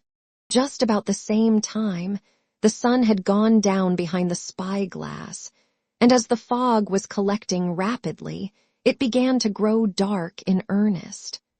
I saw I must lose no time if I were to find the boat that evening. The white rock, visible enough above the brush, was still some 1/8 of a mile further down the spit, and it took me a goodish while to get up with it, crawling, often on all fours, among the scrub. Night had almost come when I laid my hand on its rough sides. Right below it there was an exceedingly small hollow of green turf, hidden by banks and a thick underwood about knee-deep, that grew there very plentifully, and in the center of the dell, sure enough, a little tent of goat skins, like what the gypsies carry about with them in England. I dropped into the hollow, lifted the side of the tent, and there was Ben Gunn's boat, homemade if ever anything was homemade, a rude, lopsided framework of tough wood, and stretched upon that a covering of goat skin, with the hair inside. The thing was extremely small, even for me, and I can hardly imagine that it could have floated with a full-sized man. There was one thwart set as low as possible, a kind of stretcher in the bows, and a double paddle for propulsion. I had not then seen a coracle, such as the ancient Britons made, but I have seen one since, and I can give you no fairer idea of Ben Gunn's boat than by saying it was like the first and the worst coracle ever made by man. But the great advantage of the coracle it certainly possessed, for it was exceedingly light and portable. Well, now that I had found the boat, you would have thought I had had enough of truantry for once, but in the meantime I had taken another notion and become so obstinately fond of it that I would have carried it out, I believe, in the teeth of Captain Smollett himself. This was to slip out under cover of the night, cut the Hispaniola adrift, and let her go ashore where she fancied. I had quite made up my mind that the mutineers, after their repulse of the morning, had nothing nearer their hearts than to up anchor and away to sea. This, I thought, it would be a fine thing to prevent, and now that I had seen how they left their watchmen unprovided with a boat, I thought it might be done with little risk. Down I sat to wait for darkness, and made a hearty meal of biscuit. It was a night out of 10,000 for my purpose. The fog had now buried all heaven. As the last rays of daylight dwindled and disappeared, absolute blackness settled down on Treasure Island. And when, at last, I shouldered the coracle and groped my way stumblingly out of the hollow where I had supped, there were but 2 points visible on the whole anchorage. One was the great fire on shore, by which the defeated pirates lay carousing in the swamp. The other, a mere blur of light upon the darkness, indicated the position of the anchored ship. She had swung round to the ebb. Her bow was now towards me. The only lights on board were in the cabin, and what I saw was merely a reflection on the fog of the strong rays that flowed from the stern window. The ebb had already run some time, and I had to wade through a long belt of swampy sand, where I sank several times above the ankle, before I came to the edge of the retreating water, and wading a little way in with some strength and dexterity, set my coracle, keel downwards, on the surface. Chapter 23. The Ebb Tide Runs.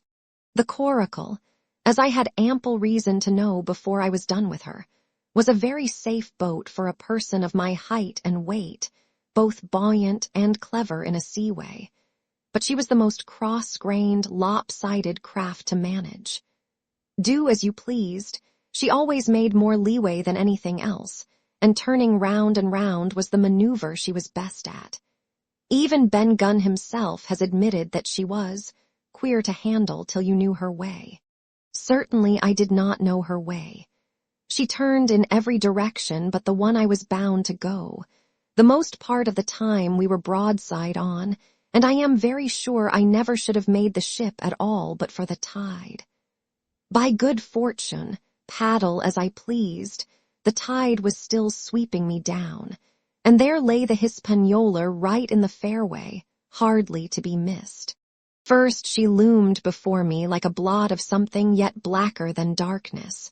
Then her spars and hull began to take shape, and the next moment, as it seemed, for, the farther I went, the brisker grew the current of the Abbey, I was alongside of her hawser and had laid hold.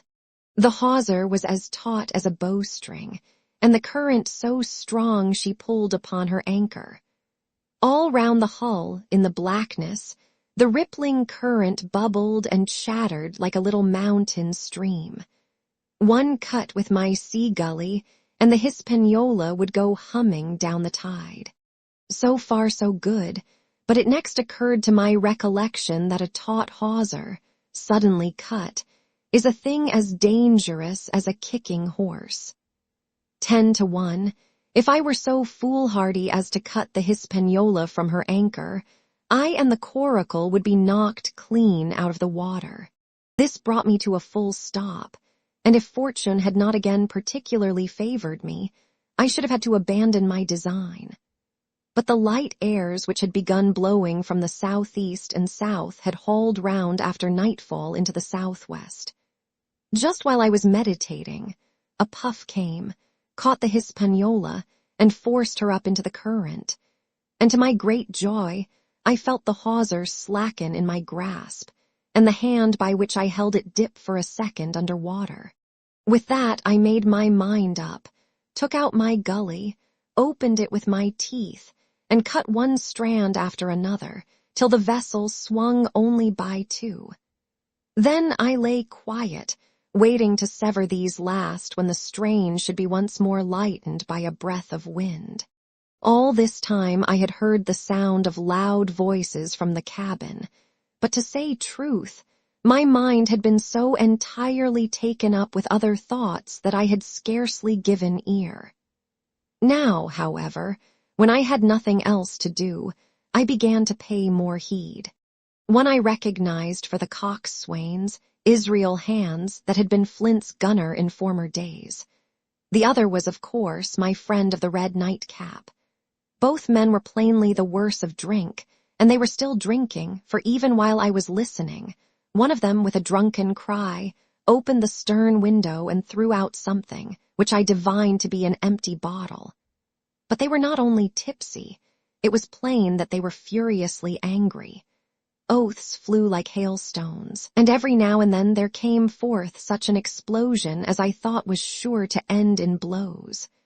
But each time the quarrel passed off, and the voices grumbled lower for a while, until the next crisis came, and in its turn passed away without result. On shore, I could see the glow of the great campfire burning warmly through the shoreside trees. Someone was singing, a dull, old, droning sailor's song, with a droop and a quaver at the end of every verse, and seemingly no end to it at all but the patience of the singer. I had heard it on the voyage more than once and remembered these words. But one man of her crew alive. What put to sea with 75? And I thought it was a ditty rather too dolefully appropriate for a company that had met such cruel losses in the morning. But indeed, from what I saw, all these buccaneers were as callous as the sea they sailed on. At last the breeze came. The schooner sidled and drew nearer in the dark. I felt the hawser slacken once more, and with a good, tough effort, cut the last fibers through. The breeze had but little action on the coracle, and I was almost instantly swept against the bows of the Hispaniola. At the same time, the schooner began to turn upon her heel, spinning slowly, end for end, across the current. I wrought like a fiend, for I expected every moment to be swamped, and since I found I could not push the coracle directly off, I now shoved straight astern. At length I was clear of my dangerous neighbor, and just as I gave the last impulsion, my hands came across a light cord that was trailing overboard across the stern bulwarks. Instantly I grasped it. Why I should have done so I can hardly say. It was at first mere instinct, but once I had it in my hands and found it fast, curiosity began to get the upper hand, and I determined I should have one look through the cabin window. I pulled in hand over hand on the cord, and when I judged myself near enough, rose at infinite risk to about half my height, and thus commanded the roof and a slice of the interior of the cabin. By this time, the schooner and her little consort were gliding pretty swiftly through the water. Indeed, we had already fetched up level with the campfire. The ship was talking, as sailors say, loudly, treading the innumerable ripples with an incessant weltering splash, and until I got my eye above the window-sill, I could not comprehend why the watchman had taken no alarm. One glance, however, was sufficient, and it was only one glance that I durst take from that unsteady skiff. It showed me Hans, and his companion locked together in deadly wrestle, each with a hand upon the other's throat. I dropped upon the thwart again, none too soon, for I was near overboard. I could see nothing for the moment but these two furious and crimsoned faces swaying together under the smoky lamp, and I shut my eyes to let them grow once more familiar with the darkness. The endless ballad had come to an end at last, and the whole diminished company about the campfire had broken into the chorus I had heard so often. 15 men on the dead man's chest. Yo-ho-ho, and a bottle of rum. Drink, and the devil had done for the rest. Yo-ho-ho, and a bottle of rum. I was just thinking how busy drink and the devil were at that very moment in the cabin of the Hispaniola, when I was surprised by a sudden lurch of the coracle. At the same moment, she yawed sharply and seemed to change her course. The speed in the meantime had strangely increased. I opened my eyes at once. All round me were little ripples, combing over with a sharp, bristling sound and slightly phosphorescent. The Hispaniola herself, a few yards in whose wake I was still being whirled along, seemed to stagger in her course, and I saw her spars toss a little against the blackness of the night. Nay, as I looked longer, I made sure she also was wheeling to the southward. I glanced over my shoulder, and my heart jumped against my ribs. There, right behind me, was the glow of the campfire. The current had turned at right angles, sweeping round along with it the tall schooner and the little dancing coracle, ever quickening, ever bubbling higher, ever muttering louder. It went spinning through the narrows for the open sea. Suddenly, the schooner in front of me gave a violent yaw, turning, perhaps, through 20 degrees.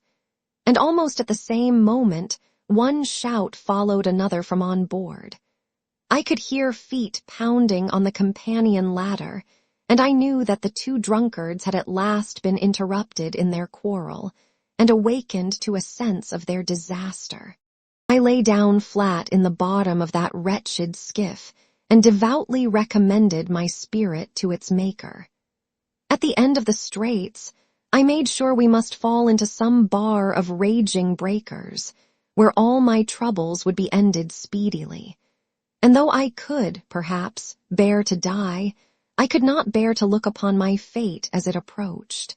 So I must have lain for hours, continually beaten to and fro upon the billows, now and again wetted with flying sprays, and never ceasing to expect death at the next plunge.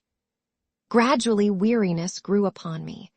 A numbness, an occasional stupor, fell upon my mind even in the midst of my terrors, until sleep at last supervened, and in my sea-tossed coracle I lay and dreamed of home and the old Admiral Benbow.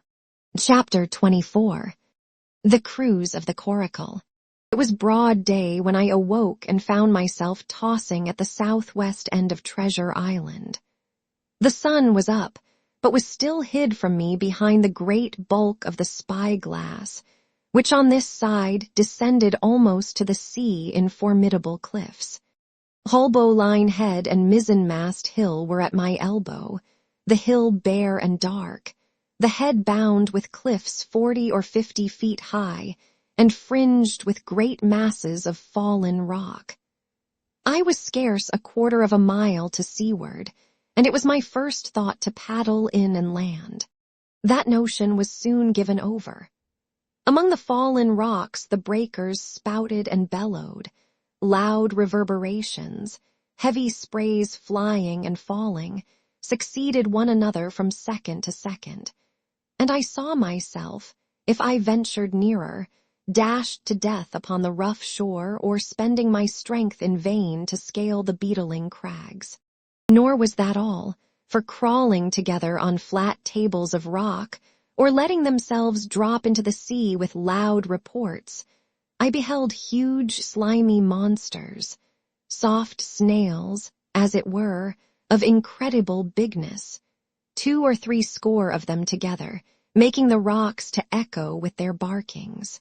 I have understood since that they were sea lions and entirely harmless, but the look of them, added to the difficulty of the shore and the high running of the surf, was more than enough to disgust me of that landing place. I felt willing rather to starve at sea than to confront such perils. In the meantime, I had a better chance, as I supposed, before me. North of Haulbowline Head, the land runs in a long way, leaving at low tide a long stretch of yellow sand. To the north of that, again, there comes another cape, Cape of the Woods, as it was marked upon the chart, buried in tall green pines, which descended to the margin of the sea.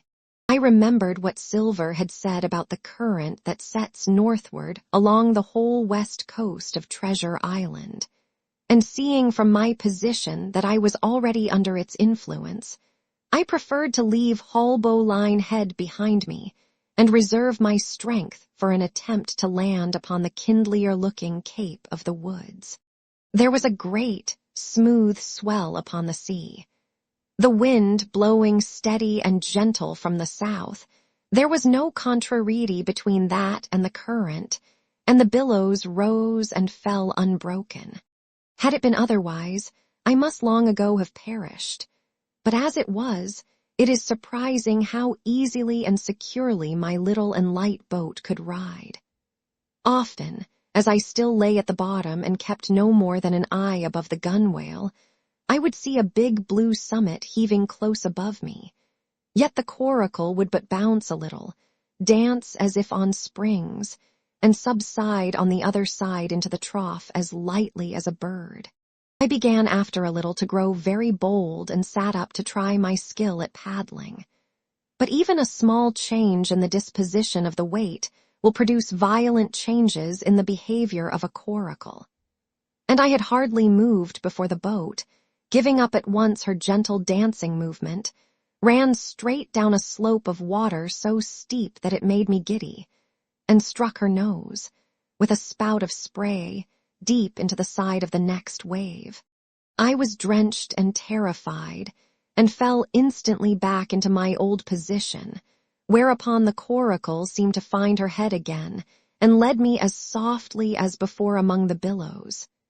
It was plain she was not to be interfered with, and at that rate, since I could in no way influence her course, what hope had I left of reaching land?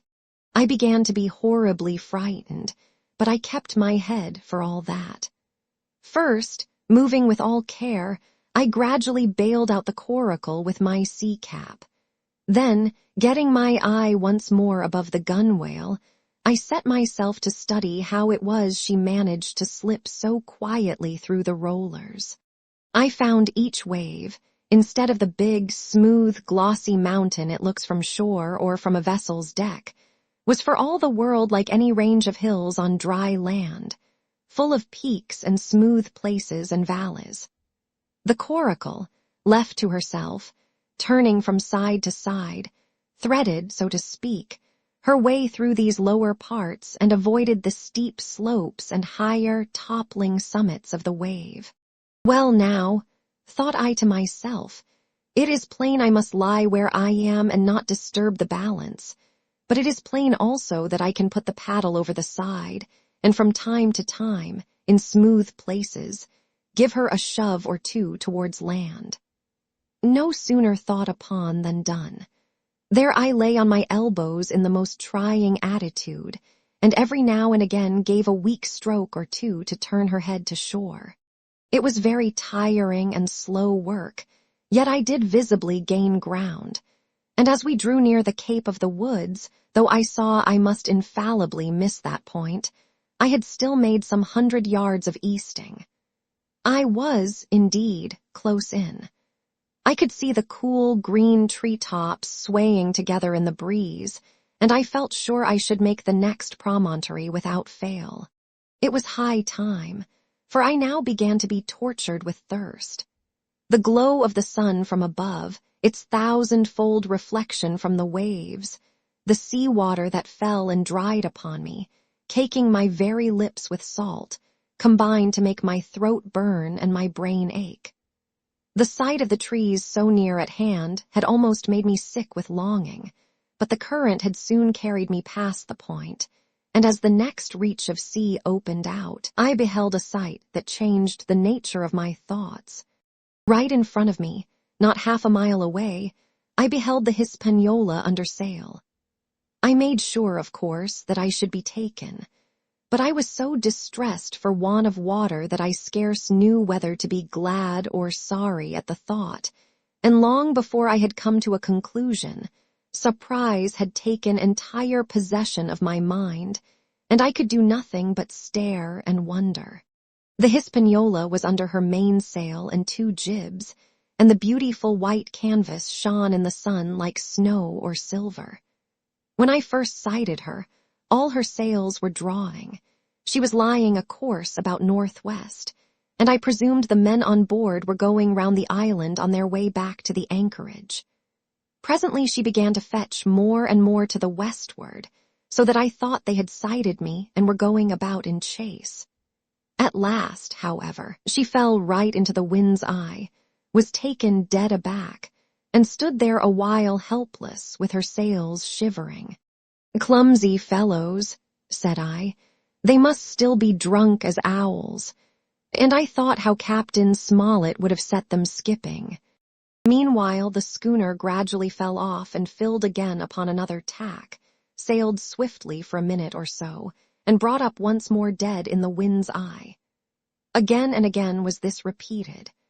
To and fro, up and down, north, south, east, and west, the Hispaniola sailed by swoops and dashes, and at each repetition ended as she had begun, with idly flapping canvas. It became plain to me that nobody was steering.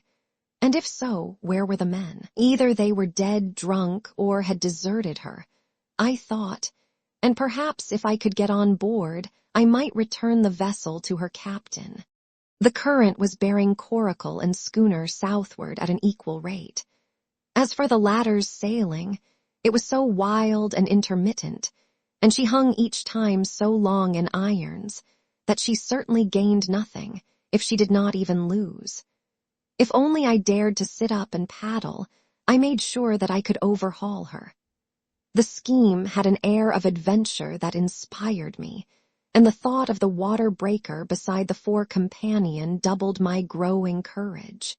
Up I got, was welcomed almost instantly by another cloud of spray, but this time stuck to my purpose and set myself, with all my strength and caution, to paddle after the unsteered Hispaniola.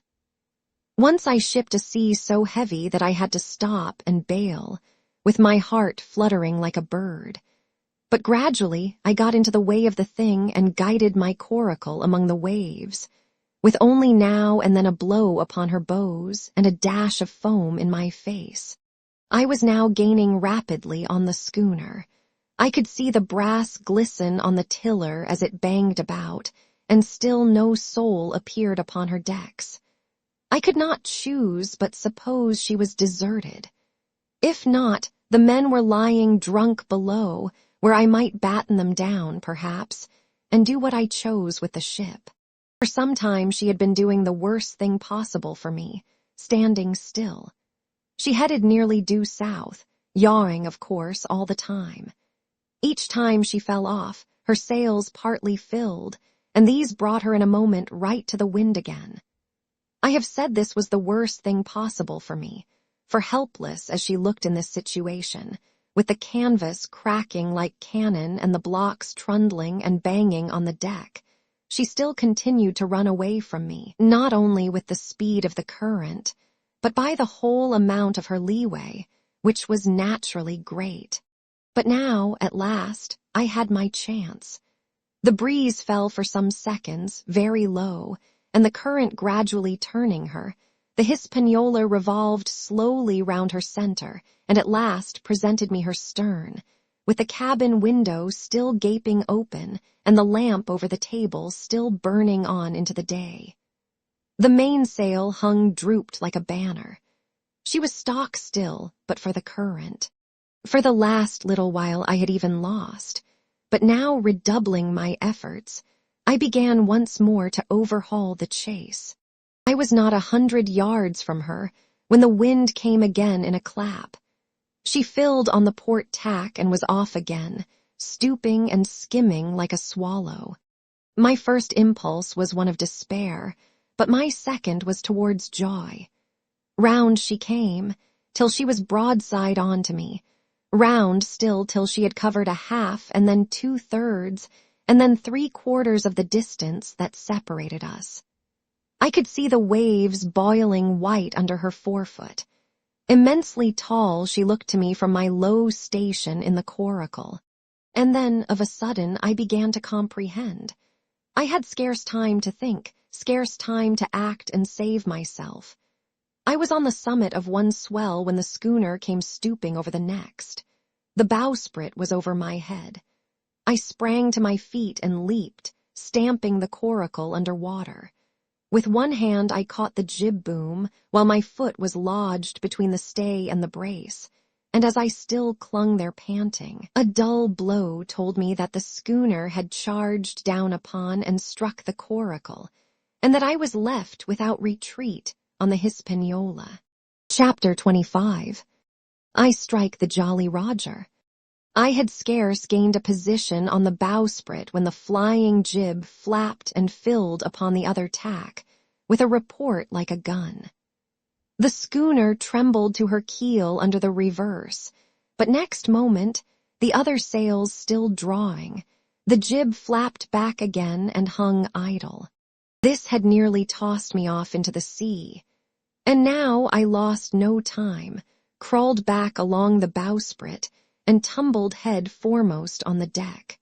I was on the lee side of the forecastle, and the mainsail, which was still drawing, concealed from me a certain portion of the afterdeck.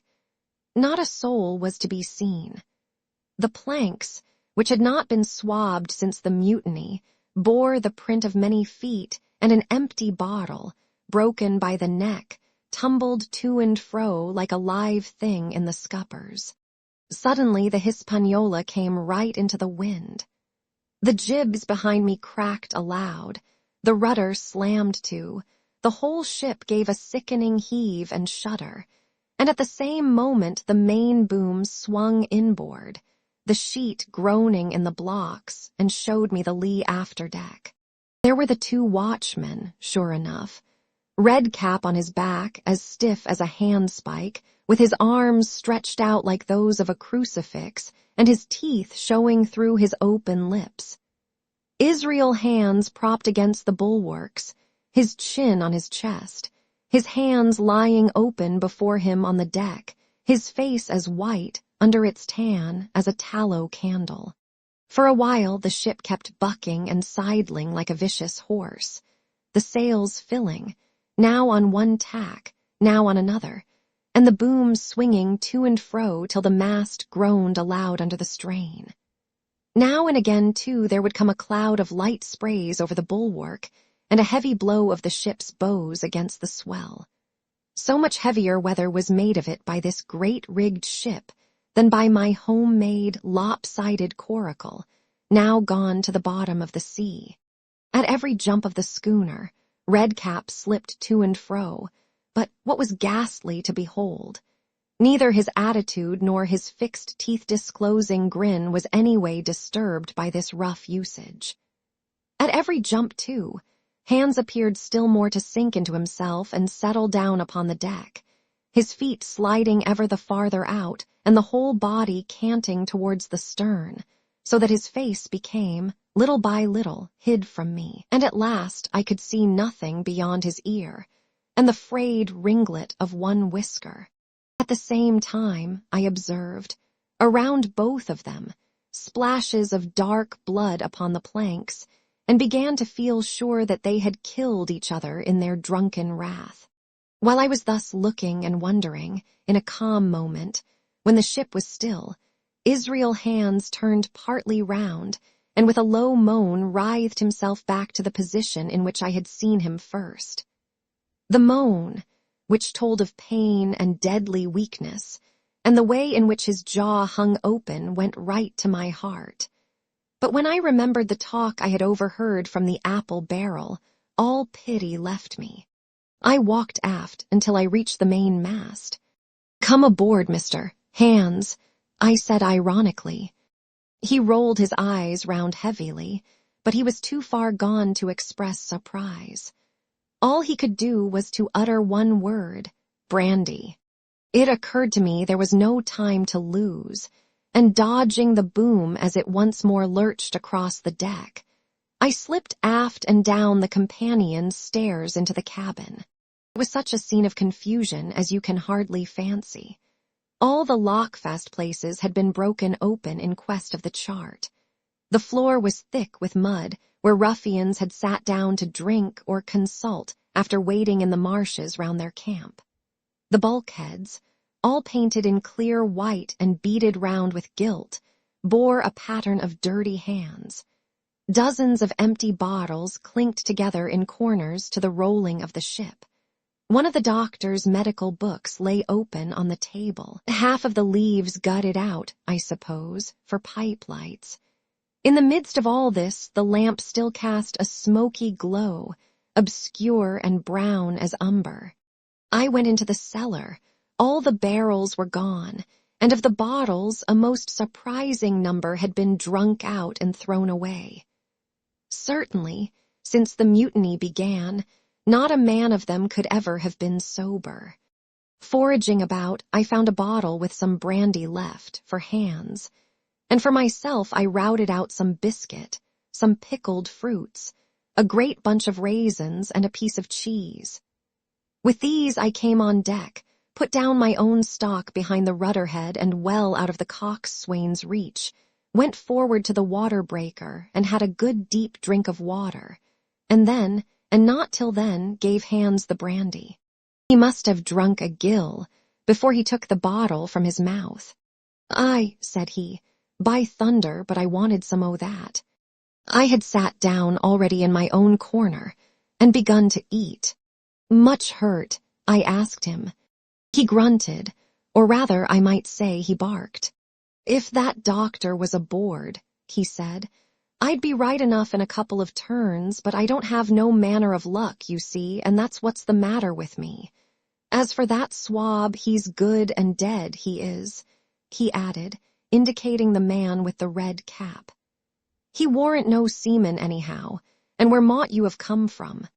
"Well," said I, "I've come aboard to take possession of this ship, Mr. Hans, and you'll please regard me as your captain until further notice." He looked at me sourly enough, but said nothing. Some of the color had come back into his cheeks, though he still looked very sick and still continued to slip out and settle down as the ship banged about. "By the by," I continued, "I can't have these colors, Mr. Hans, and by your leave I'll strike 'em. Better none than these." And again dodging the boom, I ran to the color lines, handed down their cursed black flag, and chucked it overboard. "God save the king," said I, waving my cap, "and there's an end to Captain Silver." He watched me keenly and slyly, his chin all the while on his breast.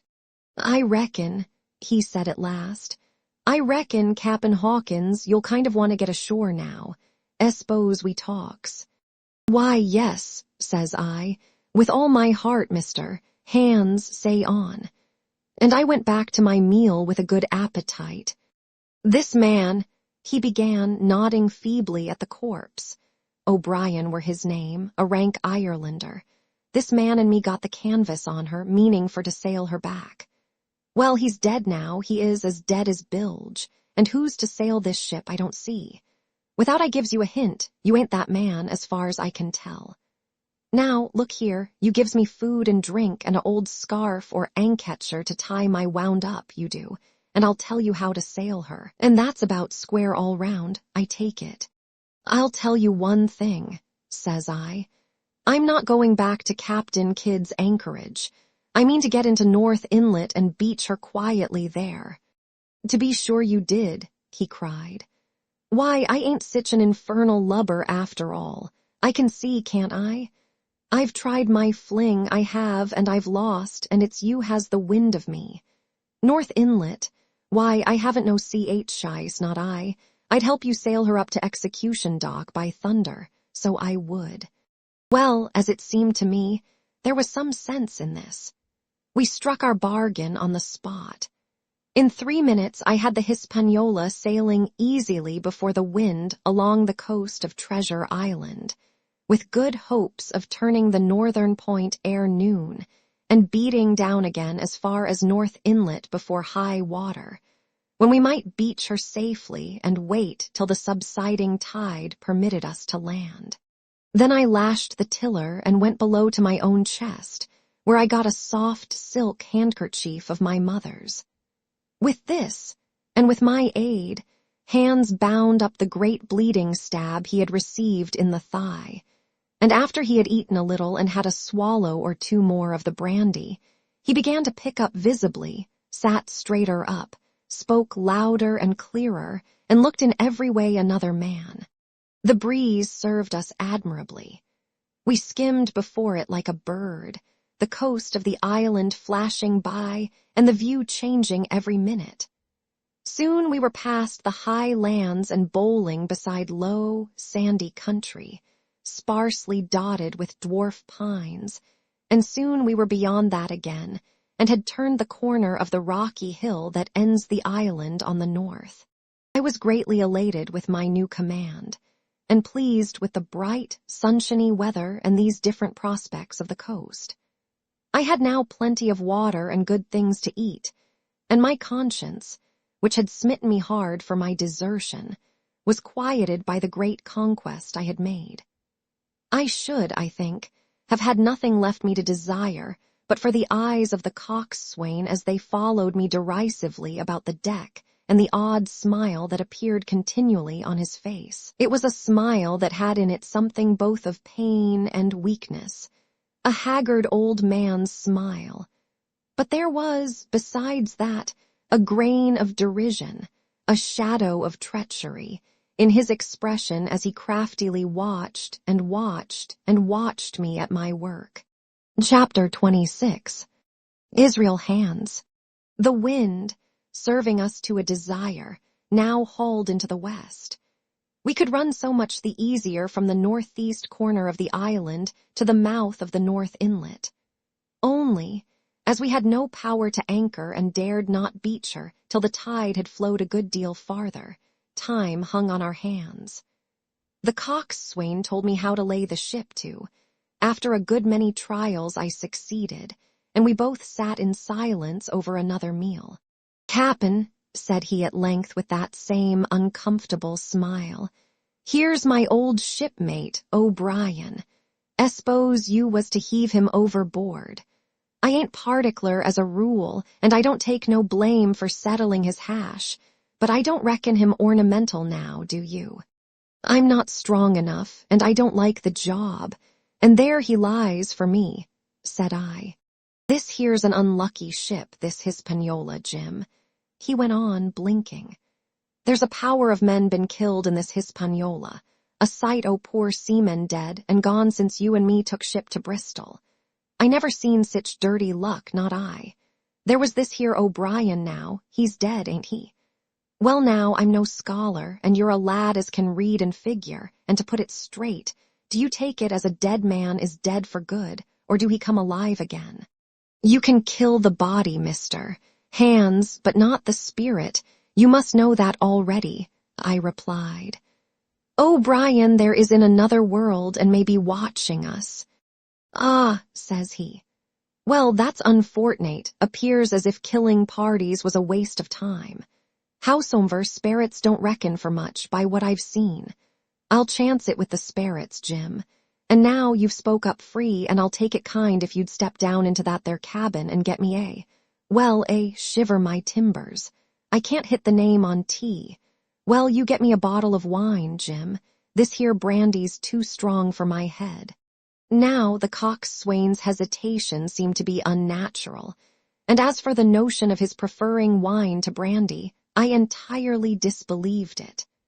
The whole story was a pretext. He wanted me to leave the deck, so much was plain, but with what purpose I could in no way imagine. His eyes never met mine. They kept wandering to and fro, up and down, now with a look to the sky, now with a flitting glance upon the dead O'Brien. All the time he kept smiling and putting his tongue out in the most guilty, embarrassed manner, so that a child could have told that he was bent on some deception. I was prompt with my answer, however, for I saw where my advantage lay, and that with a fellow so densely stupid I could easily conceal my suspicions to the end. "Some wine," I said. "Far better. Will you have white or red?" "Well, I reckon it's about the blessed same to me, shipmate," he replied. "So it's strong and plenty of it, what's the odds?" "All right," I answered. "I'll bring you port, mister, hands, but I'll have to dig for it." With that, I scuttled down the companion with all the noise I could, slipped off my shoes, ran quietly along the sparred gallery, mounted the forecastle ladder, and popped my head out of the fore companion. I knew he would not expect to see me there, yet I took every precaution possible, and certainly the worst of my suspicions proved too true.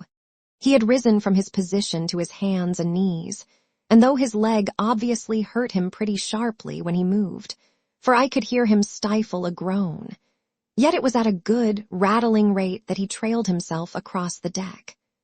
In half a minute he had reached the port scuppers and picked, out of a coil of rope, a long knife, or rather a short dirk, discolored to the hilt with blood. He looked upon it for a moment, thrusting forth his under jaw, tried the point upon his hand, and then, hastily concealing it in the bosom of his jacket, trundled back again into his old place against the bulwark. This was all that I required to know.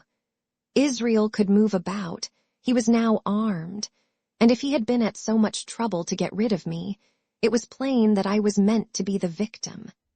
What he would do afterwards, whether he would try to crawl right across the island from North Inlet to the camp among the swamps, or whether he would fire Long Tom, trusting that his own comrades might come first to help him, was, of course, more than I could say. Yet I felt sure that I could trust him in one point, since in that our interests jumped together, and that was in the disposition of the schooner. We both desired to have her stranded safe enough, in a sheltered place, and so that, when the time came, she could be got off again with as little labor and danger as might be. And until that was done, I considered that my life would certainly be spared. While I was thus turning the business over in my mind, I had not been idle with my body. I had stolen back to the cabin, slipped once more into my shoes, and laid my hand at random on a bottle of wine. And now, with this for an excuse, I made my reappearance on the deck. Hans lay as I had left him, all fallen together in a bundle, and with his eyelids lowered as though he were too weak to bear the light. He looked up, however, at my coming, knocked the neck off the bottle like a man who had done the same thing often, and took a good swig with his favorite toast of "Here's luck." Then he lay quiet for a little, and then, pulling out a stick of tobacco, begged me to cut him a quid. "Cut me a junk o' that," says he, "for I haven't no knife and hardly strength enough, so be as I had. Ah, Jim, I reckon I've missed stays. Cut me a quid, as'll likely be the last, lad, for I'm for my long home, and no mistake." "Well," said I, "I'll cut you some tobacco, but if I was you and thought myself so badly, I would go to my prayers like a Christian man." "Why?" said he. "Now you tell me why." "Why?" I cried. "You were asking me just now about the dead. You've broken your trust. You've lived in sin and lies and blood. There's a man you killed lying at your feet this moment, and you ask me why. For God's mercy, Mr. Hans, that's why." I spoke with a little heat, thinking of the bloody dirk he had hidden in his pocket and designed, in his ill thoughts, to end me with. He, for his part, took a great draught of the wine and spoke with the most unusual solemnity. "For 30 years, he said, "I've sailed the seas and seen good and bad, better and worse, fair weather and foul, provisions running out, knives going, and what not. Well, now I tell you I never seen good come o' goodness yet. Him as strikes first is my fancy. Dead men don't bite. Them's my views. Amen, so be it. And now you look here," he added, suddenly changing his tone. "We've had about enough of this foolery. The tide's made good enough by now. You just take my orders, Cap and Hawkins, and we'll sail slap in and be done with it." All told, we had scarce 2 miles to run. But the navigation was delicate.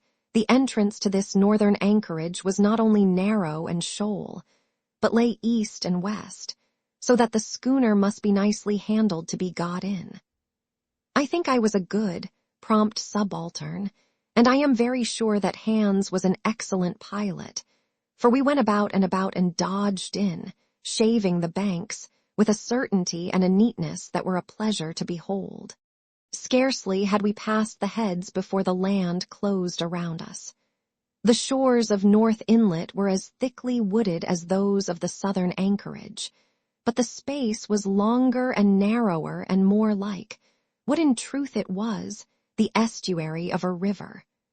Right before us, at the southern end, we saw the wreck of a ship in the last stages of dilapidation. It had been a great vessel of 3 masts, but had lain so long exposed to the injuries of the weather that it was hung about with great webs of dripping seaweed, and on the deck of it shore bushes had taken root and now flourished thick with flowers.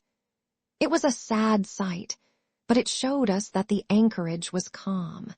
"Now," said Hans, "look there, there's a pet bit for to beach a ship in. Fine flat sand, never a cat's paw, trees all around of it, and flowers blowing like a garding on that old ship. And once beached," I inquired, "how shall we get her off again?" "Why so," he replied.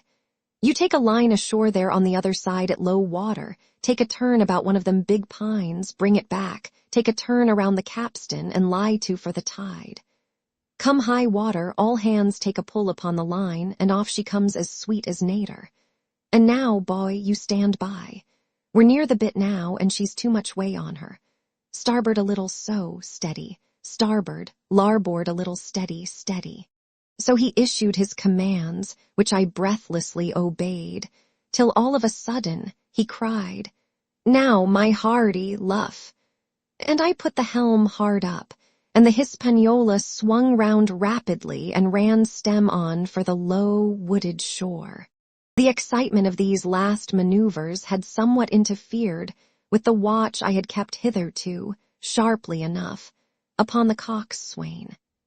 Even then I was still so much interested, waiting for the ship to touch, that I had quite forgot the peril that hung over my head and stood craning over the starboard bulwarks and watching the ripples spreading wide before the bows. I might have fallen without a struggle for my life had not a sudden disquietude seized upon me and made me turn my head. Perhaps I had heard a creak or seen his shadow moving with the tail of my eye. Perhaps it was an instinct like a cat's. But sure enough, when I looked round, there was Hans, already halfway towards me, with the dirk in his right hand.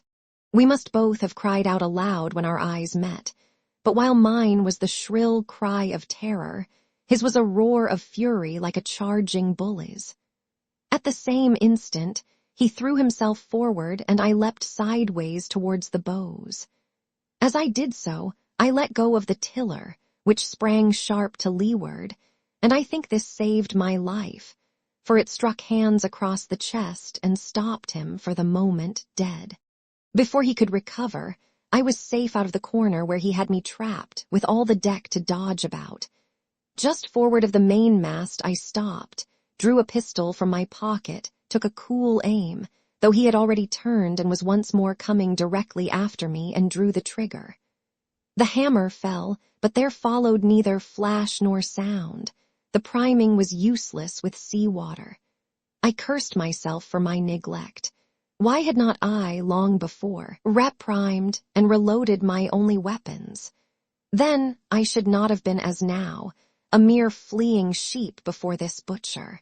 Wounded as he was, it was wonderful how fast he could move, his grizzled hair tumbling over his face, and his face itself as red as a red ensign with his haste and fury. I had no time to try my other pistol, nor indeed much inclination, for I was sure it would be useless. One thing I saw plainly: I must not simply retreat before him, or he would speedily hold me boxed into the bows, as a moment since he had so nearly boxed me in the stern. Once so caught, and 9 or 10 inches of the blood-stained dirk would be my last experience on this side of eternity.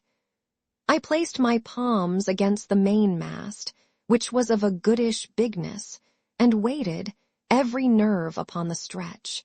Seeing that I meant to dodge, he also paused, and a moment or two passed in feints on his part and corresponding movements upon mine. It was such a game as I had often played at home about the rocks of Black Hill Cove, but never before, you may be sure, with such a wildly beating heart as now. Still, as I say, it was a boy's game, and I thought I could hold my own at it against an elderly seaman with a wounded thigh. Indeed, my courage had begun to rise so high that I allowed myself a few darting thoughts on what would be the end of the affair, and while I saw certainly that I could spin it out for long, I saw no hope of any ultimate escape. Well, while things stood thus, suddenly the Hispaniola struck, staggered, ground for an instant in the sand, and then, swift as a blow, canted over to the port side till the deck stood at an angle of 45 degrees, and about a puncheon of water splashed into the scupper holes and lay in a pool between the deck and bulwark. We were both of us capsized in a second, and both of us rolled almost together into the scuppers, the dead red cap, with his arms still spread out, tumbling stiffly after us. So near were we, indeed, that my head came against the coxswain's foot with a crack that made my teeth rattle. Blow and all, I was the first afoot again, for hands had got involved with the dead body. The sudden canting of the ship had made the deck no place for running on. I had to find some new way of escape, and that upon the instant, for my foe was almost touching me. Quick as thought, I sprang into the mizzen shrouds, rattled up hand over hand, and did not draw a breath till I was seated on the crosstrees. I had been saved by being prompt. The dirk had struck not half a foot below me as I pursued my upward flight, and there stood Israel Hands with his mouth open and his face upturned to mine, a perfect statue of surprise and disappointment. Now that I had a moment to myself, I lost no time in changing the priming of my pistol, and then, having one ready for service, and to make assurance doubly sure, I proceeded to draw the load of the other and recharge it afresh from the beginning. My new employment struck Hands all of a heap. He began to see the dice going against him, and after an obvious hesitation, he also hauled himself heavily into the shrouds, and with the dirk in his teeth, began slowly and painfully to mount. It cost him no end of time and groans to haul his wounded leg behind him, and I had quietly finished my arrangements before he was much more than a third of the way up. Then, with a pistol in either hand, I addressed him. "One more step, Mr. Hands," said I, "and I'll blow your brains out. Dead men don't bite, you know," I added with a chuckle. He stopped instantly. I could see by the working of his face that he was trying to think, and the process was so slow and laborious that, in my newfound security, I laughed aloud. At last, with a swallow or two, he spoke, his face still wearing the same expression of extreme perplexity. In order to speak, he had to take the dagger from his mouth, but in all else he remained unmoved. "Jim," says he, "I reckon we're fouled, you and me, and we'll have to sign articles. I'd have had you but for that there lurch, but I don't have no luck, not I. And I reckon I'll have to strike, which comes hard, you see, for a master mariner to a ship's younker like you, Jim." I was drinking in his words and smiling away, as conceited as a cock upon a wall, when, all in a breath, back went his right hand over his shoulder. Something sang like an arrow through the air. I felt a blow and then a sharp pang, and there I was pinned by the shoulder to the mast. In the horrid pain and surprise of the moment, I scarce can say it was by my own volition, and I am sure it was without a conscious aim. Both my pistols went off, and both escaped out of my hands. They did not fall alone. With a choked cry, the coxswain loosed his grasp upon the shrouds and plunged head first into the water. Chapter 27. Pieces of 8. Owing to the cant of the vessel, the masts hung far out over the water, and from my perch on the crosstrees I had nothing below me but the surface of the bay. Hands, who was not so far up, was in consequence nearer to the ship and fell between me and the bulwarks. He rose once to the surface in a lather of foam and blood, and then sank again for good. As the water settled, I could see him lying huddled together on the clean, bright sand in the shadow of the vessel's sides. A fish or two whipped past his body. Sometimes, by the quivering of the water, he appeared to move a little, as if he were trying to rise. But he was dead enough for all that, being both shot and drowned, and was food for fish in the very place where he had designed my slaughter. I was no sooner certain of this than I began to feel sick, faint, and terrified. The hot blood was running over my back and chest. The dirk, where it had pinned my shoulder to the mast, seemed to burn like a hot iron. Yet it was not so much these real sufferings that distressed me, for these, it seemed to me, I could bear without a murmur. It was the horror I had upon my mind of falling from the cross trees into that still green water, beside the body of the coxswain. I clung with both hands till my nails ached, and I shut my eyes as if to cover up the peril. Gradually my mind came back again, my pulses quieted down to a more natural time, and I was once more in possession of myself. It was my first thought to pluck forth the dirk, but either it stuck too hard or my nerve failed me, and I desisted with a violent shudder. Oddly enough, that very shudder did the business. The knife, in fact, had come the nearest in the world to missing me altogether. It held me by a mere pinch of skin, and this the shudder tore away. The blood ran down the faster, to be sure, but I was my own master again and only tacked to the mast by my coat and shirt.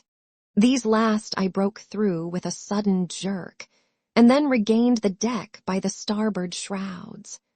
For nothing in the world would I have again ventured, shaken as I was, upon the overhanging port shrouds from which Israel had so lately fallen. I went below and did what I could for my wound. It pained me a good deal and still bled freely, but it was neither deep nor dangerous, nor did it greatly gall me when I used my arm. Then I looked around me, and as the ship was now, in a sense, my own, I began to think of clearing it from its last passenger, the dead man, O'Brien. He had pitched, as I have said, against the bulwarks, where he lay like some horrible, ungainly sort of puppet, life-size, indeed, but how different from life's color or life's comeliness. In that position I could easily have my way with him, and as the habit of tragical adventures had worn off almost all my terror for the dead, I took him by the waist as if he had been a sack of bran, and with one good heave, tumbled him overboard. He went in with a sounding plunge. The red cap came off and remained floating on the surface, and as soon as the splash subsided, I could see him and Israel lying side by side, both wavering with the tremulous movement of the water. O'Brien, though still quite a young man, was very bald. There he lay, with that bald head across the knees of the man who had killed him and the quick fishes steering to and fro over both. I was now alone upon the ship. The tide had just turned. The sun was within so few degrees of setting that already the shadow of the pines upon the western shore began to reach right across the anchorage and fall in patterns on the deck. The evening breeze had sprung up, and though it was well warded off by the hill with the two peaks upon the east, the cordage had begun to sing a little softly to itself, and the idle sails to rattle to and fro. I began to see a danger to the ship. The jibs I speedily doused and brought tumbling to the deck, but the mainsail was a harder matter. Of course, when the schooner canted over, the boom had swung outboard, and the cap of it and a foot or two of sail hung even under water. I thought this made it still more dangerous, yet the strain was so heavy that I half feared to meddle. At last I got my knife and cut the halyards. The peak dropped instantly. A great belly of loose canvas floated broad upon the water, and since, pull as I liked, I could not budge the downhaul, that was the extent of what I could accomplish. For the rest, the Hispaniola must trust to luck like myself. By this time the whole anchorage had fallen into shadow. The last rays, I remember, falling through a glade of the wood and shining bright as jewels on the flowery mantle of the wreck. It began to be chill.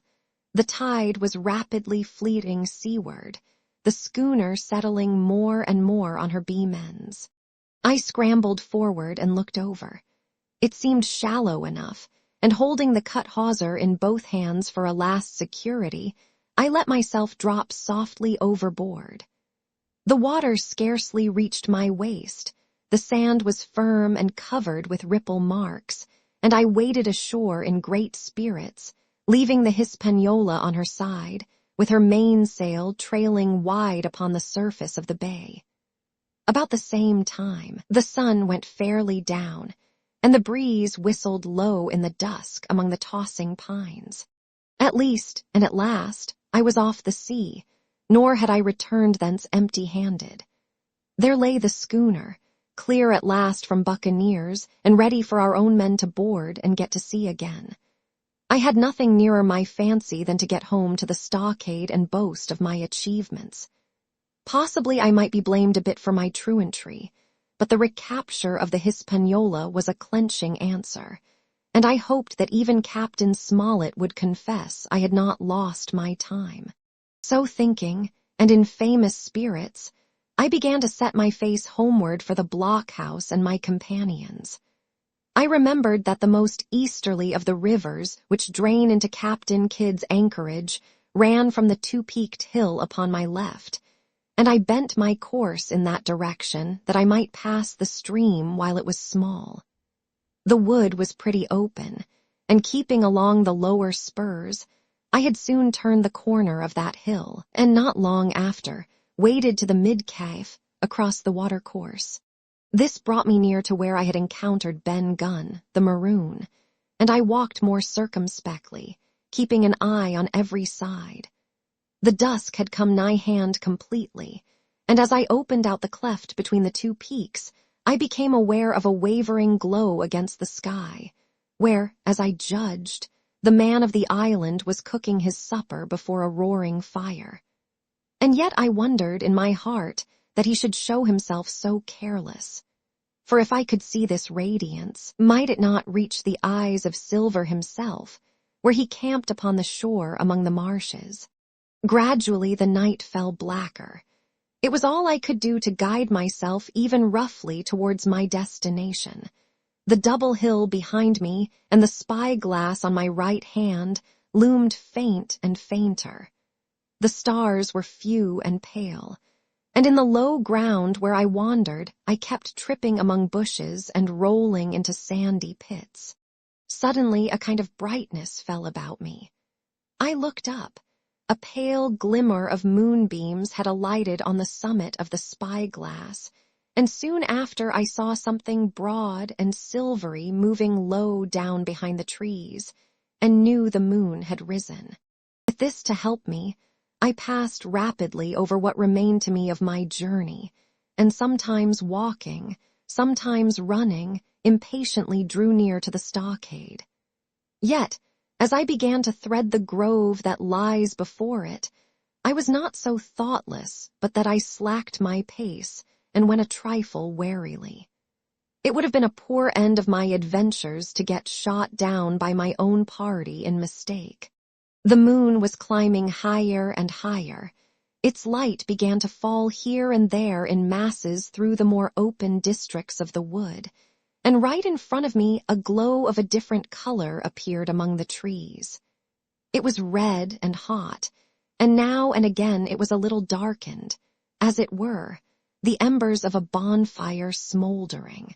For the life of me, I could not think what it might be. At last I came right down upon the borders of the clearing. The western end was already steeped in moonshine. The rest, and the blockhouse itself, still lay in a black shadow checkered with long silvery streaks of light. On the other side of the house an immense fire had burned itself into clear embers and shed a steady red reverberation, contrasted strongly with the mellow paleness of the moon. There was not a soul stirring, nor a sound beside the noises of the breeze. I stopped with much wonder in my heart, and perhaps a little terror also. It had not been our way to build great fires. We were, indeed, by the captain's orders, somewhat niggardly of firewood, and I began to fear that something had gone wrong while I was absent. I stole round by the eastern end, keeping close in shadow and at a convenient place where the darkness was thickest, crossed the palisade. To make assurance surer, I got upon my hands and knees and crawled without a sound towards the corner of the house. As I drew nearer, my heart was suddenly and greatly lightened. It is not a pleasant noise in itself, and I have often complained of it at other times, but just then it was like music to hear my friends snoring together so loud and peaceful in their sleep. The sea cry of the watch, that beautiful all's well, never fell more reassuringly on my ear. In the meantime, there was no doubt of one thing. They kept an infamous bad watch. If it had been Silver and his lads that were now creeping in on them, not a soul would have seen daybreak. That was what it was, thought I, to have the captain wounded, and again I blamed myself sharply for leaving them in that danger with so few to mount guard. By this time I had got to the door and stood up. All was dark within, so that I could distinguish nothing by the eye. As for sounds, there was the steady drone of the snorers and a small occasional noise, a flickering or pecking that I could in no way account for. With my arms before me, I walked steadily in. I should lie down in my own place, I thought with a silent chuckle, and enjoy their faces when they found me in the morning. My foot struck something yielding. It was a sleeper's leg, and he turned and groaned, but without awaking. And then, all of a sudden, a shrill voice broke forth out of the darkness. Pieces of 8, pieces of 8, pieces of 8, pieces of 8, pieces of 8, and so forth without pause or change, like the clacking of a tiny mill. Silver's green parrot, Captain Flint. It was she whom I had heard pecking at a piece of bark. It was she, keeping better watch than any human being, who thus announced my arrival with her wearisome refrain. I had no time left me to recover. At the sharp, clipping tone of the parrot, the sleepers awoke and sprang up, and with a mighty oath the voice of Silver cried, "Who goes?" I turned to run, struck violently against one person, recoiled, and ran full into the arms of a second, who for his part closed upon and held me tight. "Bring a torch, Dick," said Silver when my capture was thus assured, and one of the men left the log house and presently returned with a lighted brand. Part 6, Captain Silver. Chapter 28. In the enemy's camp. The red glare of the torch, lighting up the interior of the blockhouse, showed me the worst of my apprehensions realized. The pirates were in possession of the house and stores. There was the cask of cognac, there were the pork and bread as before, and what tenfold increased my horror, not a sign of any prisoner. I could only judge that all had perished, and my heart smote me sorely that I had not been there to perish with them. There were 6 of the buccaneers, all told. Not another man was left alive. 5 of them were on their feet, flushed and swollen, suddenly called out of the first sleep of drunkenness. The 6th had only risen upon his elbow. He was deadly pale, and the blood-stained bandage round his head told that he had recently been wounded, and still more recently dressed. I remembered the man who had been shot and had run back among the woods in the great attack, and doubted not that this was he. The parrot sat, preening her plumage, on Long John's shoulder. He himself, I thought, looked somewhat paler and more stern than I was used to. He still wore the fine broadcloth suit in which he had fulfilled his mission, but it was bitterly the worse for wear, daubed with clay and torn with the sharp briars of the wood. "So," said he, "here's Jim Hawkins shiver my timbers. Dropped in like well, come, I take that friendly." And thereupon he sat down across the brandy cask and began to fill a pipe. "Give me a loan of the link, Dick," said he. And then when he had a good light, "That'll do, lad," he added. "Stick the glim in the wood heap, and you, gentlemen, bring yourselves to. You needn't stand up for Mr. Hawkins, he'll excuse you, you may lay to that." And so Jim, stopping the tobacco, here you were, and quite a pleasant surprise for poor old John. "I see you were smart when first I set my eyes on you, but this here gets away from me clean, it do." To all this, as may be well supposed, I made no answer. They had set me with my back against the wall, and I stood there, looking Silver in the face, pluckily enough, I hope, to all outward appearance, but with black despair in my heart. Silver took a whiff or two of his pipe with great composure, and then ran on again. "Now, you see, Jim, so be as you are here," says he. "I'll give you a piece of my mind.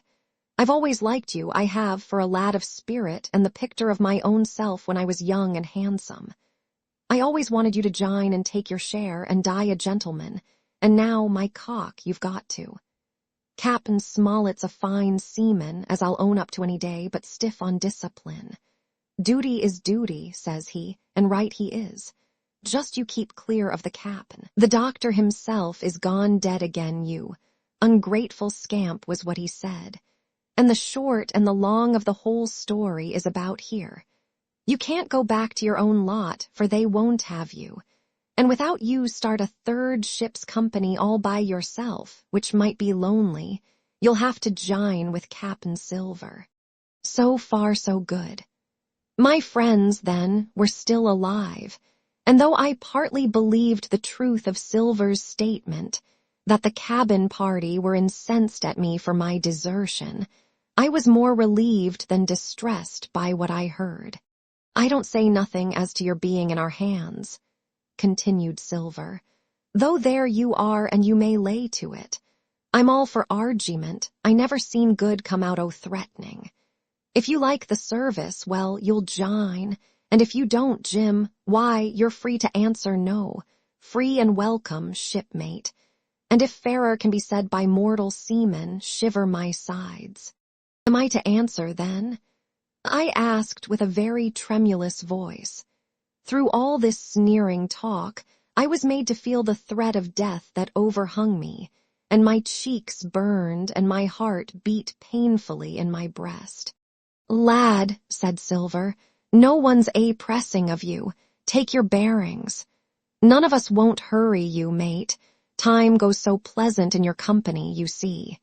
"Well," says I, growing a bit bolder, "if I'm to choose, I declare I have a right to know what's what and why you're here and where my friends are." "What's what?" repeated one of the buccaneers in a deep growl. "Ah, he'd be a lucky one as knowed that. You'll perhaps batten down your hatches till you're spoke to, my friend," cried Silver truculently to this speaker. And then in his first gracious tones he replied to me, "Yesterday morning, Mr. Hawkins," said he, "in the dog watch down came Dr. Livesey with a flag of truce. Says he, 'Captain Silver, you're sold out. Ship's gone.' Well, maybe we'd been taking a glass and a song to help it round. I won't say no. Leastways, none of us had looked out. We looked out, and by thunder, the old ship was gone. I never seen a pack o' fools look fishier, and you may lay to that if I tells you that looked the fishiest. Well, says the doctor, let's bargain. We bargained, him and I, and here we are. Stores, brandy blockhouse, the firewood you was thoughtful enough to cut, and in a manner of speaking, the whole blessed boat from Crosstrees to Kelson. As for them, they've tramped. I don't know where's they are." He drew again, quietly at his pipe. "And lest you should take it into that head of yours," he went on, "that you was included in the treaty, here's the last word that was said. 'How many are you,' says I, 'to leave?' 4, says he, 4, and one of us wounded. As for that boy, I don't know where he is, confound him, says he, nor I don't much care. We're about sick of him." These was his words. "Is that all?" I asked. "Well, it's all that you're to hear, my son," returned Silver. "And now I am to choose." "And now you are to choose, and you may lay to that," said Silver. "Well," said I, I am not such a fool, but I know pretty well what I have to look for. Let the worst come to the worst, it's little I care. I've seen too many die since I fell in with you.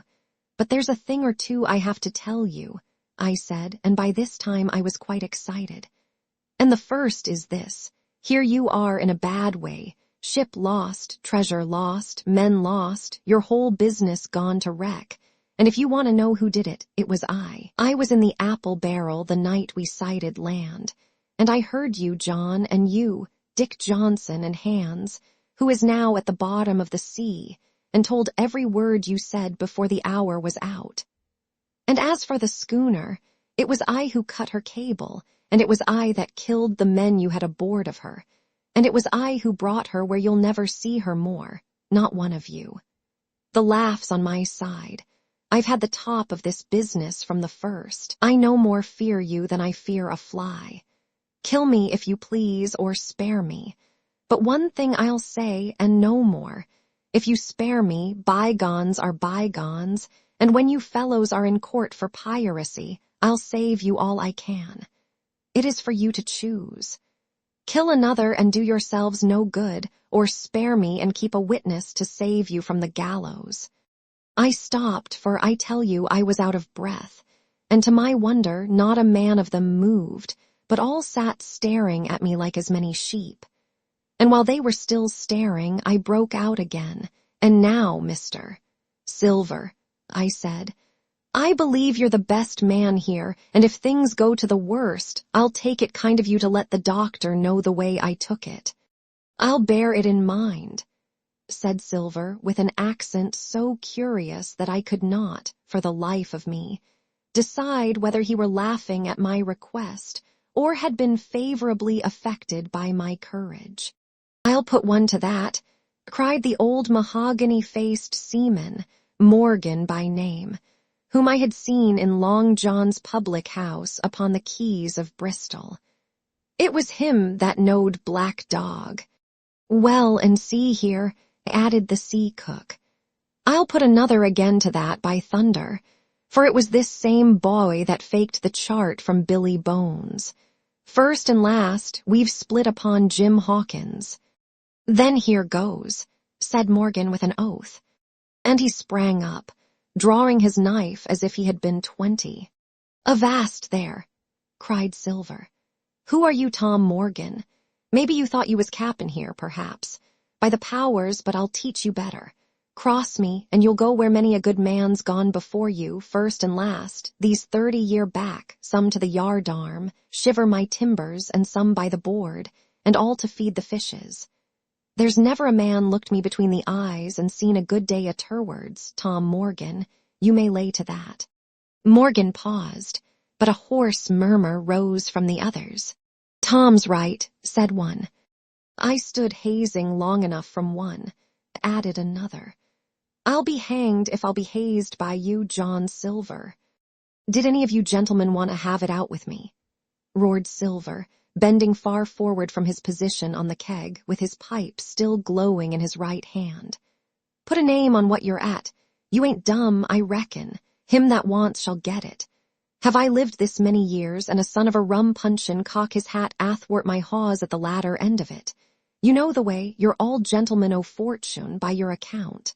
Well, I'm ready. Take a cutlass, him that dares, and I'll see the color of his inside, crutch and all, before that pipe's empty. Not a man stirred, not a man answered. That's your sort, is it? He added, returning his pipe to his mouth. Well, you're a gay lot to look at anyway. Not much worth to fight, you ain't. P'raps you can understand King George's English. I'm cap'n here by 'lection. I'm cap'n here because I'm the best man by a long sea mile. You won't fight, as gentlemen o' fortune should, then by thunder you'll obey and you may lay to it. I like that boy now.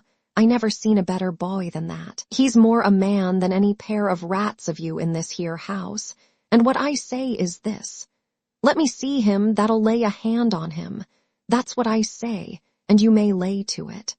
There was a long pause after this. I stood straight up against the wall, my heart still going like a sledge-hammer, but with a ray of hope now shining in my bosom. Silver leant back against the wall, his arms crossed, his pipe in the corner of his mouth, as calm as though he had been in church. Yet his eye kept wandering furtively, and he kept the tail of it on his unruly followers. They, on their part, drew gradually together towards the far end of the blockhouse, and the low hiss of their whispering sounded in my ear continuously, like a stream. One after another, they would look up, and the red light of the torch would fall for a second on their nervous faces. But it was not towards me. It was towards Silver that they turned their eyes. "You seem to have a lot to say," remarked Silver, spitting far into the air. "Pipe up and let me hear it, or lay to." "Ax your pardon, sir," returned one of the men. "You're pretty free with some of the rules. Maybe you'll kindly keep an eye upon the rest. This crew's dissatisfied. This crew don't valley bullying a marlin spike. This crew has its rights like other crews. I'll make so free as that. And by your own rules, I take it we can talk together. I ax your pardon, sir, acknowledging you for to be capting at this present, but I claim my right and steps outside for a council." And with an elaborate sea salute, this fellow, a long, ill-looking, yellow-eyed man of 35, stepped coolly towards the door and disappeared out of the house. One after another, the rest followed his example, each making a salute as he passed, each adding some apology. "According to rules," said one. "Forecastle Council," said Morgan. And so with one remark or another all marched out and left Silver and me alone with the torch. The sea cook instantly removed his pipe. "Now look you here, Jim Hawkins," he said in a steady whisper that was no more than audible. "You're within half a plank of death, and what's a long sight worse of torture. They're going to throw me off. But you mark, I stand by you through thick and thin. I didn't mean to, no, not till you spoke up. I was about desperate to lose that much blunt and be hanged into the bargain. But I see you as the right sort. I says to myself, you stand by Hawkins, John, and Hawkins'll stand by you. You're his last card, and by the living thunder, John, he's yours. Back to back, says I. You save your witness, and he'll save your neck." I began dimly to understand. "You mean all's lost?" I asked. "Aye, by gum, I do," he answered. "Ship gone, neck gone, that's the size of it. Once I looked into that bay, Jim Hawkins, and seen no schooner, well, I'm tough, but I gave out. As for that lot and their counsel, mark me, they are outright fools and cowards. I'll save your life, if so be as I can from them. But see here, Jim, tit for tat, you save Long John from swinging." I was bewildered. It seemed a thing so hopeless he was asking. He, the old buccaneer, the ringleader, threw out. "What I can do, that I'll do," I said. "It's a bargain," cried Long John. "You speak up plucky, and by thunder I've a chance." He hobbled to the torch, where it stood propped among the firewood, and took a fresh light to his pipe. "Understand me, Jim," he said, returning. "I've a head on my shoulders, I have. I'm on Squire's side now. I know you've got that ship safe somewheres. How you done it, I don't know, but safe it is. I guess Hans and O'Brien turned soft. I never much believed in neither of them. Now you mark me. I ask no questions, nor I won't let others. I know when a game's up, I do, and I know a lad that's staunch. Ah, you that's young. You and me might have done a power of good together." He drew some cognac from the cask into a tin cannikin. "Will you taste, messmate?" he asked, and when I had refused, "Well, I'll take a dram myself, Jim," said he. "I need a caulker, for there's trouble on hand.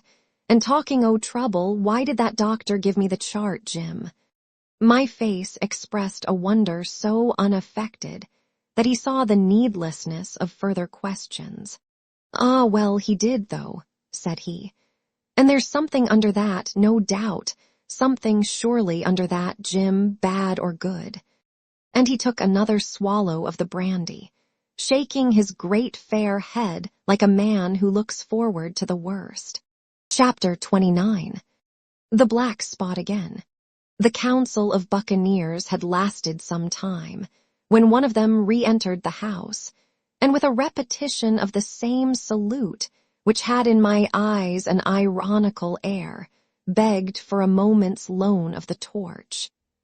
Silver briefly agreed, and this emissary retired again, leaving us together in the dark. "There's a breeze coming, Jim," said Silver, who had by this time adopted quite a friendly and familiar tone.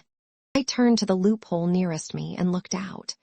The embers of the great fire had so far burned themselves out, and now glowed so low and duskily, that I understood why these conspirators desired a torch. About halfway down the slope to the stockade, they were collected in a group. One held the light, another was on his knees in their midst, and I saw the blade of an open knife shine in his hand with varying colors in the moon and torchlight.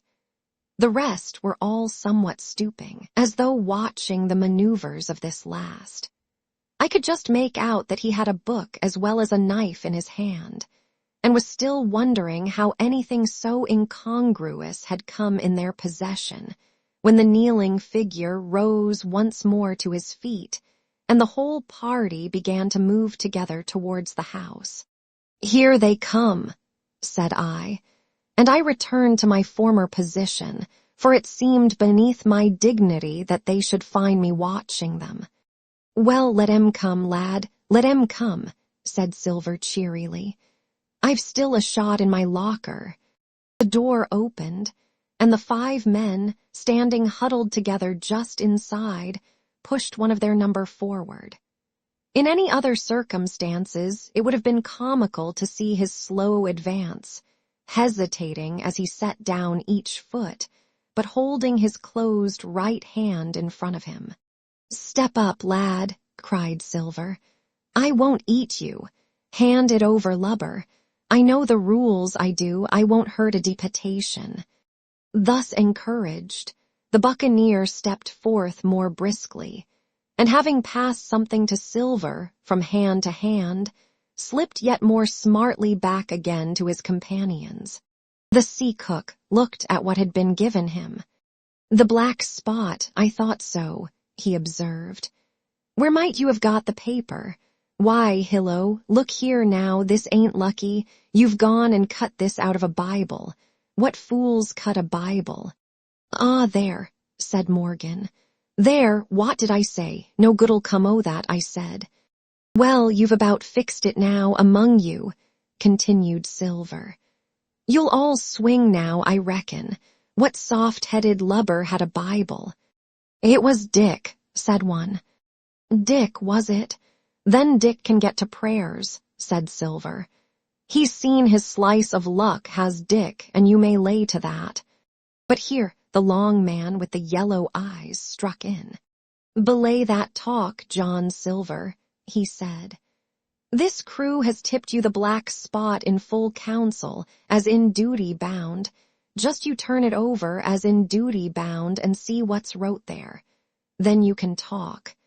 "Thank'ee, George," replied the sea cook. "You always was brisk for business and has the rules by heart, George, as I'm pleased to see. Well, what is it anyway? Ah, deposed, that's it, is it? Very pretty wrote, to be sure, like print, I swear. Your hand all right, George? Why, you was gettin' quite a leadin' man in this here crew. You'll be cappin' next, I shouldn't wonder. Just oblige me with that torch again, will you? This pipe don't draw." "Come now," said George. "You don't fool this crew no more. You're a funny man by your account, but you're over now, and you'll maybe step down off that barrel and help vote." "I thought you said you knowed the rules," returned Silver contemptuously. "Leastways, if you don't, I do, and I wait here, and I'm still your cap'n, mind, till you outs with your grievances and I reply. In the meantime, your black spot ain't worth a biscuit. After that, we'll see." "Oh," replied George, "you don't be under no kind of apprehension. We're all square, we are. First, you've made a hash of this cruise. You'll be a bold man to say no to that. Second, you let the enemy out o' this here trap for nothing. Why did they want out? I dunno, but it's pretty plain they wanted it. Third, you wouldn't let us go at them upon the march. Oh, we see through you, John Silver. You want to play booty, that's what's wrong with you. And then, fourth, there's this here boy. Is that all? Asked Silver quietly. Enough, too, retorted George. We'll all swing and sun-dry for your bungling. Well now, look here, I'll answer these 4 p-ints. One after another I'll answer 'em. I made a hash o' this cruise, did I? Well now, you all know what I wanted, and you all know if that had been done that we'd have been aboard the Hispaniola this night as ever was, every man of us alive and fit and full of good plum duff, and the treasure in the hold of her by thunder. Well, who crossed me? Who forced my hand, as was the lawful cap'n? Who tipped me the black spot the day we landed and began this dance? Ah, it's a fine dance. I'm with you there. And looks mighty like a hornpipe in a rope's end at execution dock by London town, it does. But who done it? Why, it was Anderson and Hans and you, George Mary. And you're the last above board of that same meddling crew. And you have the Davy Jones's insolence to up and stand for cap'n over me, you that sank the lot of us. By the powers, but this tops the stiffest yarn to nothing. Silver paused, and I could see by the faces of George and his late comrades that these words had not been said in vain. That's for number 1, cried the accused, wiping the sweat from his brow, for he had been talking with a vehemence that shook the house. Why, I give you my word, I'm sick to speak to you. You've neither sense nor memory, and I leave it to fancy where your mother's was that let you come to sea. See, gentlemen o' fortune, I reckon tailors is your trade. Go on, John, said Morgan. Speak up to the others. Ah, the others, returned John. They're a nice lot, ain't they? You say this cruise is bungled. Ah, by gum, if you could understand how bad it's bungled, you would see. We're that near the gibbet that my neck's stiff with thinking on it. You've seen 'em, maybe, hanged in chains, birds about 'em, seamen peanting 'em out as they go down with the tide. Who's that? Says one. That? Why, that's John Silver. I knowed him well, says another. And you can hear the chains jangle as you go about and reach for the other boy. Now, that's about where we are, every mother's son of us, thanks to him and Hans and Anderson and other ruination fools of you. And if you want to know about number 4 and that boy, why, shiver my timbers, isn't he a hostage? Are we going to waste a hostage? No, not us. He might be our last chance, and I shouldn't wonder. Kill that boy. Not me mates. And number 3. Ah, well, there's a deal to say to number 3. Maybe you don't count it nothing to have a real college doctor to see you every day. You, John, with your head broke. Or you, George Mary, that had the ague shakes upon you not 6 hours agone, and has your eyes the color of lemon peel to this same moment on the clock. And maybe, perhaps, you didn't know there was a consort coming either. But there is, and not so long till then, and we'll see who'll be glad to have a hostage when it comes to that. And as for number 2 and why I made a bargain, well, you came crawling on your knees to me to make it. On your knees you came, you was that downhearted, and you'd have starved too if I hadn't. But that's a trifle. You look there, that's why. And he cast down upon the floor a paper that I instantly recognized. None other than the chart on yellow paper, with the 3 red crosses, that I had found in the oilcloth at the bottom of the captain's chest. Why the doctor had given it to him was more than I could fancy. But if it were inexplicable to me, the appearance of the chart was incredible to the surviving mutineers. They leaped upon it like cats upon a mouse. It went from hand to hand, one tearing it from another, and by the oaths and the cries and the childish laughter with which they accompanied their examination, you would have thought not only they were fingering the very gold, but were at sea with it, besides, in safety. Yes, said one, that's flint sure enough. J, F, and a score below with a clove hitched to it, so he done ever. Mighty pretty, said George, but how are we to get away with it and us no ship?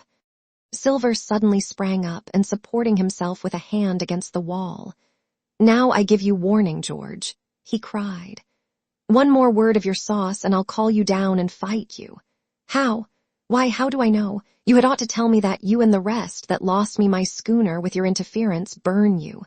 But not you, you can't. You hain't got the invention of a cockroach. But civil you can speak, and shall, George marry, you may lay to that." "That's fair eno," said the old man Morgan. "Fair, I reckon so," said the sea cook. "You lost the ship, I found the treasure. Who's the better man at that? And now I resign, by thunder. Elect whom you please to be your captain now, I'm done with it." "Silver," they cried. "Barbecue forever, barbecue for cap'n." "So that's the tune, is it?" cried the cook. "George, I reckon you'll have to wait another turn, friend, and lucky for you as I'm not a revengeful man. But that was never my way. And now, shipmates, this black spot, 'tain't much good now, is it? Dick's crossed his luck and spoiled his Bible, and that's about all. It'll do to kiss the book on still, won't it?" growled Dick, who was evidently uneasy at the curse he had brought upon himself. "It's a Bible with a bit cut out," returned Silver derisively. "Not it. It don't bind no more'n a ballad book." "Don't it, though?" cried Dick with a sort of joy. "Well, I reckon that's worth having too." "Here, Jim, here's a curiosity for you," said Silver, and he tossed me the paper. It was around about the size of a crown piece. One side was blank, for it had been the last leaf. The other contained a verse or two of Revelation, these words among the rest, which struck sharply home upon my mind. "Without our dogs and murderers." The printed side had been blackened with wood ash, which already began to come off and soil my fingers. On the blank side had been written with the same material the one word "deposed." I have that curiosity beside me at this moment, but not a trace of writing now remains beyond a single scratch, such as a man might make with his thumb-nail. That was the end of the night's business. Soon after, with a drink all round, we lay down to sleep, and the outside of Silver's vengeance was to put George Merry up for sentinel and threaten him with death if he should prove unfaithful. It was long ere I could close an eye, and heaven knows I had matter enough for thought in the man whom I had slain that afternoon, in my own most perilous position, and above all, in the remarkable game that I saw Silver now engaged upon, keeping the mutineers together with one hand and grasping with the other after every means, possible and impossible, to make his peace and save his miserable life. He himself slept peacefully and snored aloud, yet my heart was sore for him, wicked as he was, to think on the dark perils that environed and the shameful gibbet that awaited him. Chapter 30. On parole. I was wakened. Indeed, we were all wakened, for I could see even the sentinel shake himself together from where he had fallen against the door-post, by a clear, hearty voice hailing us from the margin of the wood. "Blockhouse, ahoy!" it cried. "Here's the doctor." And the doctor it was. Although I was glad to hear the sound, yet my gladness was not without admixture. I remembered with confusion my insubordinate and stealthy conduct, and when I saw where it had brought me, among what companions and surrounded by what dangers, I felt ashamed to look him in the face. He must have risen in the dark, for the day had hardly come, and when I ran to a loophole and looked out, I saw him standing, like Silver once before, up to the mid-leg in creeping vapor. "You, doctor, top o' the morning to you, sir," cried Silver, broad awake and beaming with good nature in a moment. "Bright and early, to be sure, and it's the early bird, as the saying goes, that gets the rations. George, shake up your timbers, son, and help Dr. Livesey over the ship's side. All doin' well, your patience was all well and merry." So he pattered on, standing on the hilltop with his crutch under his elbow and one hand upon the side of the log house. Quite the old John in voice, manner, and expression. "We've quite a surprise for you too, sir," he continued. "We've a little stranger here, a new boarder and lodger, sir, and looking fit and taut as a fiddle. Slept like a supercargo, he did, right alongside of John. Stem to stem we was all night." Dr. Livesey was by this time across the stockade and pretty near the cook, and I could hear the alteration in his voice as he said, "Not Jim." "The very same Jim as ever was," says Silver. The doctor stopped outright, although he did not speak, and it was some seconds before he seemed able to move on. Well, he said at last, "duty first and pleasure afterwards, as you might have said yourself, Silver. Let us overhaul these patients of yours." A moment afterwards, he had entered the blockhouse, and with one grim nod to me, proceeded with his work among the sick. He seemed under no apprehension, though he must have known that his life, among these treacherous demons, depended on a hair, and he rattled on to his patients as if he were paying an ordinary professional visit in a quiet English family. His manner, I suppose, reacted on the men, for they behaved to him as if nothing had occurred, as if he were still ship's doctor, and they still faithful hands before the mast. "You're doing well, my friend," he said to the fellow with the bandaged head, "and if ever any person had a close shave, it was you. Your head must be as hard as iron. Well, George, how goes it? You're a pretty color, certainly. Why, your liver, man, is upside down. Did you take that medicine? Did he take that medicine, men?" Aye, sir, he took it, sure enough," returned Morgan. "Because, you see, since I am mutineer's doctor, or prison doctor as I prefer to call it," says Dr. Livesey in his pleasantest way, "I make it a point of honor not to lose a man for King George, God bless him. And the gallows." The rogues looked at each other, but swallowed the home thrust in silence. "Dick don't feel well, sir," said one. "Don't he?" replied the doctor. "Well, step up here, Dick, and let me see your tongue. No, I should be surprised if he did. The man's tongue is fit to frighten the French. Another fever." "Ah, there," said Morgan, "that comed of espie-iling Bibles." "That comes, as you call it, of being arrant asses," retorted the doctor, "and not having sense enough to know honest air from poison, and the dry land from a vile, pestiferous slough. I think it most probable, though of course it's only an opinion, that you'll all have the deuce to pay before you get that malaria out of your systems. Camp in a bog, would you? Silver, I'm surprised at you. You're less of a fool than many, take you all round, but you don't appear to me to have the rudiments of a notion of the rules of health."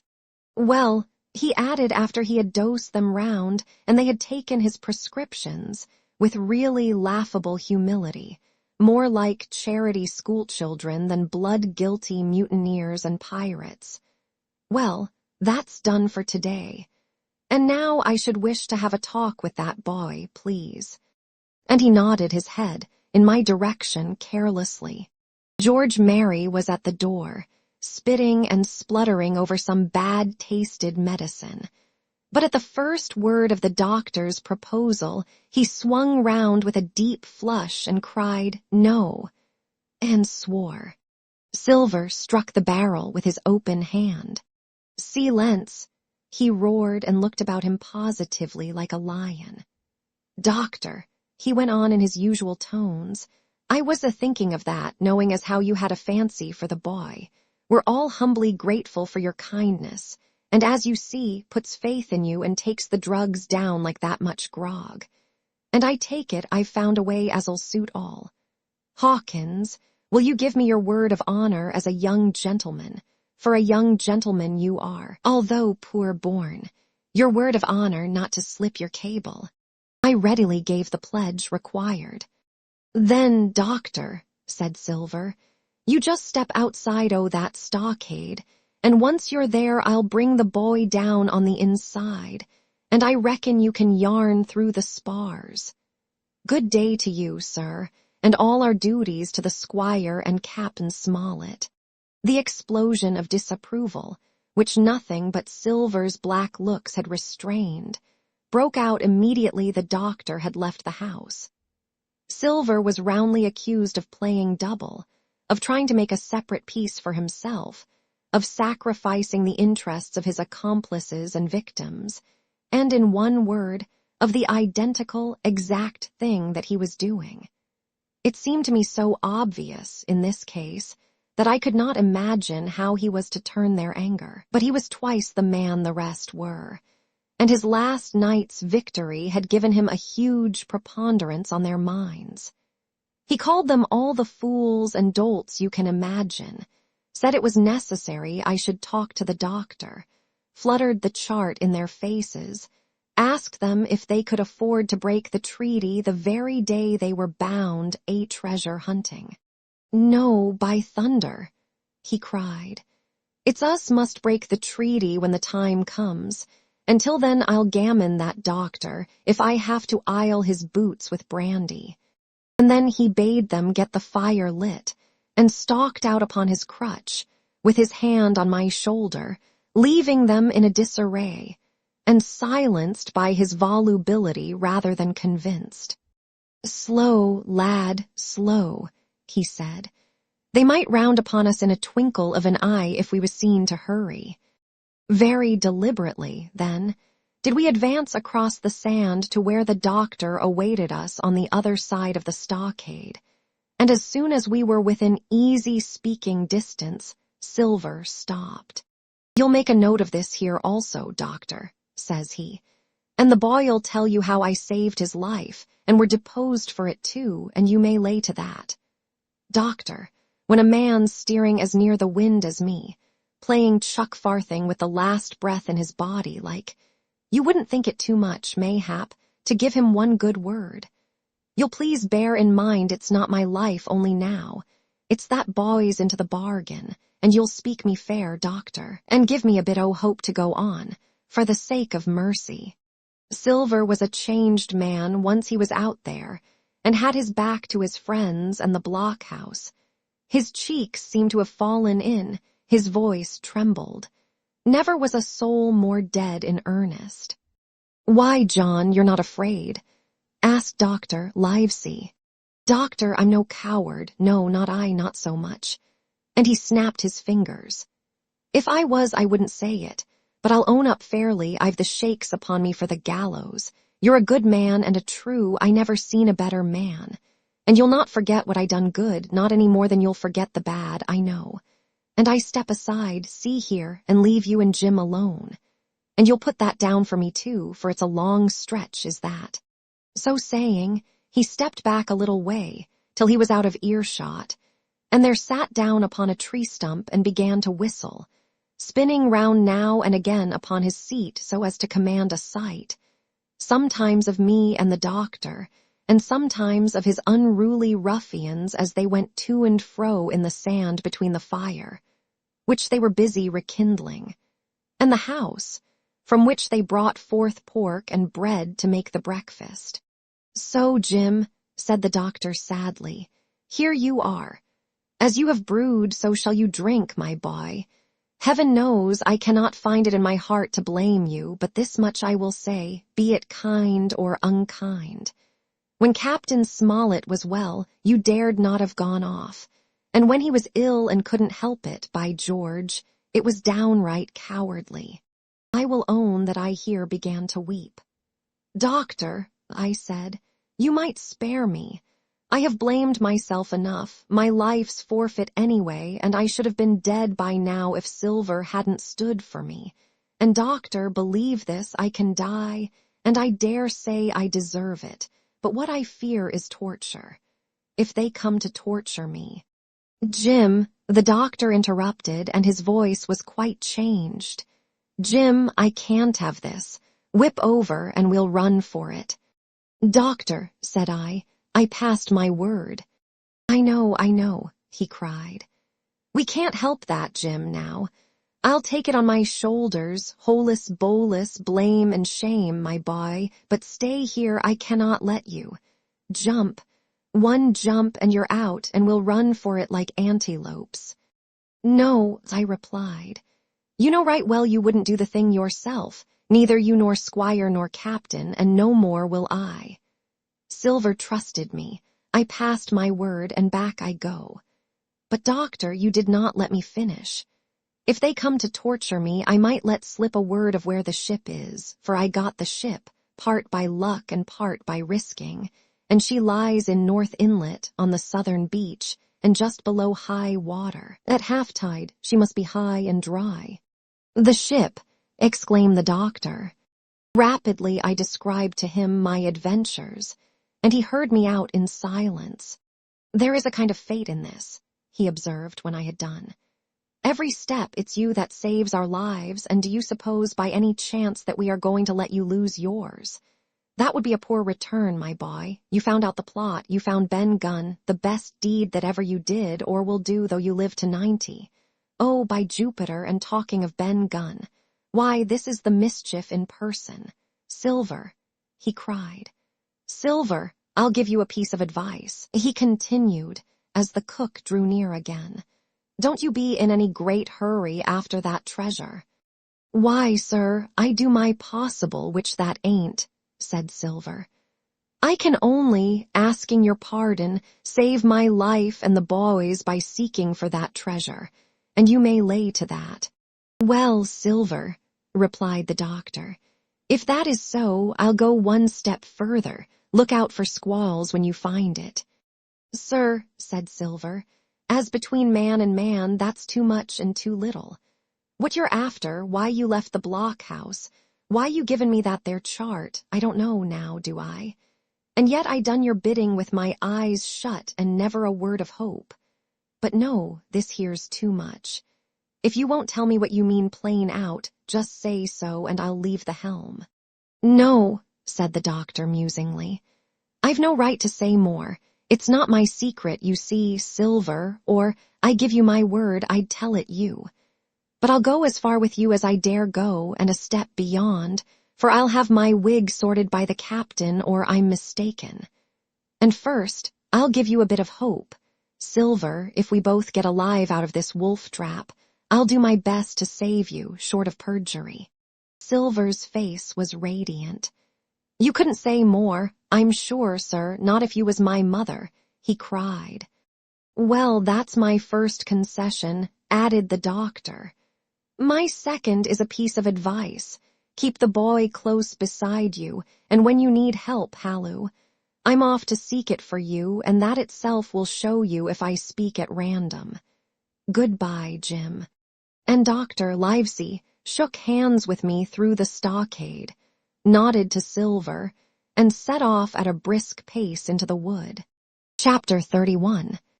The Treasure Hunt, Flint's Pointer. Jim, said Silver when we were alone, if I saved your life, you saved mine, and I'll not forget it. I seen the doctor waving you to run for it. With the tail of my eye, I did, and I seen you say no as plain as hearing. Jim, that's one to you. This is the first glint of hope I had since the attack failed, and I owe it you. And now, Jim, we're to go in for this here treasure hunting, with sealed orders too, and I don't like it, and you and me must stick close, back to back like, and we'll save our necks in spite o' fate and fortune. Just then a man hailed us from the fire that breakfast was ready, and we were soon seated here and there about the sand over biscuit and fried junk. They had lit a fire fit to roast an ox, and it was now grown so hot that they could only approach it from the windward, and even there not without precaution. In the same wasteful spirit, they had cooked, I suppose, 3 times more than we could eat, and one of them, with an empty laugh, threw what was left into the fire, which blazed and roared again over this unusual fuel. I never in my life saw men so careless of the morrow. Hand to mouth is the only word that can describe their way of doing. And what with wasted food and sleeping sentries, though they were bold enough for a brush and be done with it, I could see their entire unfitness for anything like a prolonged campaign. Even Silver, eating away, with Captain Flint upon his shoulder, had not a word of blame for their recklessness. And this the more surprised me, for I thought he had never shown himself so cunning as he did then. "Aye, mates," said he, "it's lucky you have barbecue to think for you with this here head. I got what I wanted, I did. Sure enough, they have the ship. Where they have it, I don't know yet, but once we hit the treasure, we'll have to jump about and find out. And then, mates, us that has the boats, I reckon, has the upper hand." Thus he kept running on, with his mouth full of the hot bacon. Thus he restored their hope and confidence, and, I more than suspect, repaired his own at the same time. "As for hostage," he continued, "that's his last talk, I guess, with them he loves so dear. I've got my piece o' news, and thank ye to him for that, but it's over and done. I'll take him in a line when we go treasure hunting, for we'll keep him like so much gold in case of accidents, you mark, and in the meantime. Once we got the ship and treasure both and off to sea like jolly companions, why then we'll talk Mr. Hawkins over, we will, and we'll give him his share, to be sure, for all his kindness." It was no wonder the men were in a good humor now. For my part, I was horribly cast down. Should the scheme he had now sketched prove feasible, Silver, already doubly a traitor, would not hesitate to adopt it. He had still a foot in either camp, and there was no doubt he would prefer wealth and freedom with the pirates to a bare escape from hanging, which was the best he had to hope on our side. Nay, and even if things so fell out that he was forced to keep his faith with Dr. Livesey, even then what danger lay before us. What a moment that would be when the suspicions of his followers turned to certainty, and he and I should have to fight for dear life, he a cripple and I a boy, against 5 strong and active seamen. Add to this double apprehension the mystery that still hung over the behavior of my friends, their unexplained desertion of the stockade, their inexplicable cession of the chart, or harder still to understand, the doctor's last warning to Silver. "Look out for squalls when you find it," and you will readily believe how little taste I found in my breakfast, and with how uneasy a heart I set forth behind my captors on the quest for treasure. We made a curious figure, had anyone been there to see us, all in soiled sailor clothes, and all but me armed to the teeth. Silver had 2 guns slung about him, one before and one behind, besides the great cutlass at his waist, and a pistol in each pocket of his square-tailed coat. To complete his strange appearance, Captain Flint sat perched upon his shoulder and gabbling odds and ends of purposeless sea talk. I had a line about my waist and followed obediently after the sea cook, who held the loose end of the rope, now in his free hand, now between his powerful teeth. For all the world, I was led like a dancing bear. The other men were variously burthened, some carrying picks and shovels, for that had been the very first necessary they brought ashore from the Hispaniola, others laden with pork, bread, and brandy for the midday meal. All the stores, I observed, came from our stock, and I could see the truth of Silver's words the night before. Had he not struck a bargain with the doctor, he and his mutineers, deserted by the ship, must have been driven to subsist on clear water and the proceeds of their hunting. Water would have been little to their taste. A sailor is not usually a good shot, and besides all that, when they were so short of eatables, it was not likely they would be very flush of powder. Well, thus equipped, we all set out, even the fellow with the broken head, who should certainly have kept in shadow, and straggled, one after another, to the beach, where the 2 gigs awaited us. Even these bore trace of the drunken folly of the pirates, one in a broken thwart, and both in their muddy and unbailed condition. Both were to be carried along with us for the sake of safety, and so, with our numbers divided between them, we set forth upon the bosom of the anchorage. As we pulled over, there was some discussion on the chart. The red cross was, of course, far too large to be a guide, and the terms of the note on the back, as you will hear, admitted of some ambiguity. They ran, the reader may remember, thus: tall tree, spyglass shoulder bearing a point to the N. Of N-N-E. Skeleton Island, E-S-E, and by E. 10 feet. A tall tree was thus the principal mark.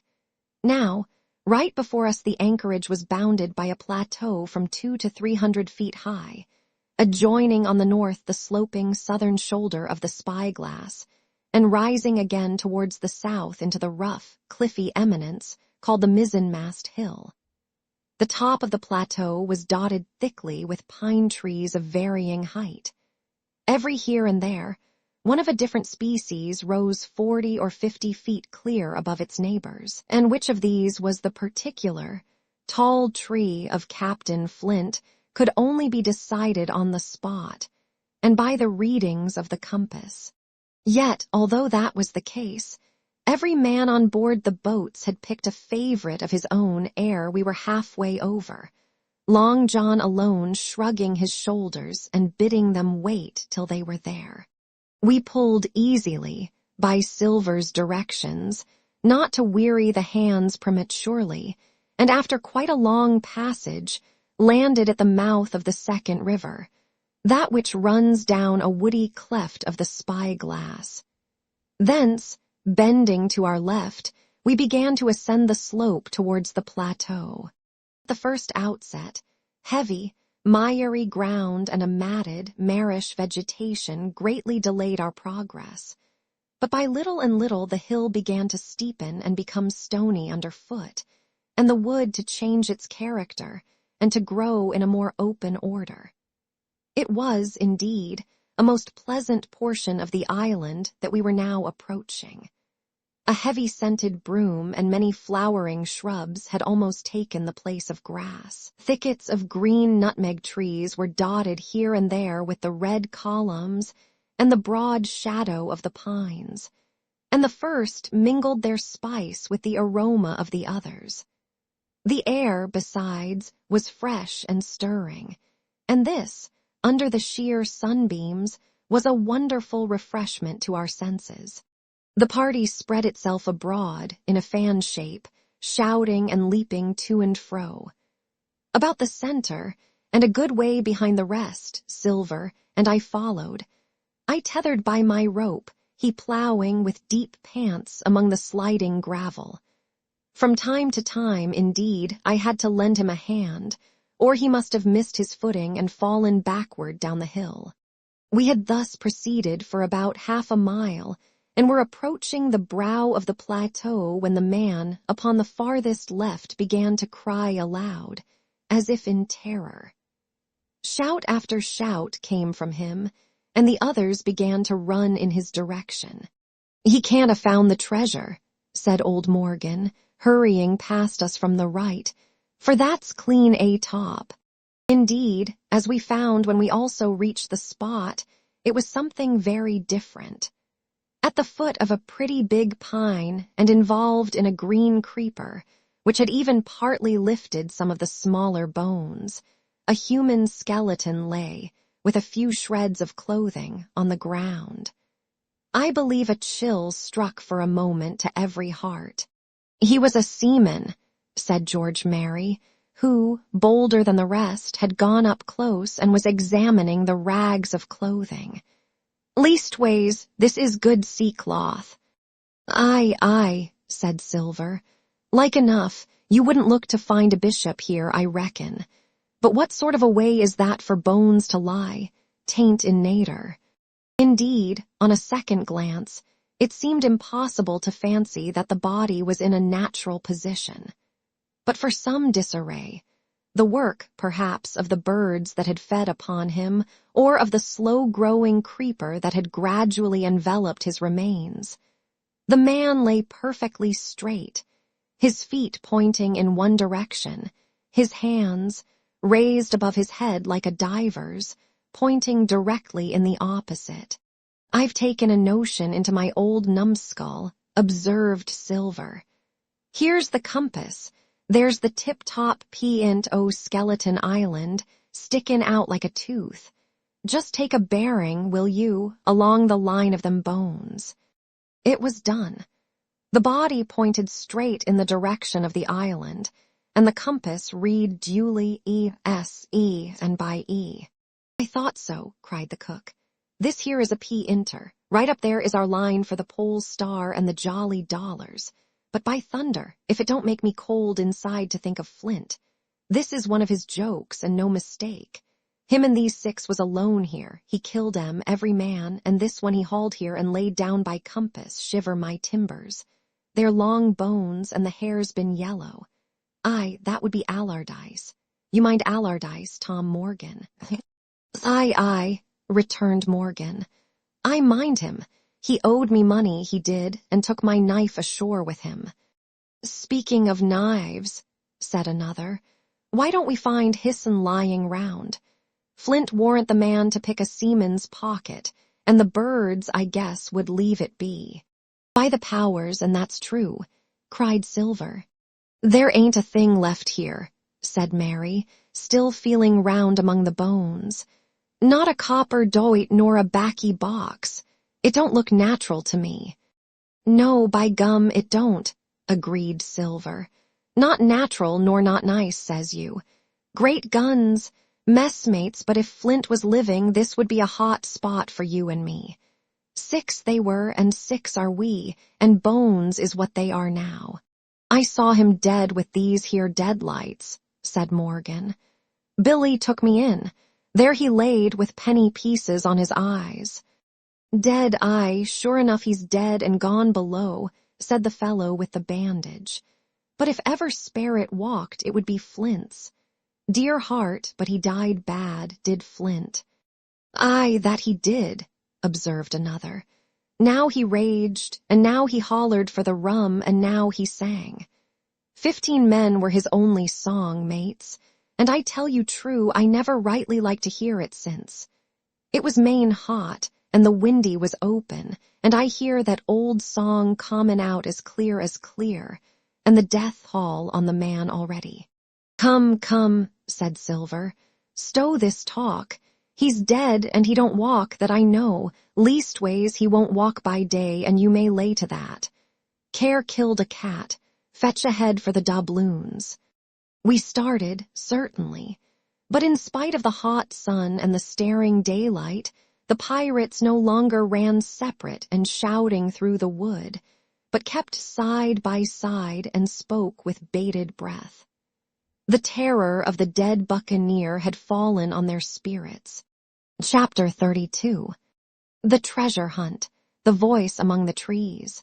Partly from the damping influence of this alarm, partly to rest Silver and the sick folk, the whole party sat down as soon as they had gained the brow of the ascent. The plateau being somewhat tilted towards the west, this spot on which we had paused commanded a wide prospect on either hand. Before us, over the tree-tops, we beheld the cape of the woods fringed with surf. Behind, we not only looked down upon the anchorage and Skeleton Island, but saw, clear across the spit and the eastern lowlands, a great field of open sea upon the east. Sheer above us rose the spyglass, here dotted with single pines, there black with precipices. There was no sound but that of the distant breakers, mounting from all round, and the chirp of countless insects in the brush.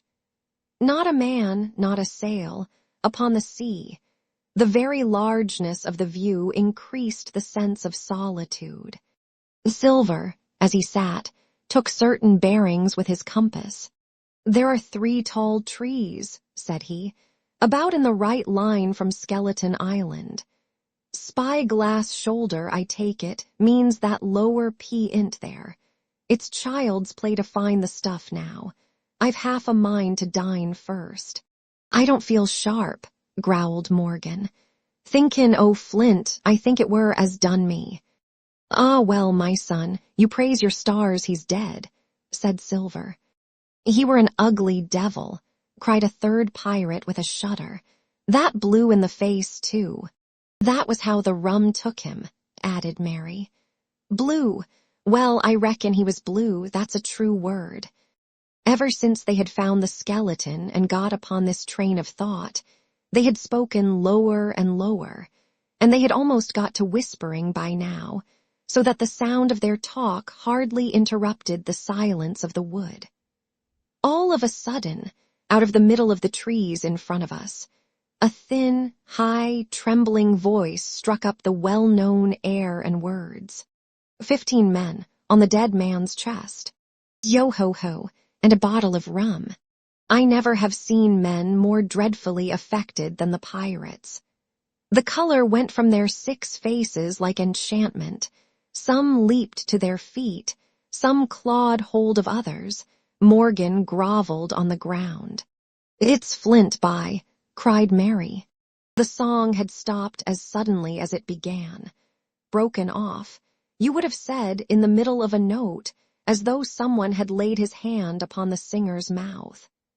Coming through the clear, sunny atmosphere among the green treetops, I thought it had sounded airily and sweetly, and the effect on my companions was the stranger. "Come," said Silver, struggling with his ashen lips to get the word out. "This won't do. Stand by to go about. This is a rum start, and I can't name the voice, but it's someone skylarking, someone that's flesh and blood, and you may lay to that." His courage had come back as he spoke, and some of the color to his face along with it. Already the others had begun to lend an ear to this encouragement, and were coming a little to themselves, when the same voice broke out again, not this time singing, but in a faint, distant hail that echoed yet fainter among the clefts of the spyglass. "Darby Graw," it wailed, for that is the word that best describes the sound. "Darby Graw, Darby Graw." Again and again and again, and then rising a little higher and with an oath that I leave out. "Fetch aft the rum, Darby." The buccaneers remained rooted to the ground, their eyes starting from their heads. Long after the voice had died away, they still stared in silence, dreadfully, before them. "That fixes it," gasped one. "Let's go." "They was his last words," moaned Morgan. "His last words above board." Dick had his Bible out and was praying volubly. He had been well brought up, had Dick, before he came to sea and fell among bad companions. Still Silver was unconquered. I could hear his teeth rattle in his head, but he had not yet surrendered. "Nobody in this here island ever heard of Darby," he muttered. "Not one but us that's here." And then, making a great effort, "Shipmates," he cried, "I'm here to get that stuff, and I'll not be beat by man or devil. I never was feared of Flint in his life, and by the powers I'll face him dead. There's 700,000 pound not a quarter of a mile from here. When did ever a gentleman owe fortune, show his stern to that much dollars, for a boozy old seaman with a blue mug, and him dead too?" But there was no sign of reawakening courage in his followers. Rather, indeed, of growing terror at the irreverence of his words. "Belay there, John," said Mary. "Don't you cross a sperrit." And the rest were all too terrified to reply. They would have run away severally had they dared, but fear kept them together and kept them close by John, as if his daring helped them. He, on his part, had pretty well fought his weakness down. "Sperrit, well, maybe," he said. "But there's one thing not clear to me. There was an echo. Now, no man ever seen a sperrit with a shadow. Well then, what's he doing with an echo to him, I should like to know. That ain't in nater, surely." This argument seemed weak enough to me. But you can never tell what will affect the superstitious, and to my wonder, George Mary was greatly relieved. "Well, that's so," he said. "You've a head upon your shoulders, John, and no mistake, "'Bout ship, mates. This here crew is on a wrong tack, I do believe. And come to think on it, it was like Flint's voice, I grant you, but not just so clear a way like it after all. It was like somebody else's voice now. It was like her." "By the powers, Ben Gunn," roared Silver. "Aye, and so it were," cried Morgan, springing on his knees. "Ben Gunn it were." "It don't make much odds, do it now?" asked Dick. "Ben Gunn's not here in the body any more'n Flint." But the older hands greeted this remark with scorn. "Why, nobody minds Ben Gunn," cried Mary. "Dead or alive, nobody minds him." It was extraordinary how their spirits had returned, and how the natural color had revived in their faces. Soon they were chatting together, with intervals of listening, and not long after, hearing no further sound, they shouldered the tools and set forth again, Mary walking first with Silver's compass to keep them on the right line with Skeleton Island. He had said the truth. Dead or alive, nobody minded Ben Gunn.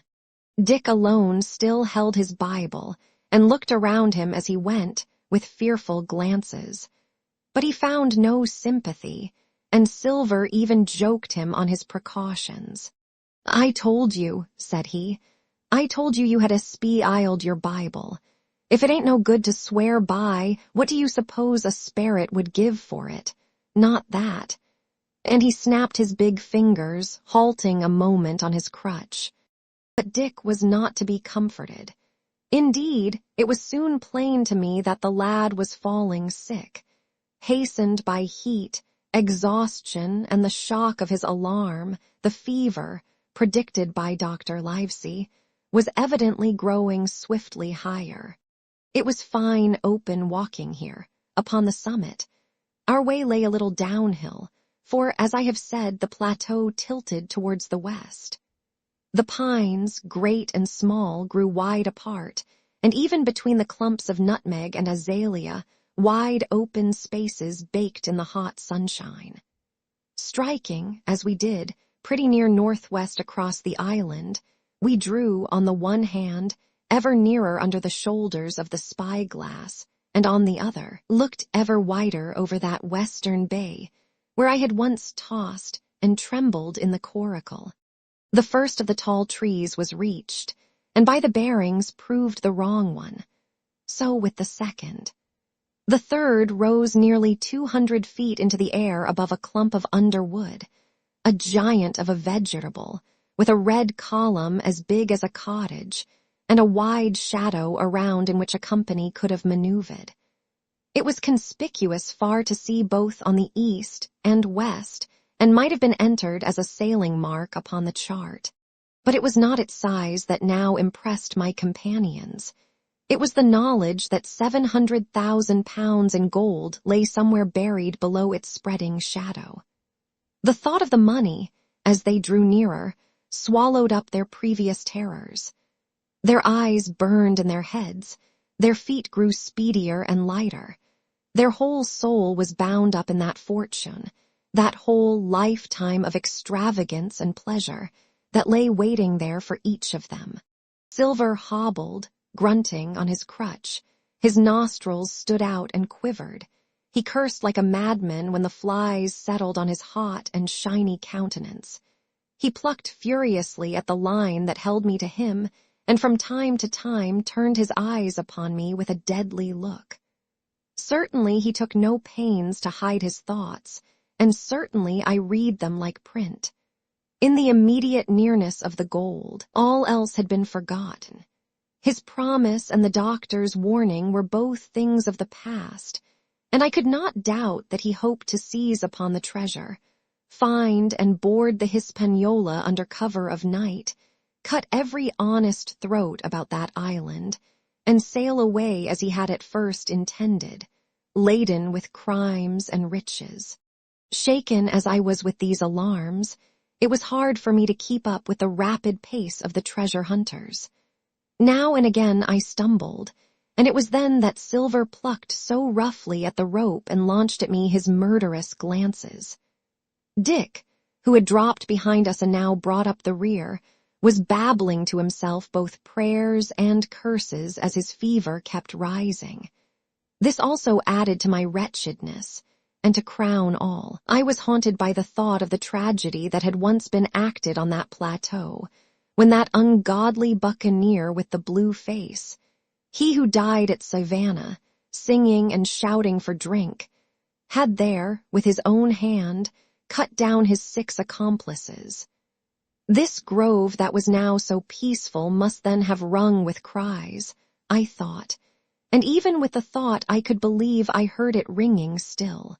We were now at the margin of the thicket. "Huzzah, mates, all together!"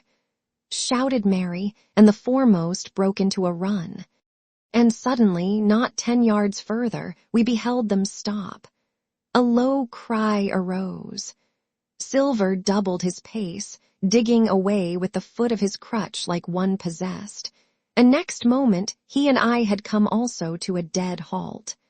Before us was a great excavation, not very recent, for the sides had fallen in and grass had sprouted on the bottom. In this were the shaft of a pick broken in 2 and the boards of several packing cases strewn around. On one of these boards I saw, branded with a hot iron, the name Walrus, the name of Flint's ship. All was clear to probation. The cash had been found and rifled. The £700,000 were gone.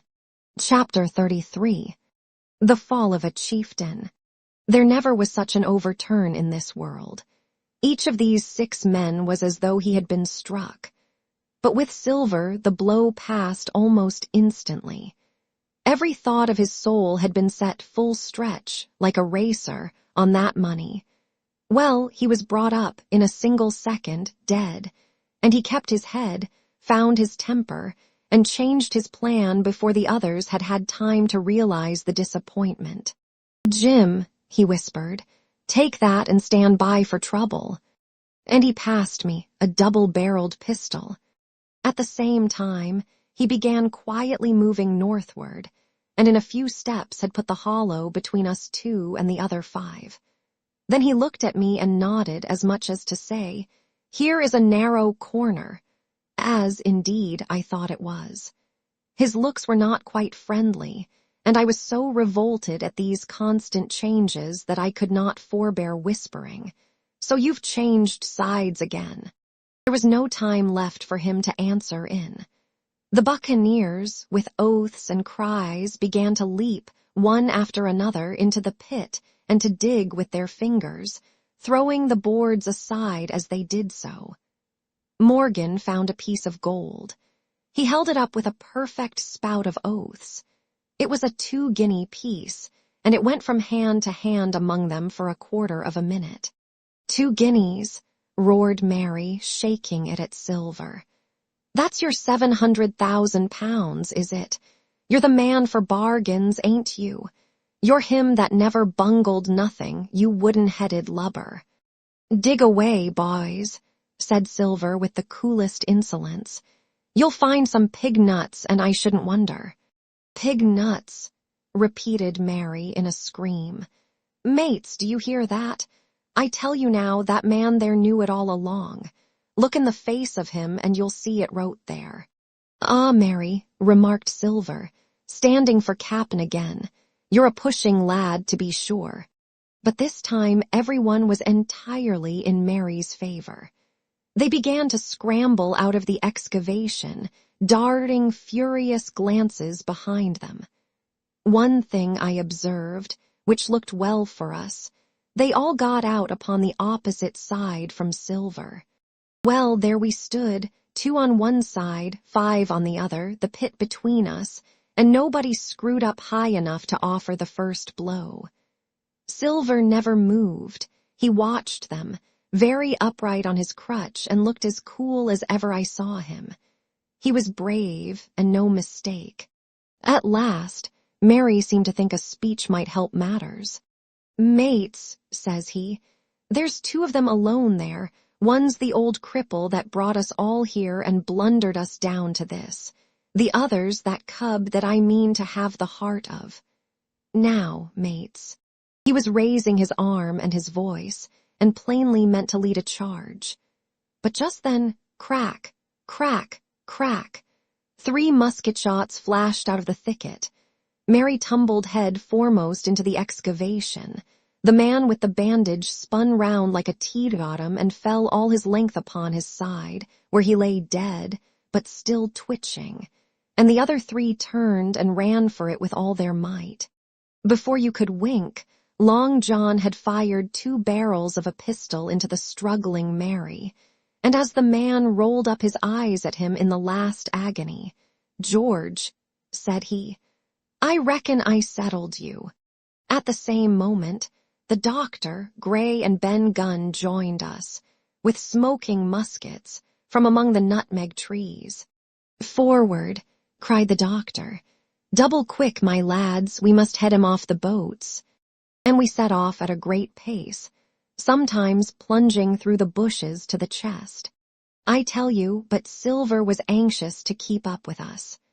The work that man went through, leaping on his crutch till the muscles of his chest were fit to burst, was work no sound man ever equaled, and so thinks the doctor. As it was, he was already 30 yards behind us and on the verge of strangling when we reached the brow of the slope. "Doctor," he hailed, "see there, no hurry." Sure enough, there was no hurry. In a more open part of the plateau, we could see the 3 survivors still running in the same direction as they had started, right for Mizzenmast Hill. We were already between them and the boats, and so we 4 sat down to breathe, while Long John, mopping his face, came slowly up with us. "Thank ye kindly, doctor," says he. "You came in about the nick, I guess, for me and Hawkins. And so it's you, Ben Gunn," he added. "Well, you're a nice one, to be sure." "I'm Ben Gunn, I am," replied the maroon, wriggling like an eel in his embarrassment. "And," he added after a long pause, "how do, Mr. Silver?" "Pretty well, I thank ye," says you. Ben, murmured Silver, "to think as you've done me." The doctor sent back Gray for one of the pickaxes deserted, in their flight, by the mutineers, and then as we proceeded leisurely downhill to where the boats were lying, related in a few words what had taken place.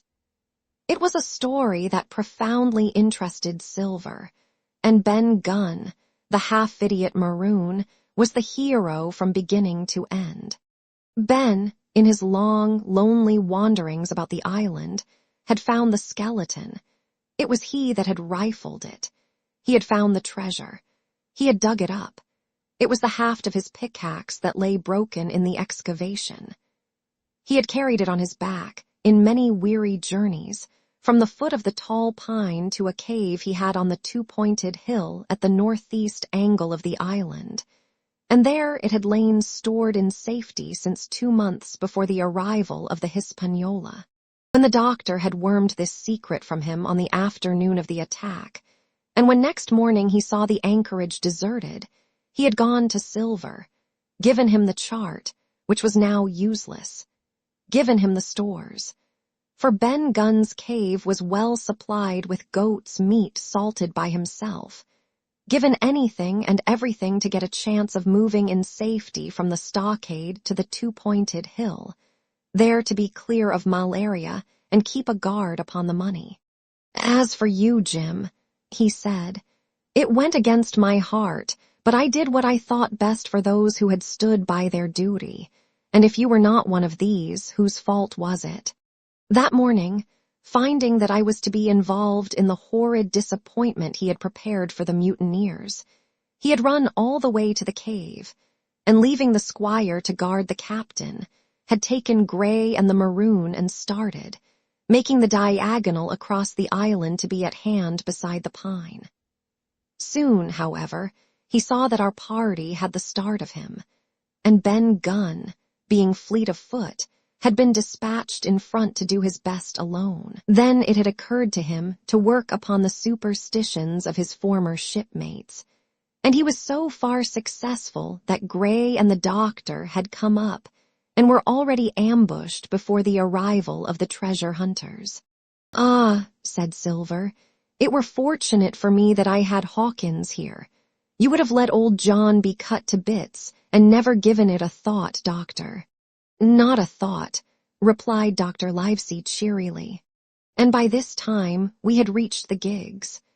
The doctor, with the pickaxe, demolished one of them, and then we all got aboard the other and set out to go round by sea for North Inlet. This was a run of 8 or 9 miles. Silver, though he was almost killed already with fatigue, was set to an oar, like the rest of us, and we were soon skimming swiftly over a smooth sea. Soon we passed out of the straits and doubled the southeast corner of the island, round which 4 days ago we had towed the Hispaniola. As we passed the two-pointed hill, we could see the black mouth of Ben Gunn's cave and a figure standing by it, leaning on a musket. It was the squire, and we waved a handkerchief and gave him 3 cheers, in which the voice of Silver joined as heartily as any. 3 miles farther, just inside the mouth of North Inlet, what should we meet but the Hispaniola cruising by herself? The last flood had lifted her, and had there been much wind or a strong tide current, as in the southern anchorage, we should never have found her more, or found her stranded beyond help. As it was, there was little amiss beyond the wreck of the mainsail. Another anchor was got ready and dropped in 1.5 fathoms of water. We all pulled round again to Rum Cove, the nearest point for Ben Gunn's treasure house, and then Gray, single-handed, returned with the gig to the Hispaniola, where he was to pass the night on guard. A gentle slope ran up from the beach to the entrance of the cave. At the top, the squire met us. To me he was cordial and kind, saying nothing of my escapade either in the way of blame or praise. At Silver's polite salute he somewhat flushed. "John Silver," he said, "you're a prodigious villain and impostor, a monstrous impostor, sir. I am told I am not to prosecute you. Well, then, I will not. But the dead men, sir, hang about your neck like millstones." "Thank you kindly, sir," replied Long John, again saluting. "I dare you to thank me," cried the squire. "It is a gross dereliction of my duty. Stand back." And thereupon we all entered the cave. It was a large, airy place, with a little spring and a pool of clear water, overhung with ferns. The floor was sand. Before a big fire lay Captain Smollett, and in a far corner, only duskily flickered over by the blaze, I beheld great heaps of coin and quadrilaterals built of bars of gold. That was Flint's treasure that we had come so far to seek, and that had cost already the lives of 17 men from the Hispaniola. How many it had cost in the amassing, what blood and sorrow, what good ships scuttled on the deep, what brave men walking the plank blindfold, what shot of cannon, what shame and lies and cruelty, perhaps no man alive could tell. Yet there were still 3 upon that island, Silver and old Morgan and Ben Gunn, who had each taken his share in these crimes, as each had hoped in vain to share in the reward. "Come in, Jim," said the captain. "You're a good boy in your line, Jim, but I don't think you and me'll go to sea again. You're too much of the born favorite for me. Is that you, John Silver? What brings you here, man?"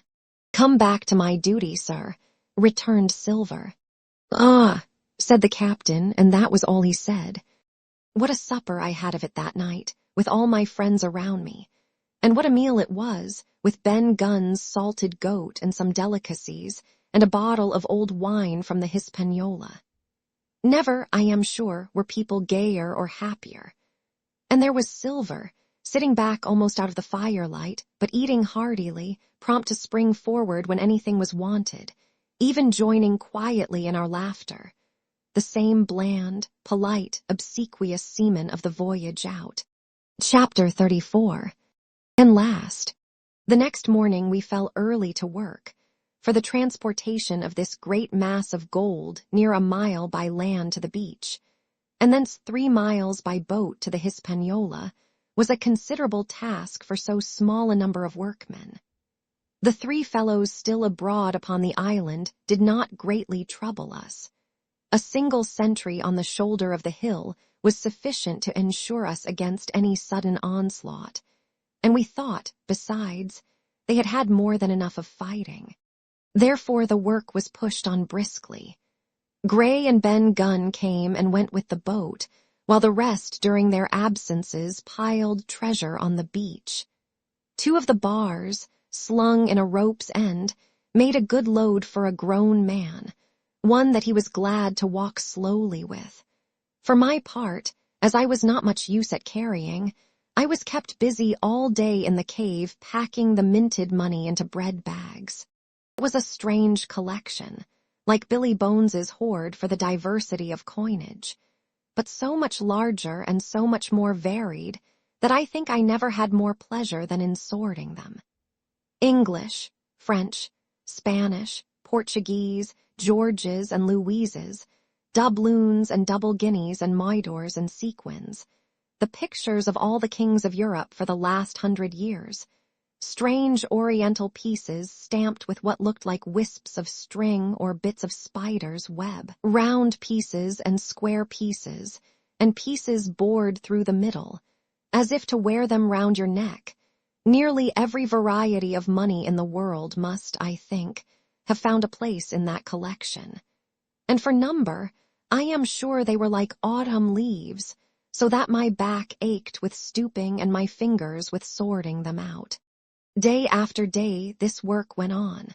By every evening a fortune had been stowed aboard, but there was another fortune waiting for the morrow. And all this time we heard nothing of the 3 surviving mutineers.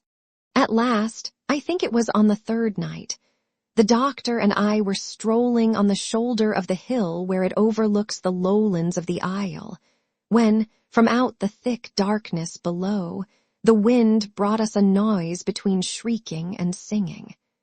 It was only a snatch that reached our ears, followed by the former silence. "Heaven forgive them," said the doctor. "'Tis the mutineers." "All drunk, sir," struck in the voice of Silver from behind us. Silver, I should say, was allowed his entire liberty, and in spite of daily rebuffs, seemed to regard himself once more as quite a privileged and friendly dependent. Indeed, it was remarkable how well he bore these slights, and with what unwearying politeness he kept on trying to ingratiate himself with all. Yet, I think, none treated him better than a dog, unless it was Ben Gunn, who was still terribly afraid of his old quartermaster, or myself, who had really something to thank him for, although for that matter, I suppose, I had reason to think even worse of him than anybody else, for I had seen him meditating a fresh treachery upon the plateau. Accordingly, it was pretty gruffly that the doctor answered him. "Drunk or raving," said he. "Right you were, sir," replied Silver, "and precious little odds which to you and me. I suppose you would hardly ask me to call you a humane man," returned the doctor with a sneer, "and so my feelings may surprise you, Master Silver. But if I were sure they were raving, as I am morally certain one, at least, of them is down with fever, I should leave this camp, and at whatever risk to my own carcass, take them the assistance of my skill." "Ask your pardon, sir, you would be very wrong," quoth Silver. "You would lose your precious life, and you may lay to that. I'm on your side now, hand and glove, and I shouldn't wish for to see the party weakened, let alone yourself, seeing as I know what I owes you. But these men down there, they couldn't keep their word. No, not supposing they wished to. And what's more, they couldn't believe as you could." "No," said the doctor. "You're the man to keep your word, we know that." Well, that was about the last news we had of the 3 pirates. Only once we heard a gunshot a great way off and supposed them to be hunting. A council was held, and it was decided that we must desert them on the island, to the huge glee, I must say, of Ben Gunn and with the strong approval of Gray. We left a good stock of powder and shot, the bulk of the salt goat, a few medicines, and some other necessaries, tools, clothing, a spare sail, a fathom or two of rope, and by the particular desire of the doctor, a handsome present of tobacco. That was about our last doing on the island. Before that, we had got the treasure stowed and had shipped enough water and the remainder of the goat meat in case of any distress. And at last, one fine morning, we weighed anchor, which was about all that we could manage, and stood out of North Inlet, the same colors flying that the captain had flown and fought under at the palisade. The three fellows must have been watching us closer than we thought for, as we soon had proved. For coming through the Narrows, we had to lie very near the southern point, and there we saw all three of them kneeling together on a spit of sand, with their arms raised in supplication. It went to all our hearts, I think, to leave them in that wretched state, but we could not risk another mutiny, and to take them home for the gibbet would have been a cruel sort of kindness. The doctor hailed them and told them of the stores we had left, and where they were to find them. But they continued to call us by name and appeal to us, for God's sake, to be merciful and not leave them to die in such a place. At last, seeing the ship still bore on her course and was now swiftly drawing out of earshot, one of them, I know not which it was, leapt to his feet with a hoarse cry, whipped his musket to his shoulder, and sent a shot whistling over Silver's head and through the mainsail. After that, we kept under cover of the bulwarks, and when next I looked out they had disappeared from the spit, and the spit itself had almost melted out of sight in the growing distance. That was, at least, the end of that, and before noon, to my inexpressible joy, the highest rock of Treasure Island had sunk into the blue round of sea.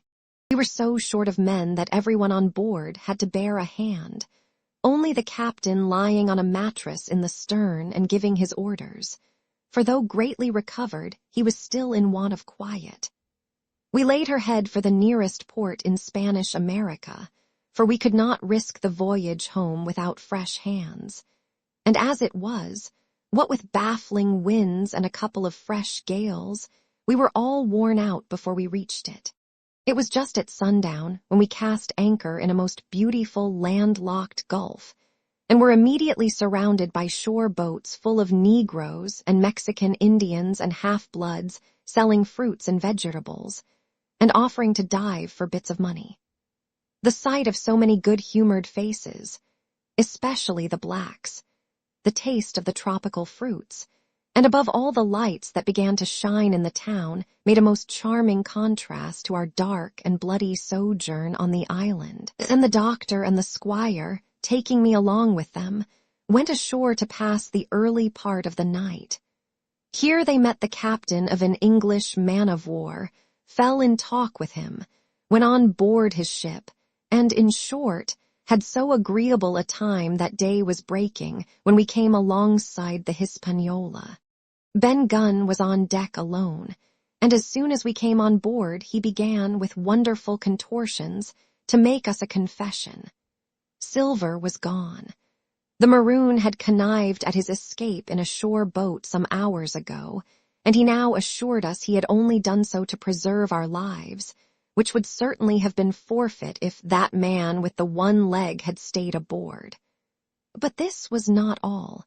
The sea cook had not gone empty-handed. He had cut through a bulkhead unobserved, and had removed one of the sacks of coin, worth perhaps 300 or 400 guineas, to help him on his further wanderings. I think we were all pleased to be so cheaply quit of him.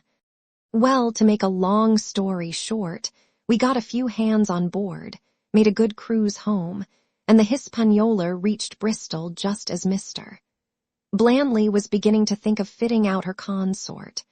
5 men only of those who had sailed returned with her.